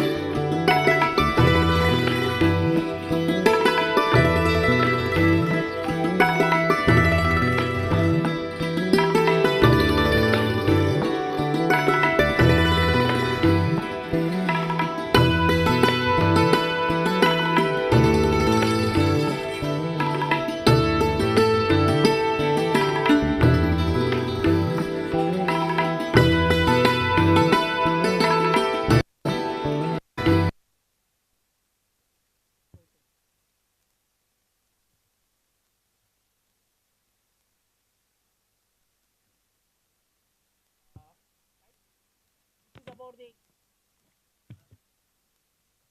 emerging technologies in digital.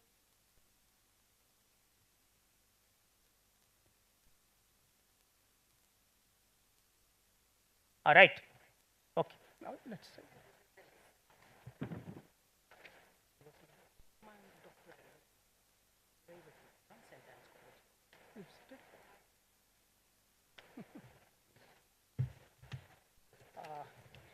Right. The emerging trends in digital technologies for teaching and learning at higher education and a MOOCs perspective. The focus is on the massive open online courses, and this is not a new term. For the past 1 decade or so, we are hearing this, and more so during the pandemic.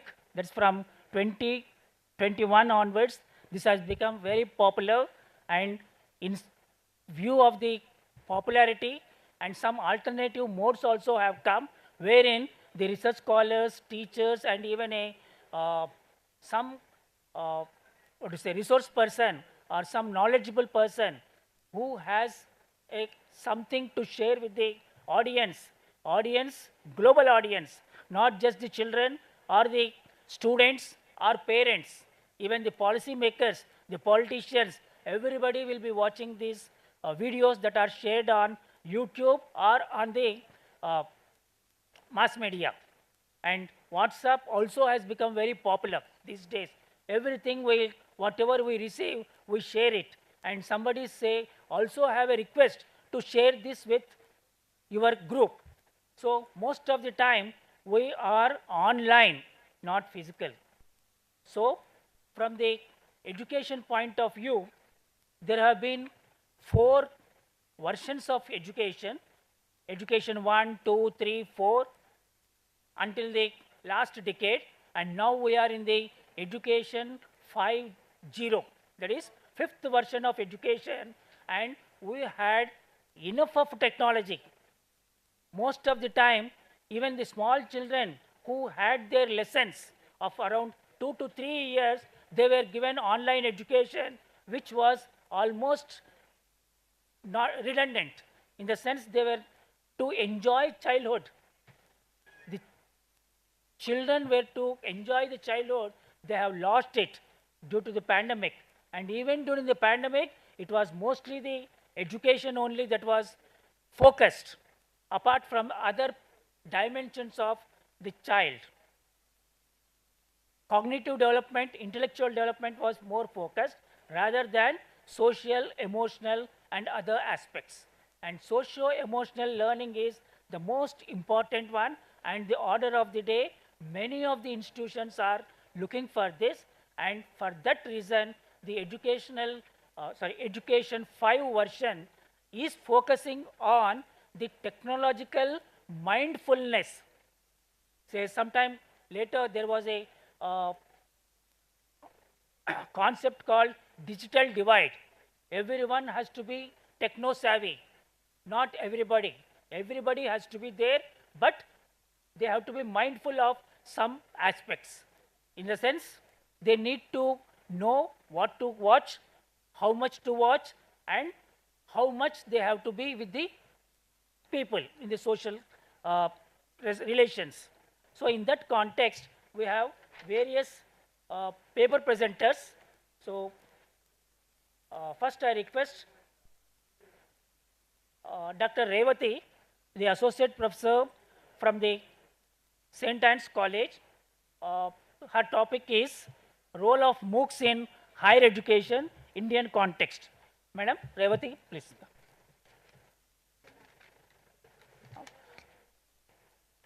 Two to 3 minutes, madam.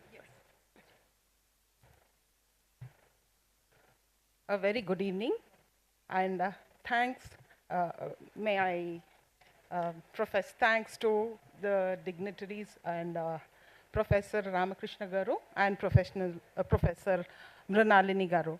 Thanks a lot for giving me an opportunity to present my paper here. Then before I present my paper, I would like to give you the context as to how I have come here onto the stage.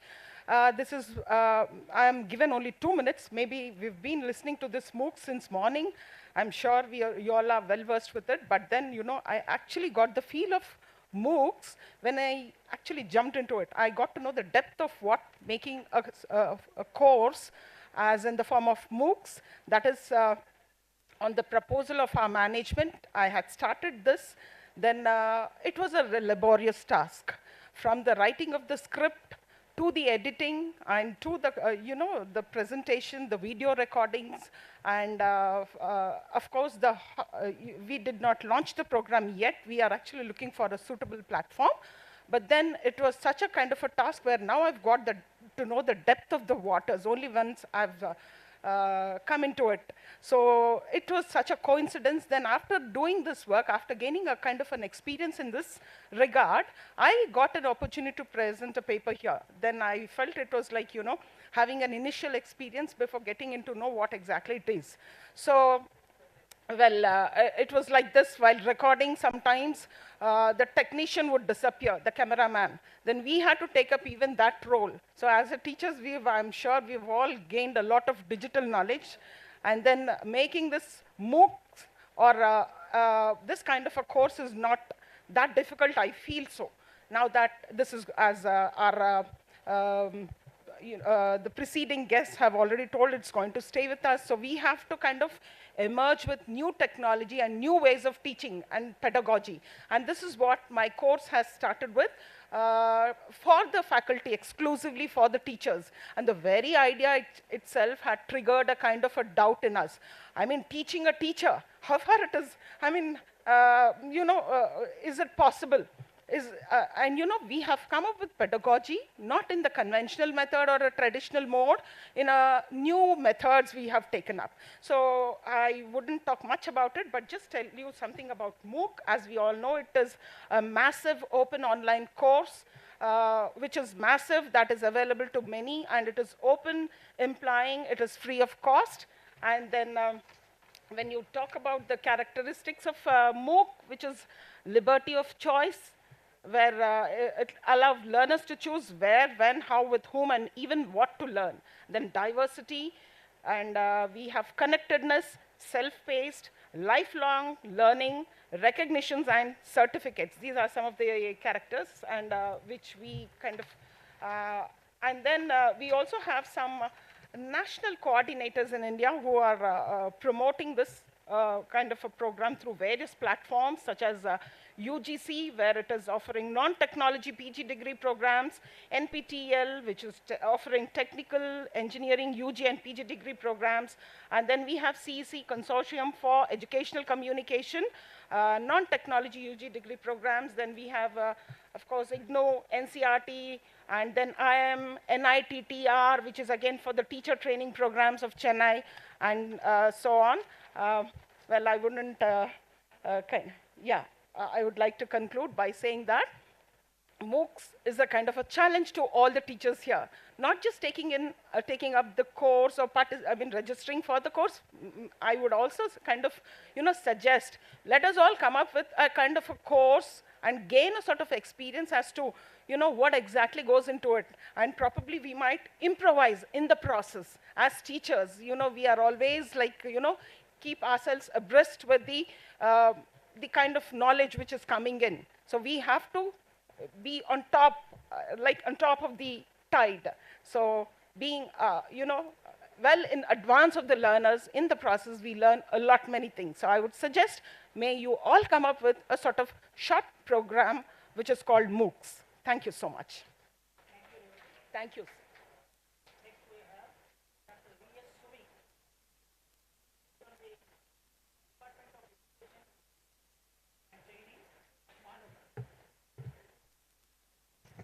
A very good evening to all, the dignitaries on the dais and off the dais. I'm going to present the paper on MOOCs in higher education. Already the topic has, we have listening to the MOOCs from the inaugural session onwards.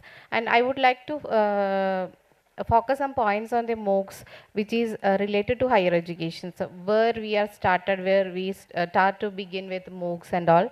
So from the COVID-19 pandemic onwards, we are listening to the word MOOCs, because on that time onwards, we are familiar with the Swayam or the other platforms like Coursera, FutureLearn, edX, and other, so many platforms are offering MOOCs. So that time onwards, we are focusing on how to do the MOOCs course, how to develop the MOOCs, and what are the procedures. That is, we are more familiar with the 4-quadrant approach in the MOOCs course. So in the higher education course, actually MOOC Government of India's already have a circular that 70% of the course will be on regular mode and 30% of the course will be from the MOOCs. Students have to mandatorily have to take the course from the Swayam portal or other online platforms, and they have to transfer the credits to their course. So MOOCs is more familiar now, and coming to the applications in the MOOCs in the higher educations, we are talking about the artificial intelligence and big data today, and about the blockchain also. So all these learners' characteristics are taken into consideration to modify or to improvise or revise the courses that is going on. So real-time interactions will be revised, and one of my scholar also, he is also came here to present the paper. He is working on developing a digital modules. So actually this inaugural session and the following sessions were very helpful in familiar with the technology, Web 2 technologies, and the learning learner centered model also.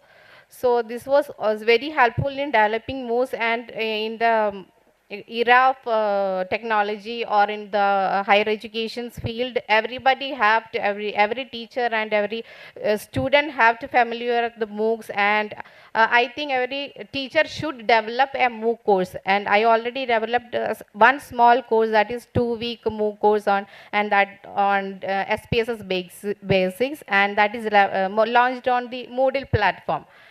So I think every teacher should try how to experiment with the MOOC and on various platforms. So that is about my paper. Thank you so much.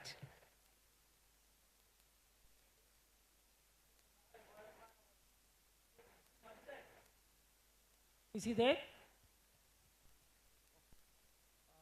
Next we have Muhammad Haider Ali. He is also from the Department of Education and Training, MANU, and he shares his views on mobile applications. Good evening all. My topic for the presentation is use of mobile applications and need of digital competence for teaching. The need for the digital competence is very important. Digital competence is essential for teachers who want to effectively integrate mobile applications into their teaching practices. For effective teaching, the teachers should have digital tool identification skills. Digital tool identification skills means the teacher should be able to know and identify and use that which tool he or she should be using to achieve the particular goal or a particular teaching that he is going to take in his class.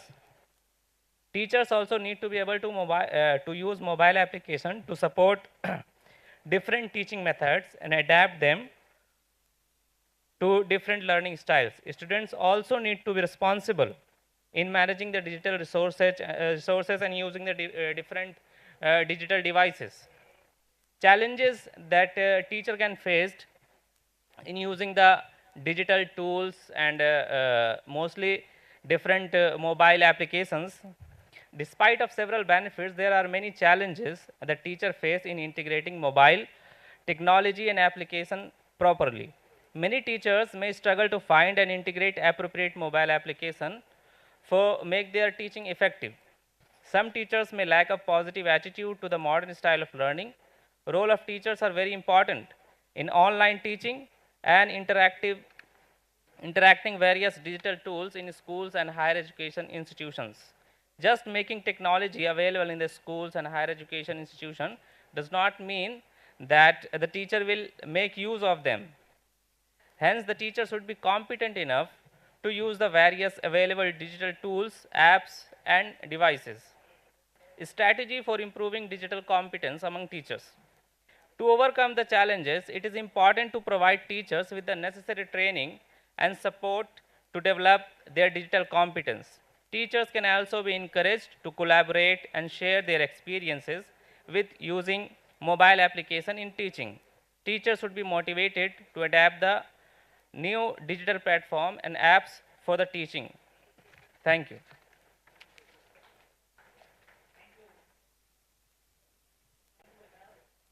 Fatima.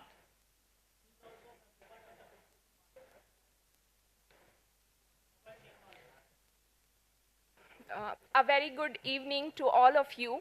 I'm Ishrat Fatima, a research scholar from Maulana Azad National Urdu University. Today I'm going to present my paper on the topic of emerging mobile technologies for teaching and learning, threats and opportunities. The whole world is accepting and adopting the ways towards the advancement of technology. The youth is playing a vital role in this rapid pace. The mobile phone had been in existence for about a decade before young people really adopt this technology, and with the rising of mobile technologies, mobile tools and platforms for learning are also growing at present. There are so many mobile apps for teaching and learning also. So here I am discussing some benefits of mobile technology. First, I am describing my objective. My objective of my paper is to describe the importance of mobile technologies in teaching learning process, and second objective is to identify few opportunities and threats of mobile technologies. And this paper is descriptive in nature. So these are some benefits of mobile learning is enhance the learner needs of catering of learning, support savvy student who uses technical devices. You can access to education content at any time and place, facilitate cooperation through contact with synchronous and asynchronous modes, reduction of cultural barriers between student and teaching using various communication channels. It accommodates a large number of portable devices rather than desktop devices. Opportunities are, according to Anders 2017, argued digital tools can be used to create meaningful assessment for feedback or reflection, thus increasing versatility of formative and summative assessment strategies.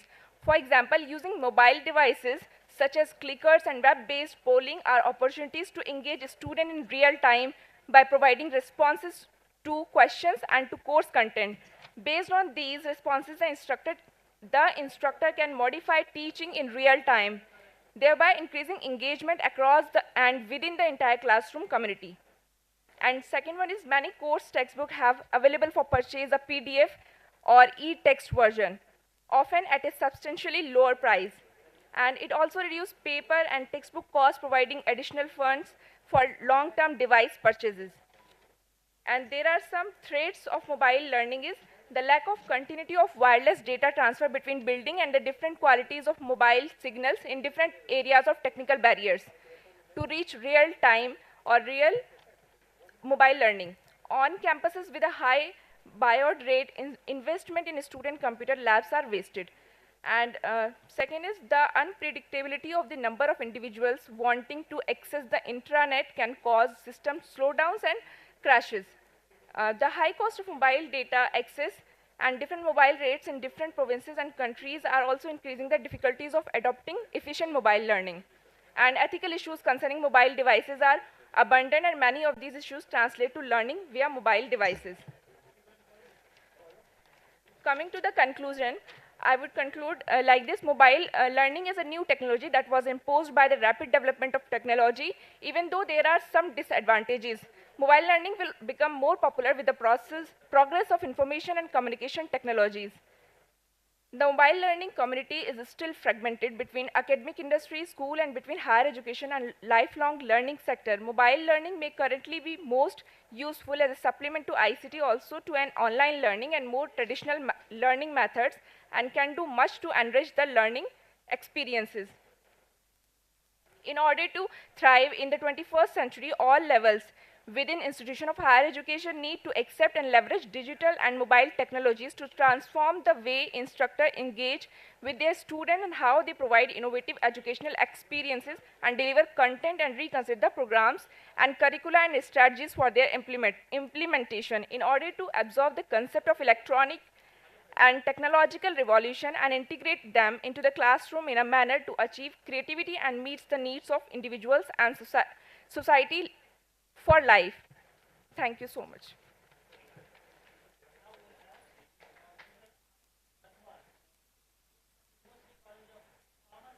Management, he shares his views on LMS. Good evening to one all present here. I am Amit Barnwal, MCOM final year student from Department of Commerce, here to present my paper on study on LMS tool, Learning Management System tools, under the guidance of my lecturer, Dr. B. Sandhyarani ma'am. After the pandemic gathered momentum, the universities and the lecturers were in seek of heaven and went online. After aftermath, it has become a daily toast for all of us. The study was carried out with a major objective, finding the feasibility of the LMS tools, which was restricted to Google Meet, WebEx, Microsoft Teams, and Zoom in my study, among the educators and the challenges that the educator faced while using these LMS tools. Now, what are these LMS tools basically? LMS tools, nothing but learning management system tools, are softwares which are being used in daily basis to impart knowledge, to impart education, are used by the educators, and not just the educators. These days it has been conveniently being used to chat among the friends, due to various reasons. As the objective stated, that the paper was carried out to calculate the feasibility of the LMS tools between Zoom, Google Meet, WebEx, Microsoft Teams, and the challenges that the educators faced while using these LMS tools. The study was found that when the educators used these LMS tools, Google Meet was found to be the most feasible tool among the educators. Coming on to the challenges, the study also inferred that time limit was the major challenge which the educator faced it. The study was carried out by administering questionnaires to 400 educators across India. Thank you.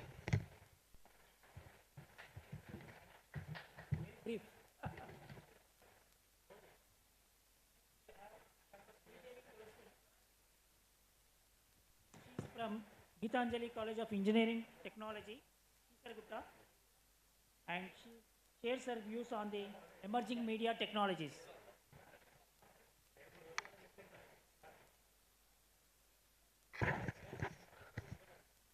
Honorable Director, EMRC, Professor Mrinalini Madam, and Professor Ramakrishna Sir, and my dear friends, I wish you all a good evening. And then I immensely thank from the bottom of my heart Dr. Mrinalini Madam for giving me this opportunity to be part of this national seminar. The objective of me presenting a paper today is to just talk about the different mobile applications what we have and the technologies what are available with us, because we are living in a knowledge explosion world and technology explosion world. And then here we have many applications and technologies available with us as teachers, but then how much we are going to explore, how much we are going to give awareness of these things to the students so that they take advantage of all these applications and technologies to grab the knowledge which is in their surroundings. It's just a click away. So there are, if we talk about mobile applications, there are many applications. As of now, to speak few of them, we have Quizlet, we have Duolingo, Spotify's, Doubtnut, Brainly. These are all different applications which are available. And when we talk about technologies, we have virtual reality, augmented reality, and then there's so many other things what we have been listening to the different dignitaries, the learned academicians who have shared their knowledge with us today. It was very enriching. But then knowing all these things is, if you keep it aside, how much are we really exploiting them, or how much are we really using them to make our classroom come to real transaction method so that students utilize it, students learn from all these things, because when it comes to students, they are not aware of these things, and as teachers, we are also not aware of the transactional procedures which we can, I mean the changes what we can bring in the transactional procedures what we have been adopting by using all these applications and then technologies which are in our surroundings.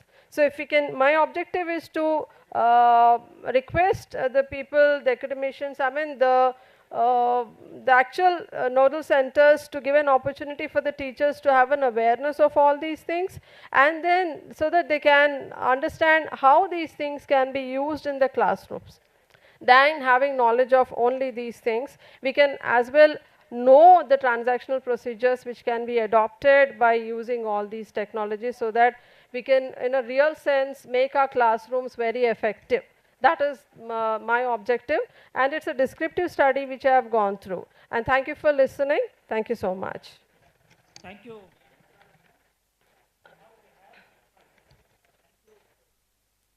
Sridevi.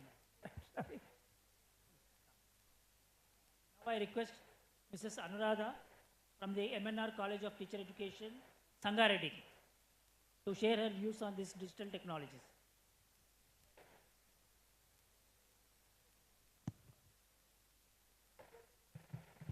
Very good evening, sir. Good evening to all dignitaries.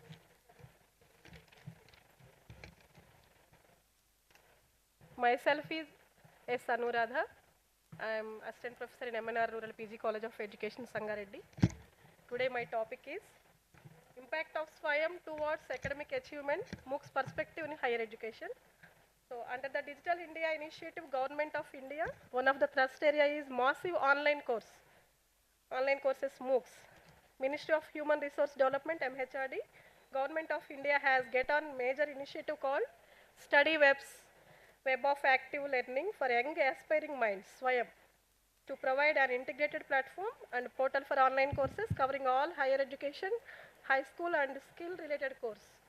SWAYAM is an indigenous made in India IT platform for hosting the MOOCs. The sociological, geographical and political barriers in education can be overlooked by making MOOCs as parallel to regular school education. In this paper, objectives are SWAYAM is a program initiated by Government of India and designed to achieve the three cardinal principles of education, which are access, equity and quality. The objective of this effort is to take the best opportunity. So this under the Digital India Initiative of Government of India, Resource Development Government of India has embarked on a major initiative called Study Webs. So SWAYAM is an platform is indigenously developed. Whatever this conclusion is, So the value of this paper is to draw a holistic picture of ongoing online teaching learning activities during the lockdown period, including establishing the linkage between change management process and online teaching learning process in education system amid the COVID-19 outbreaking, so as it overcome the academic disturbances and consequently ensure the resumption of educational activities and discourages as a normal procedure in the education system. Thank you, Ananda. Thank you.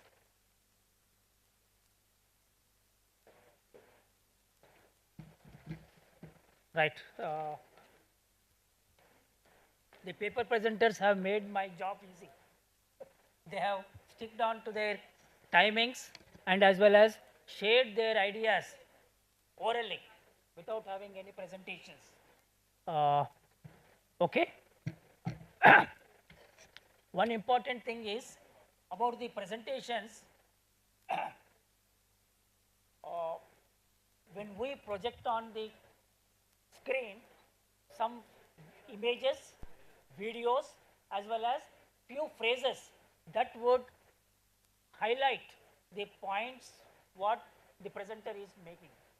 So that would have been better. And then also there is a possibility of understanding the concept when we look at the screen instead of just hearing, just listening.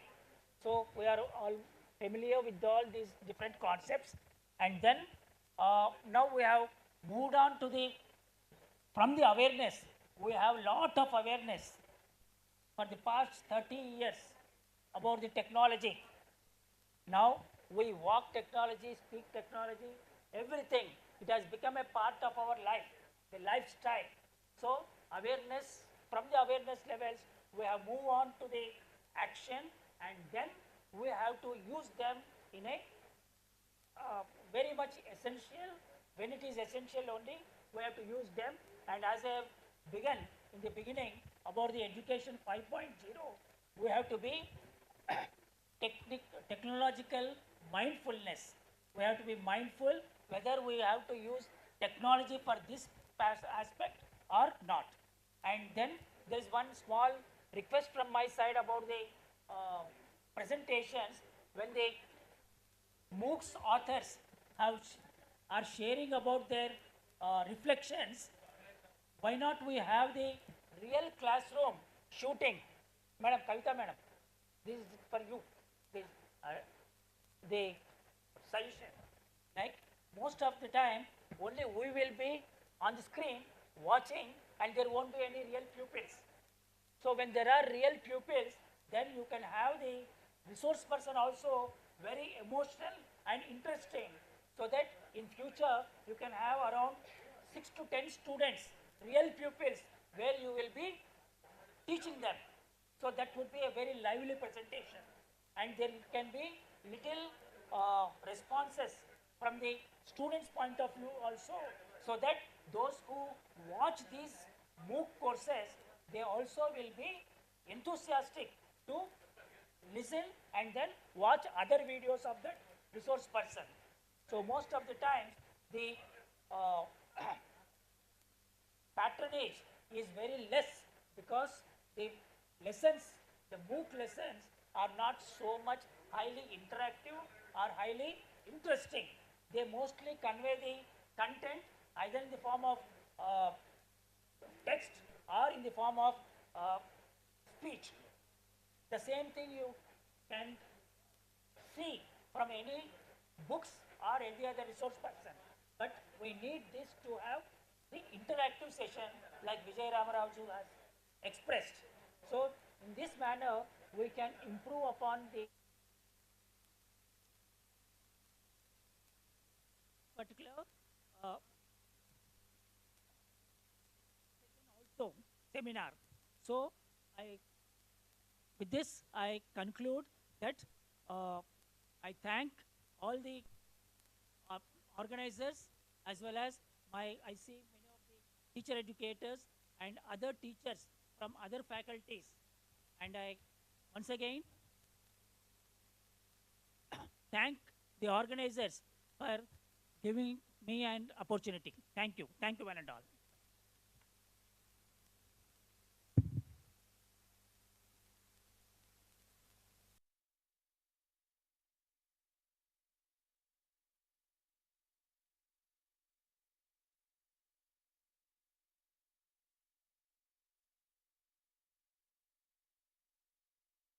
గారు by Jagadeeswara Rao the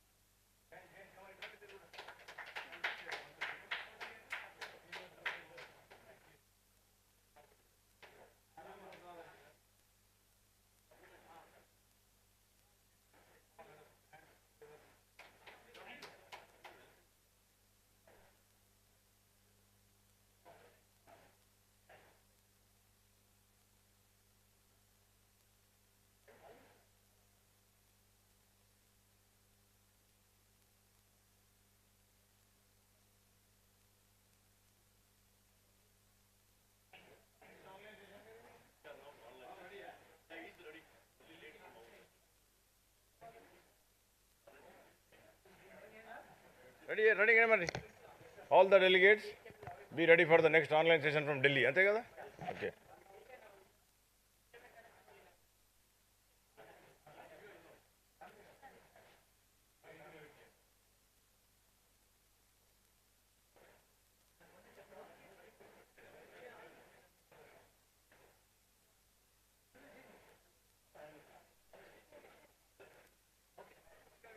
And now we are presenting from online course. Really, this is just a practical example of how the program it should be. And sir has got many awards and for publications, and he has got many journals of publications. A brief profile only I am reading. Has got many like that, achievements for his work has done for this in this subject, as well as for his contributions to the MOOCs and other SWAYAM programs. Thank you, sir. We welcome you for this online program. So from Usmania University, MMRC, we are really grateful to you for coming forward and presenting this online course, sir. Thank you, sir. Welcome for your presentation. Thank you for a nice introduction. Am I audible to all of you? Okay. Actually, yes, sir. You're audible, sir. Interactive also, so that you can also ask a lot of questions, doubts, or any queries you have. We can actually discuss. And since we are running late, I try to finish it off quickly also. But I'll briefly talk about the main aspects of instructional design. Without taking much time, let me start my presentation.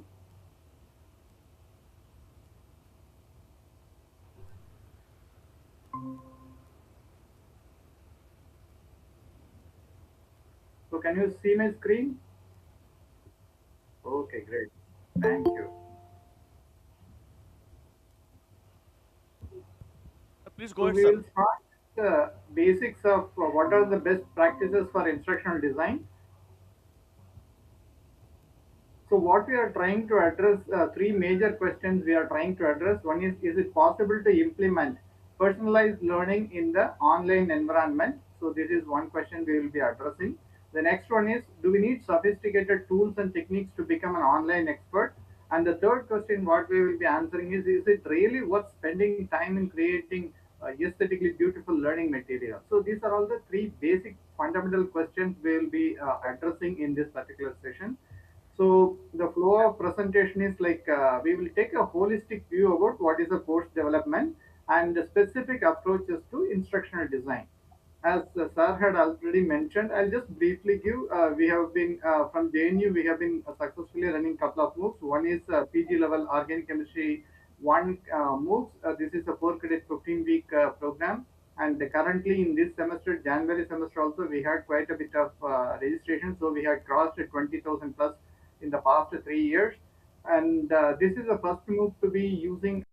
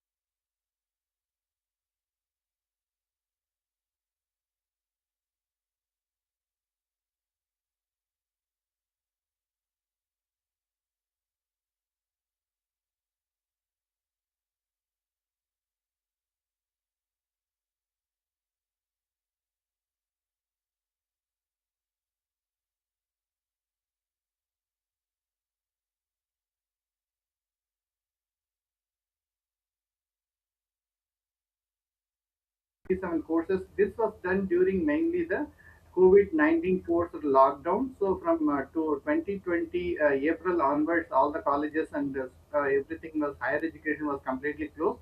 So to reach the rural population in collaboration with IIT Madras, we have started this online teaching mainly through the TV channels.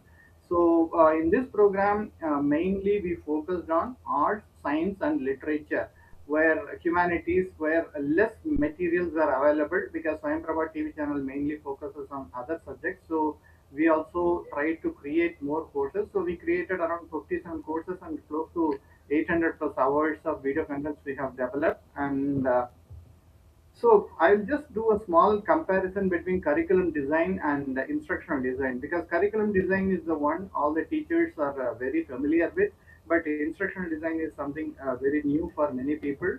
So in curriculum design, mainly what we discuss is what the student will learn. So that is the syllabus and the various questions that relate to what of that subject is given in the curriculum design. But when we talk about instructional design, we will be talking about how that is going to be taught to the student. So this is a two different approach. One is what will be told to the students.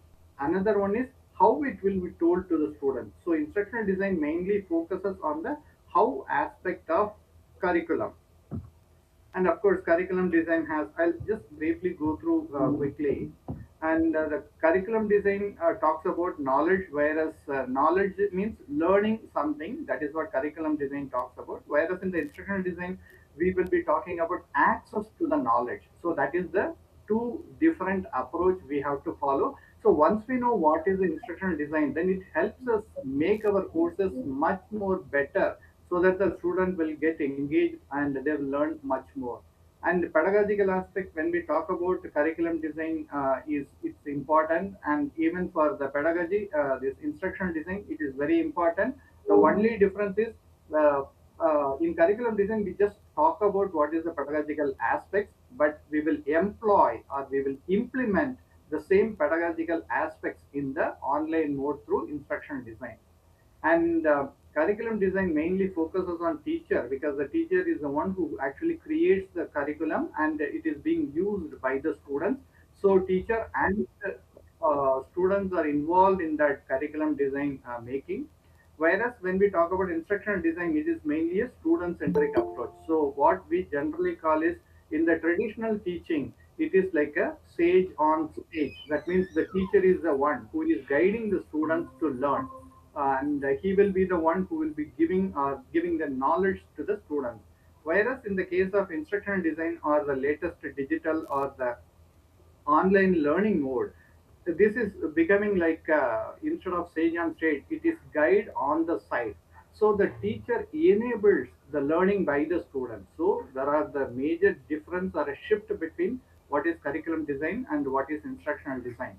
And in the curriculum design, every student is treated equally, whereas in the case of instructional design, we mainly focus on self motivation.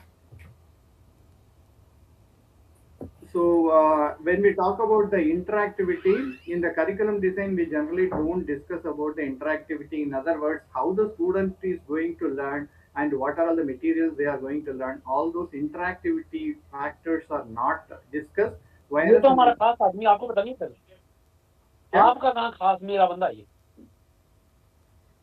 in the instructional design, we mainly talk about अरे कहाँ what is चाय P low अरे सुन इसकी मेरा गड्डी में ले जाओ in the instructional design, we mainly talk about interactivity because the student engagement is the most crucial thing, and we mainly focus on how to improve the student engagement, because in the classroom we can actually look at the student and we can say whether he is understanding or not. So we can change our fastness or the pitch of our course while we are looking at the student directly. But in the online mode, it's very difficult because we don't know or we don't see the student face. So interactivity is going to be a biggest challenge when we talk about online learning. So the instructional design comes to help us that how we can actually make more interactive or engaging videos or lectures. Because we are doing it everything online, ICT is part of the instructional design, and since it's a new concept, we do need training, especially for the instructional design. We need a lot of training, and the major important thing is learning styles of different types of students can be addressed very quickly in the case of instructional design. I'll give some examples so that we will better understand what does it mean. And finally, the creator of the curriculum is mainly the teacher, whereas the creator of instructional design is basically a team. So subject matter expert or the teacher is the main person, but along with him, there will be a video content creators, there will be a cameraman, there will be other people who will be supporting him, multimedia, animation creators. So there are plenty of people work together as a team in the case of instructional design. And why we talk more about all these things are basically we really don't know who the students are. So when we don't know who the students are in the online medium, we do need to have some rough idea to whom we are going to teach. So we basically talk about some pedagogical or a theoretical aspect where we talk about learning styles of the student. So there are four major categories of students. One is the visual student. Some students learn through looking at the pictures, images, and other things. And the second set of students are called the auditory students. They will listen to the lectures and they will learn much better. And there are a third category which is called the kinesthetic students. So they will be trying to touch the things or through experience they will learn. And the last category is the tactile one. They want to manipulate the things. So these are all the four major categories of students learning styles, and through instructional design we can actually address all the four types of students. So that is the major advantage of instructional design. So basically what is instructional design is, it is going to provide a learning experience, because when we ask the question what is learning, learning is not acquiring knowledge, but learning is the change of behavior. So the change of behavior, how the student gains, is through the instructional design. So that is how we mainly focus in the instructional design, how we can give good experience to the students. The moment a student gets a good experience, maybe through teaching or maybe through interaction, then the learning actually happens in a much better way. So that's the reason we mainly focus on instructional design. So here we focus on accuracy and relevancy, because we cannot say something just like that to the students. The syllabus talks about what is the subject he is going to study, but we have to give very accurate and relevant information. For example, if a student wants to go for a job, then it should be relevant to his job requirement. We cannot teach something what is not required for them. So in the instructional design, we look at all these aspects even before we create the course. So the creation of course is done either in the physical mode or in the online mode. But in the online mode, we mainly focus on whether whatever we are creating, is it useful to the students. That is the main objective we will always keep in our mind. So when we look at some of the design models, we will be looking at little bit more on this one. So here we integrate the technology, and it's a well structured approach, because we do a pre-planning. During the pre-planning, we identify what is required, what is not required. So that's the reason it is a well structured approach. And also since we know like what the students are expecting, and we will be providing those things, we expect better student engagement through the instructional design model. And it also improves effectiveness and the quality of the teaching. And we can also use a lot of real world examples, so that the student get to know what is the subject what they are learning. So here are the major models, instructional design models. One is called the ADDIE model. This is the most famous model, and I'll be talking more about this particular model, so that other models also follow this model in more or less similar way, but there will be little bit extra fittings that will be there for the other design models. So the first one is the ADDIE model. So ADDIE model means A. The letter A refers to analyze. So before we start the course, we have to do an analysis part. So who are the students? What is the subject we are going to teach? How we are going to teach? So all those analysis part is done in the initial stage, because this is how we develop the course based on instructional design model. So we do brainstorming, we create some focus group, or even we talk to stakeholders. So in other words, uh, while I was creating my second online course, I interacted with many students, and most of them said, sir, PG course is perfectly fine, but we want to know little bit more about the UG level of this particular subject.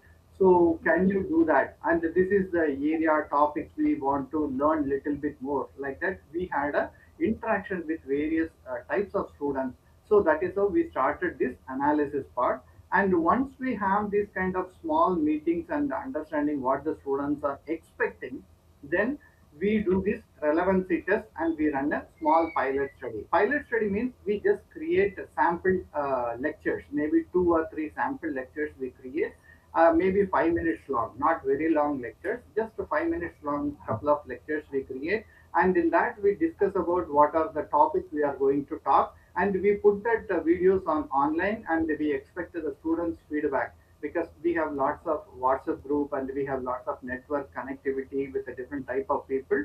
So in our YouTube channel, we just put these videos and ask for the comment or the feedback from the students. So this is how we start in this particular initial stage, that is the analysis stage. So once we do this kind of activity, then comes the next one, which is the design stage. So in the design stage, what we do is we design what is the syllabus, because we get the student feedback from this pilot study. In the pilot study, you don't need hundreds of students. You can even have 10, 15 students.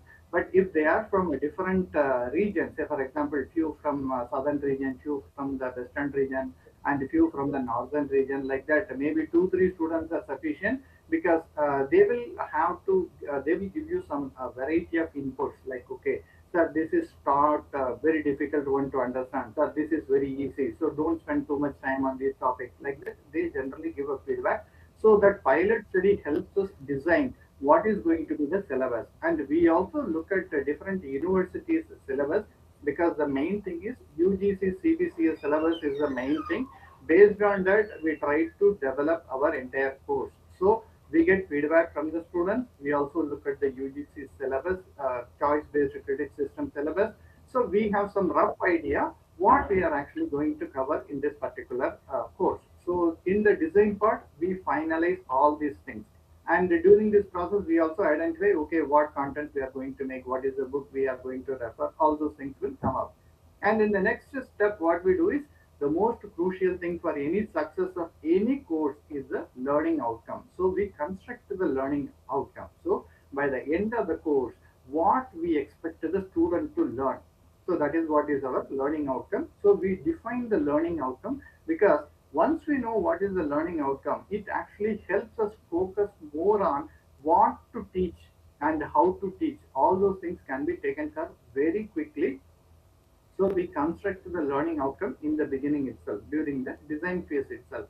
And once we complete this step, we go to the developmental stage. So in the developmental stage, as all of you know, like we develop the contents. It may be a e-content, it can be a video, it can be the animation, it can be the multimedia. So all the different types of contents are developed in this particular stage. And after we create all these things, we actually send it the contents for some review by an expert, because the review by an expert is a very, very crucial thing. I will tell this with a small example. Up to this level, whenever we create a course, this is like a mined diamond. So you know about the value of the mined diamond, it is really good, but it is still having lots of sand, lots of impurities, many things will be there in the diamond. So what we need to do, we have to polish it. So once you polish it, what becomes the value of the diamond goes exponentially high. So that is what the role of this academic expert. So the academic expert tells, okay, this course has 2 chapters which are irrelevant to the master student. So remove those 2 chapters. You have to add one more chapter, because this chapter is very, very essential for the student to understand. So like that, the academic expert gives the feedback. Generally, who is the academic expert? The academic experts are basically a senior most person in that particular department, or in your network, or any, because the person should have taught the course for at least some 20 to 30 years. Then they have a good understanding, grasp, and also they know what is the student's level. So these are 2 crucial things. And if you identify the right academic expert, then our quality, because we put a lot of effort in creating that, because what we are doing is basically the mined diamond. Diamond itself is valuable, but then again, increasing that is generally done by the academic experts' expertise. So we should not miss this particular step. And we may be having a problem or question like, how do I find, because many people are very busy, so they don't have time to do review and other things.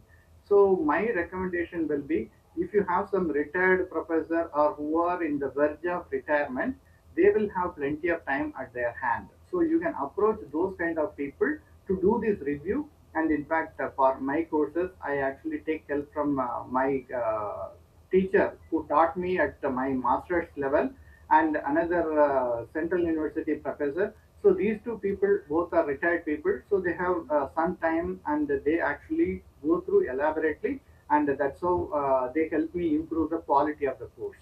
And the next one is, whatever the suggestions they give, I just incorporate. So you also have to incorporate the suggestions given by the academic expert. So the quality improves multifold.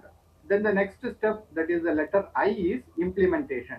So you have designed and developed the course. Now you are going to implement it. So how do you implement? You enroll the students for the course, take a feedback from the students, and if the student says, sir, this is too elaborate, it is very difficult to understand, can you please give some tutorial sessions?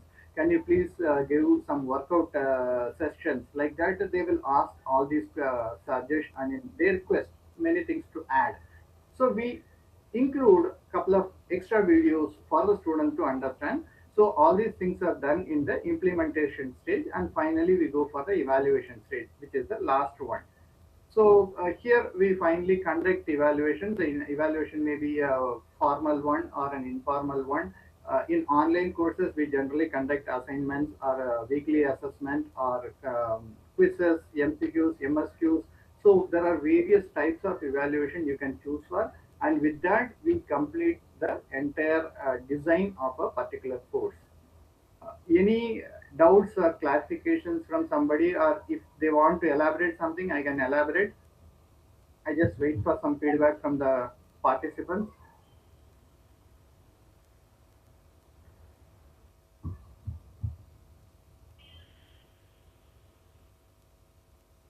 Yeah.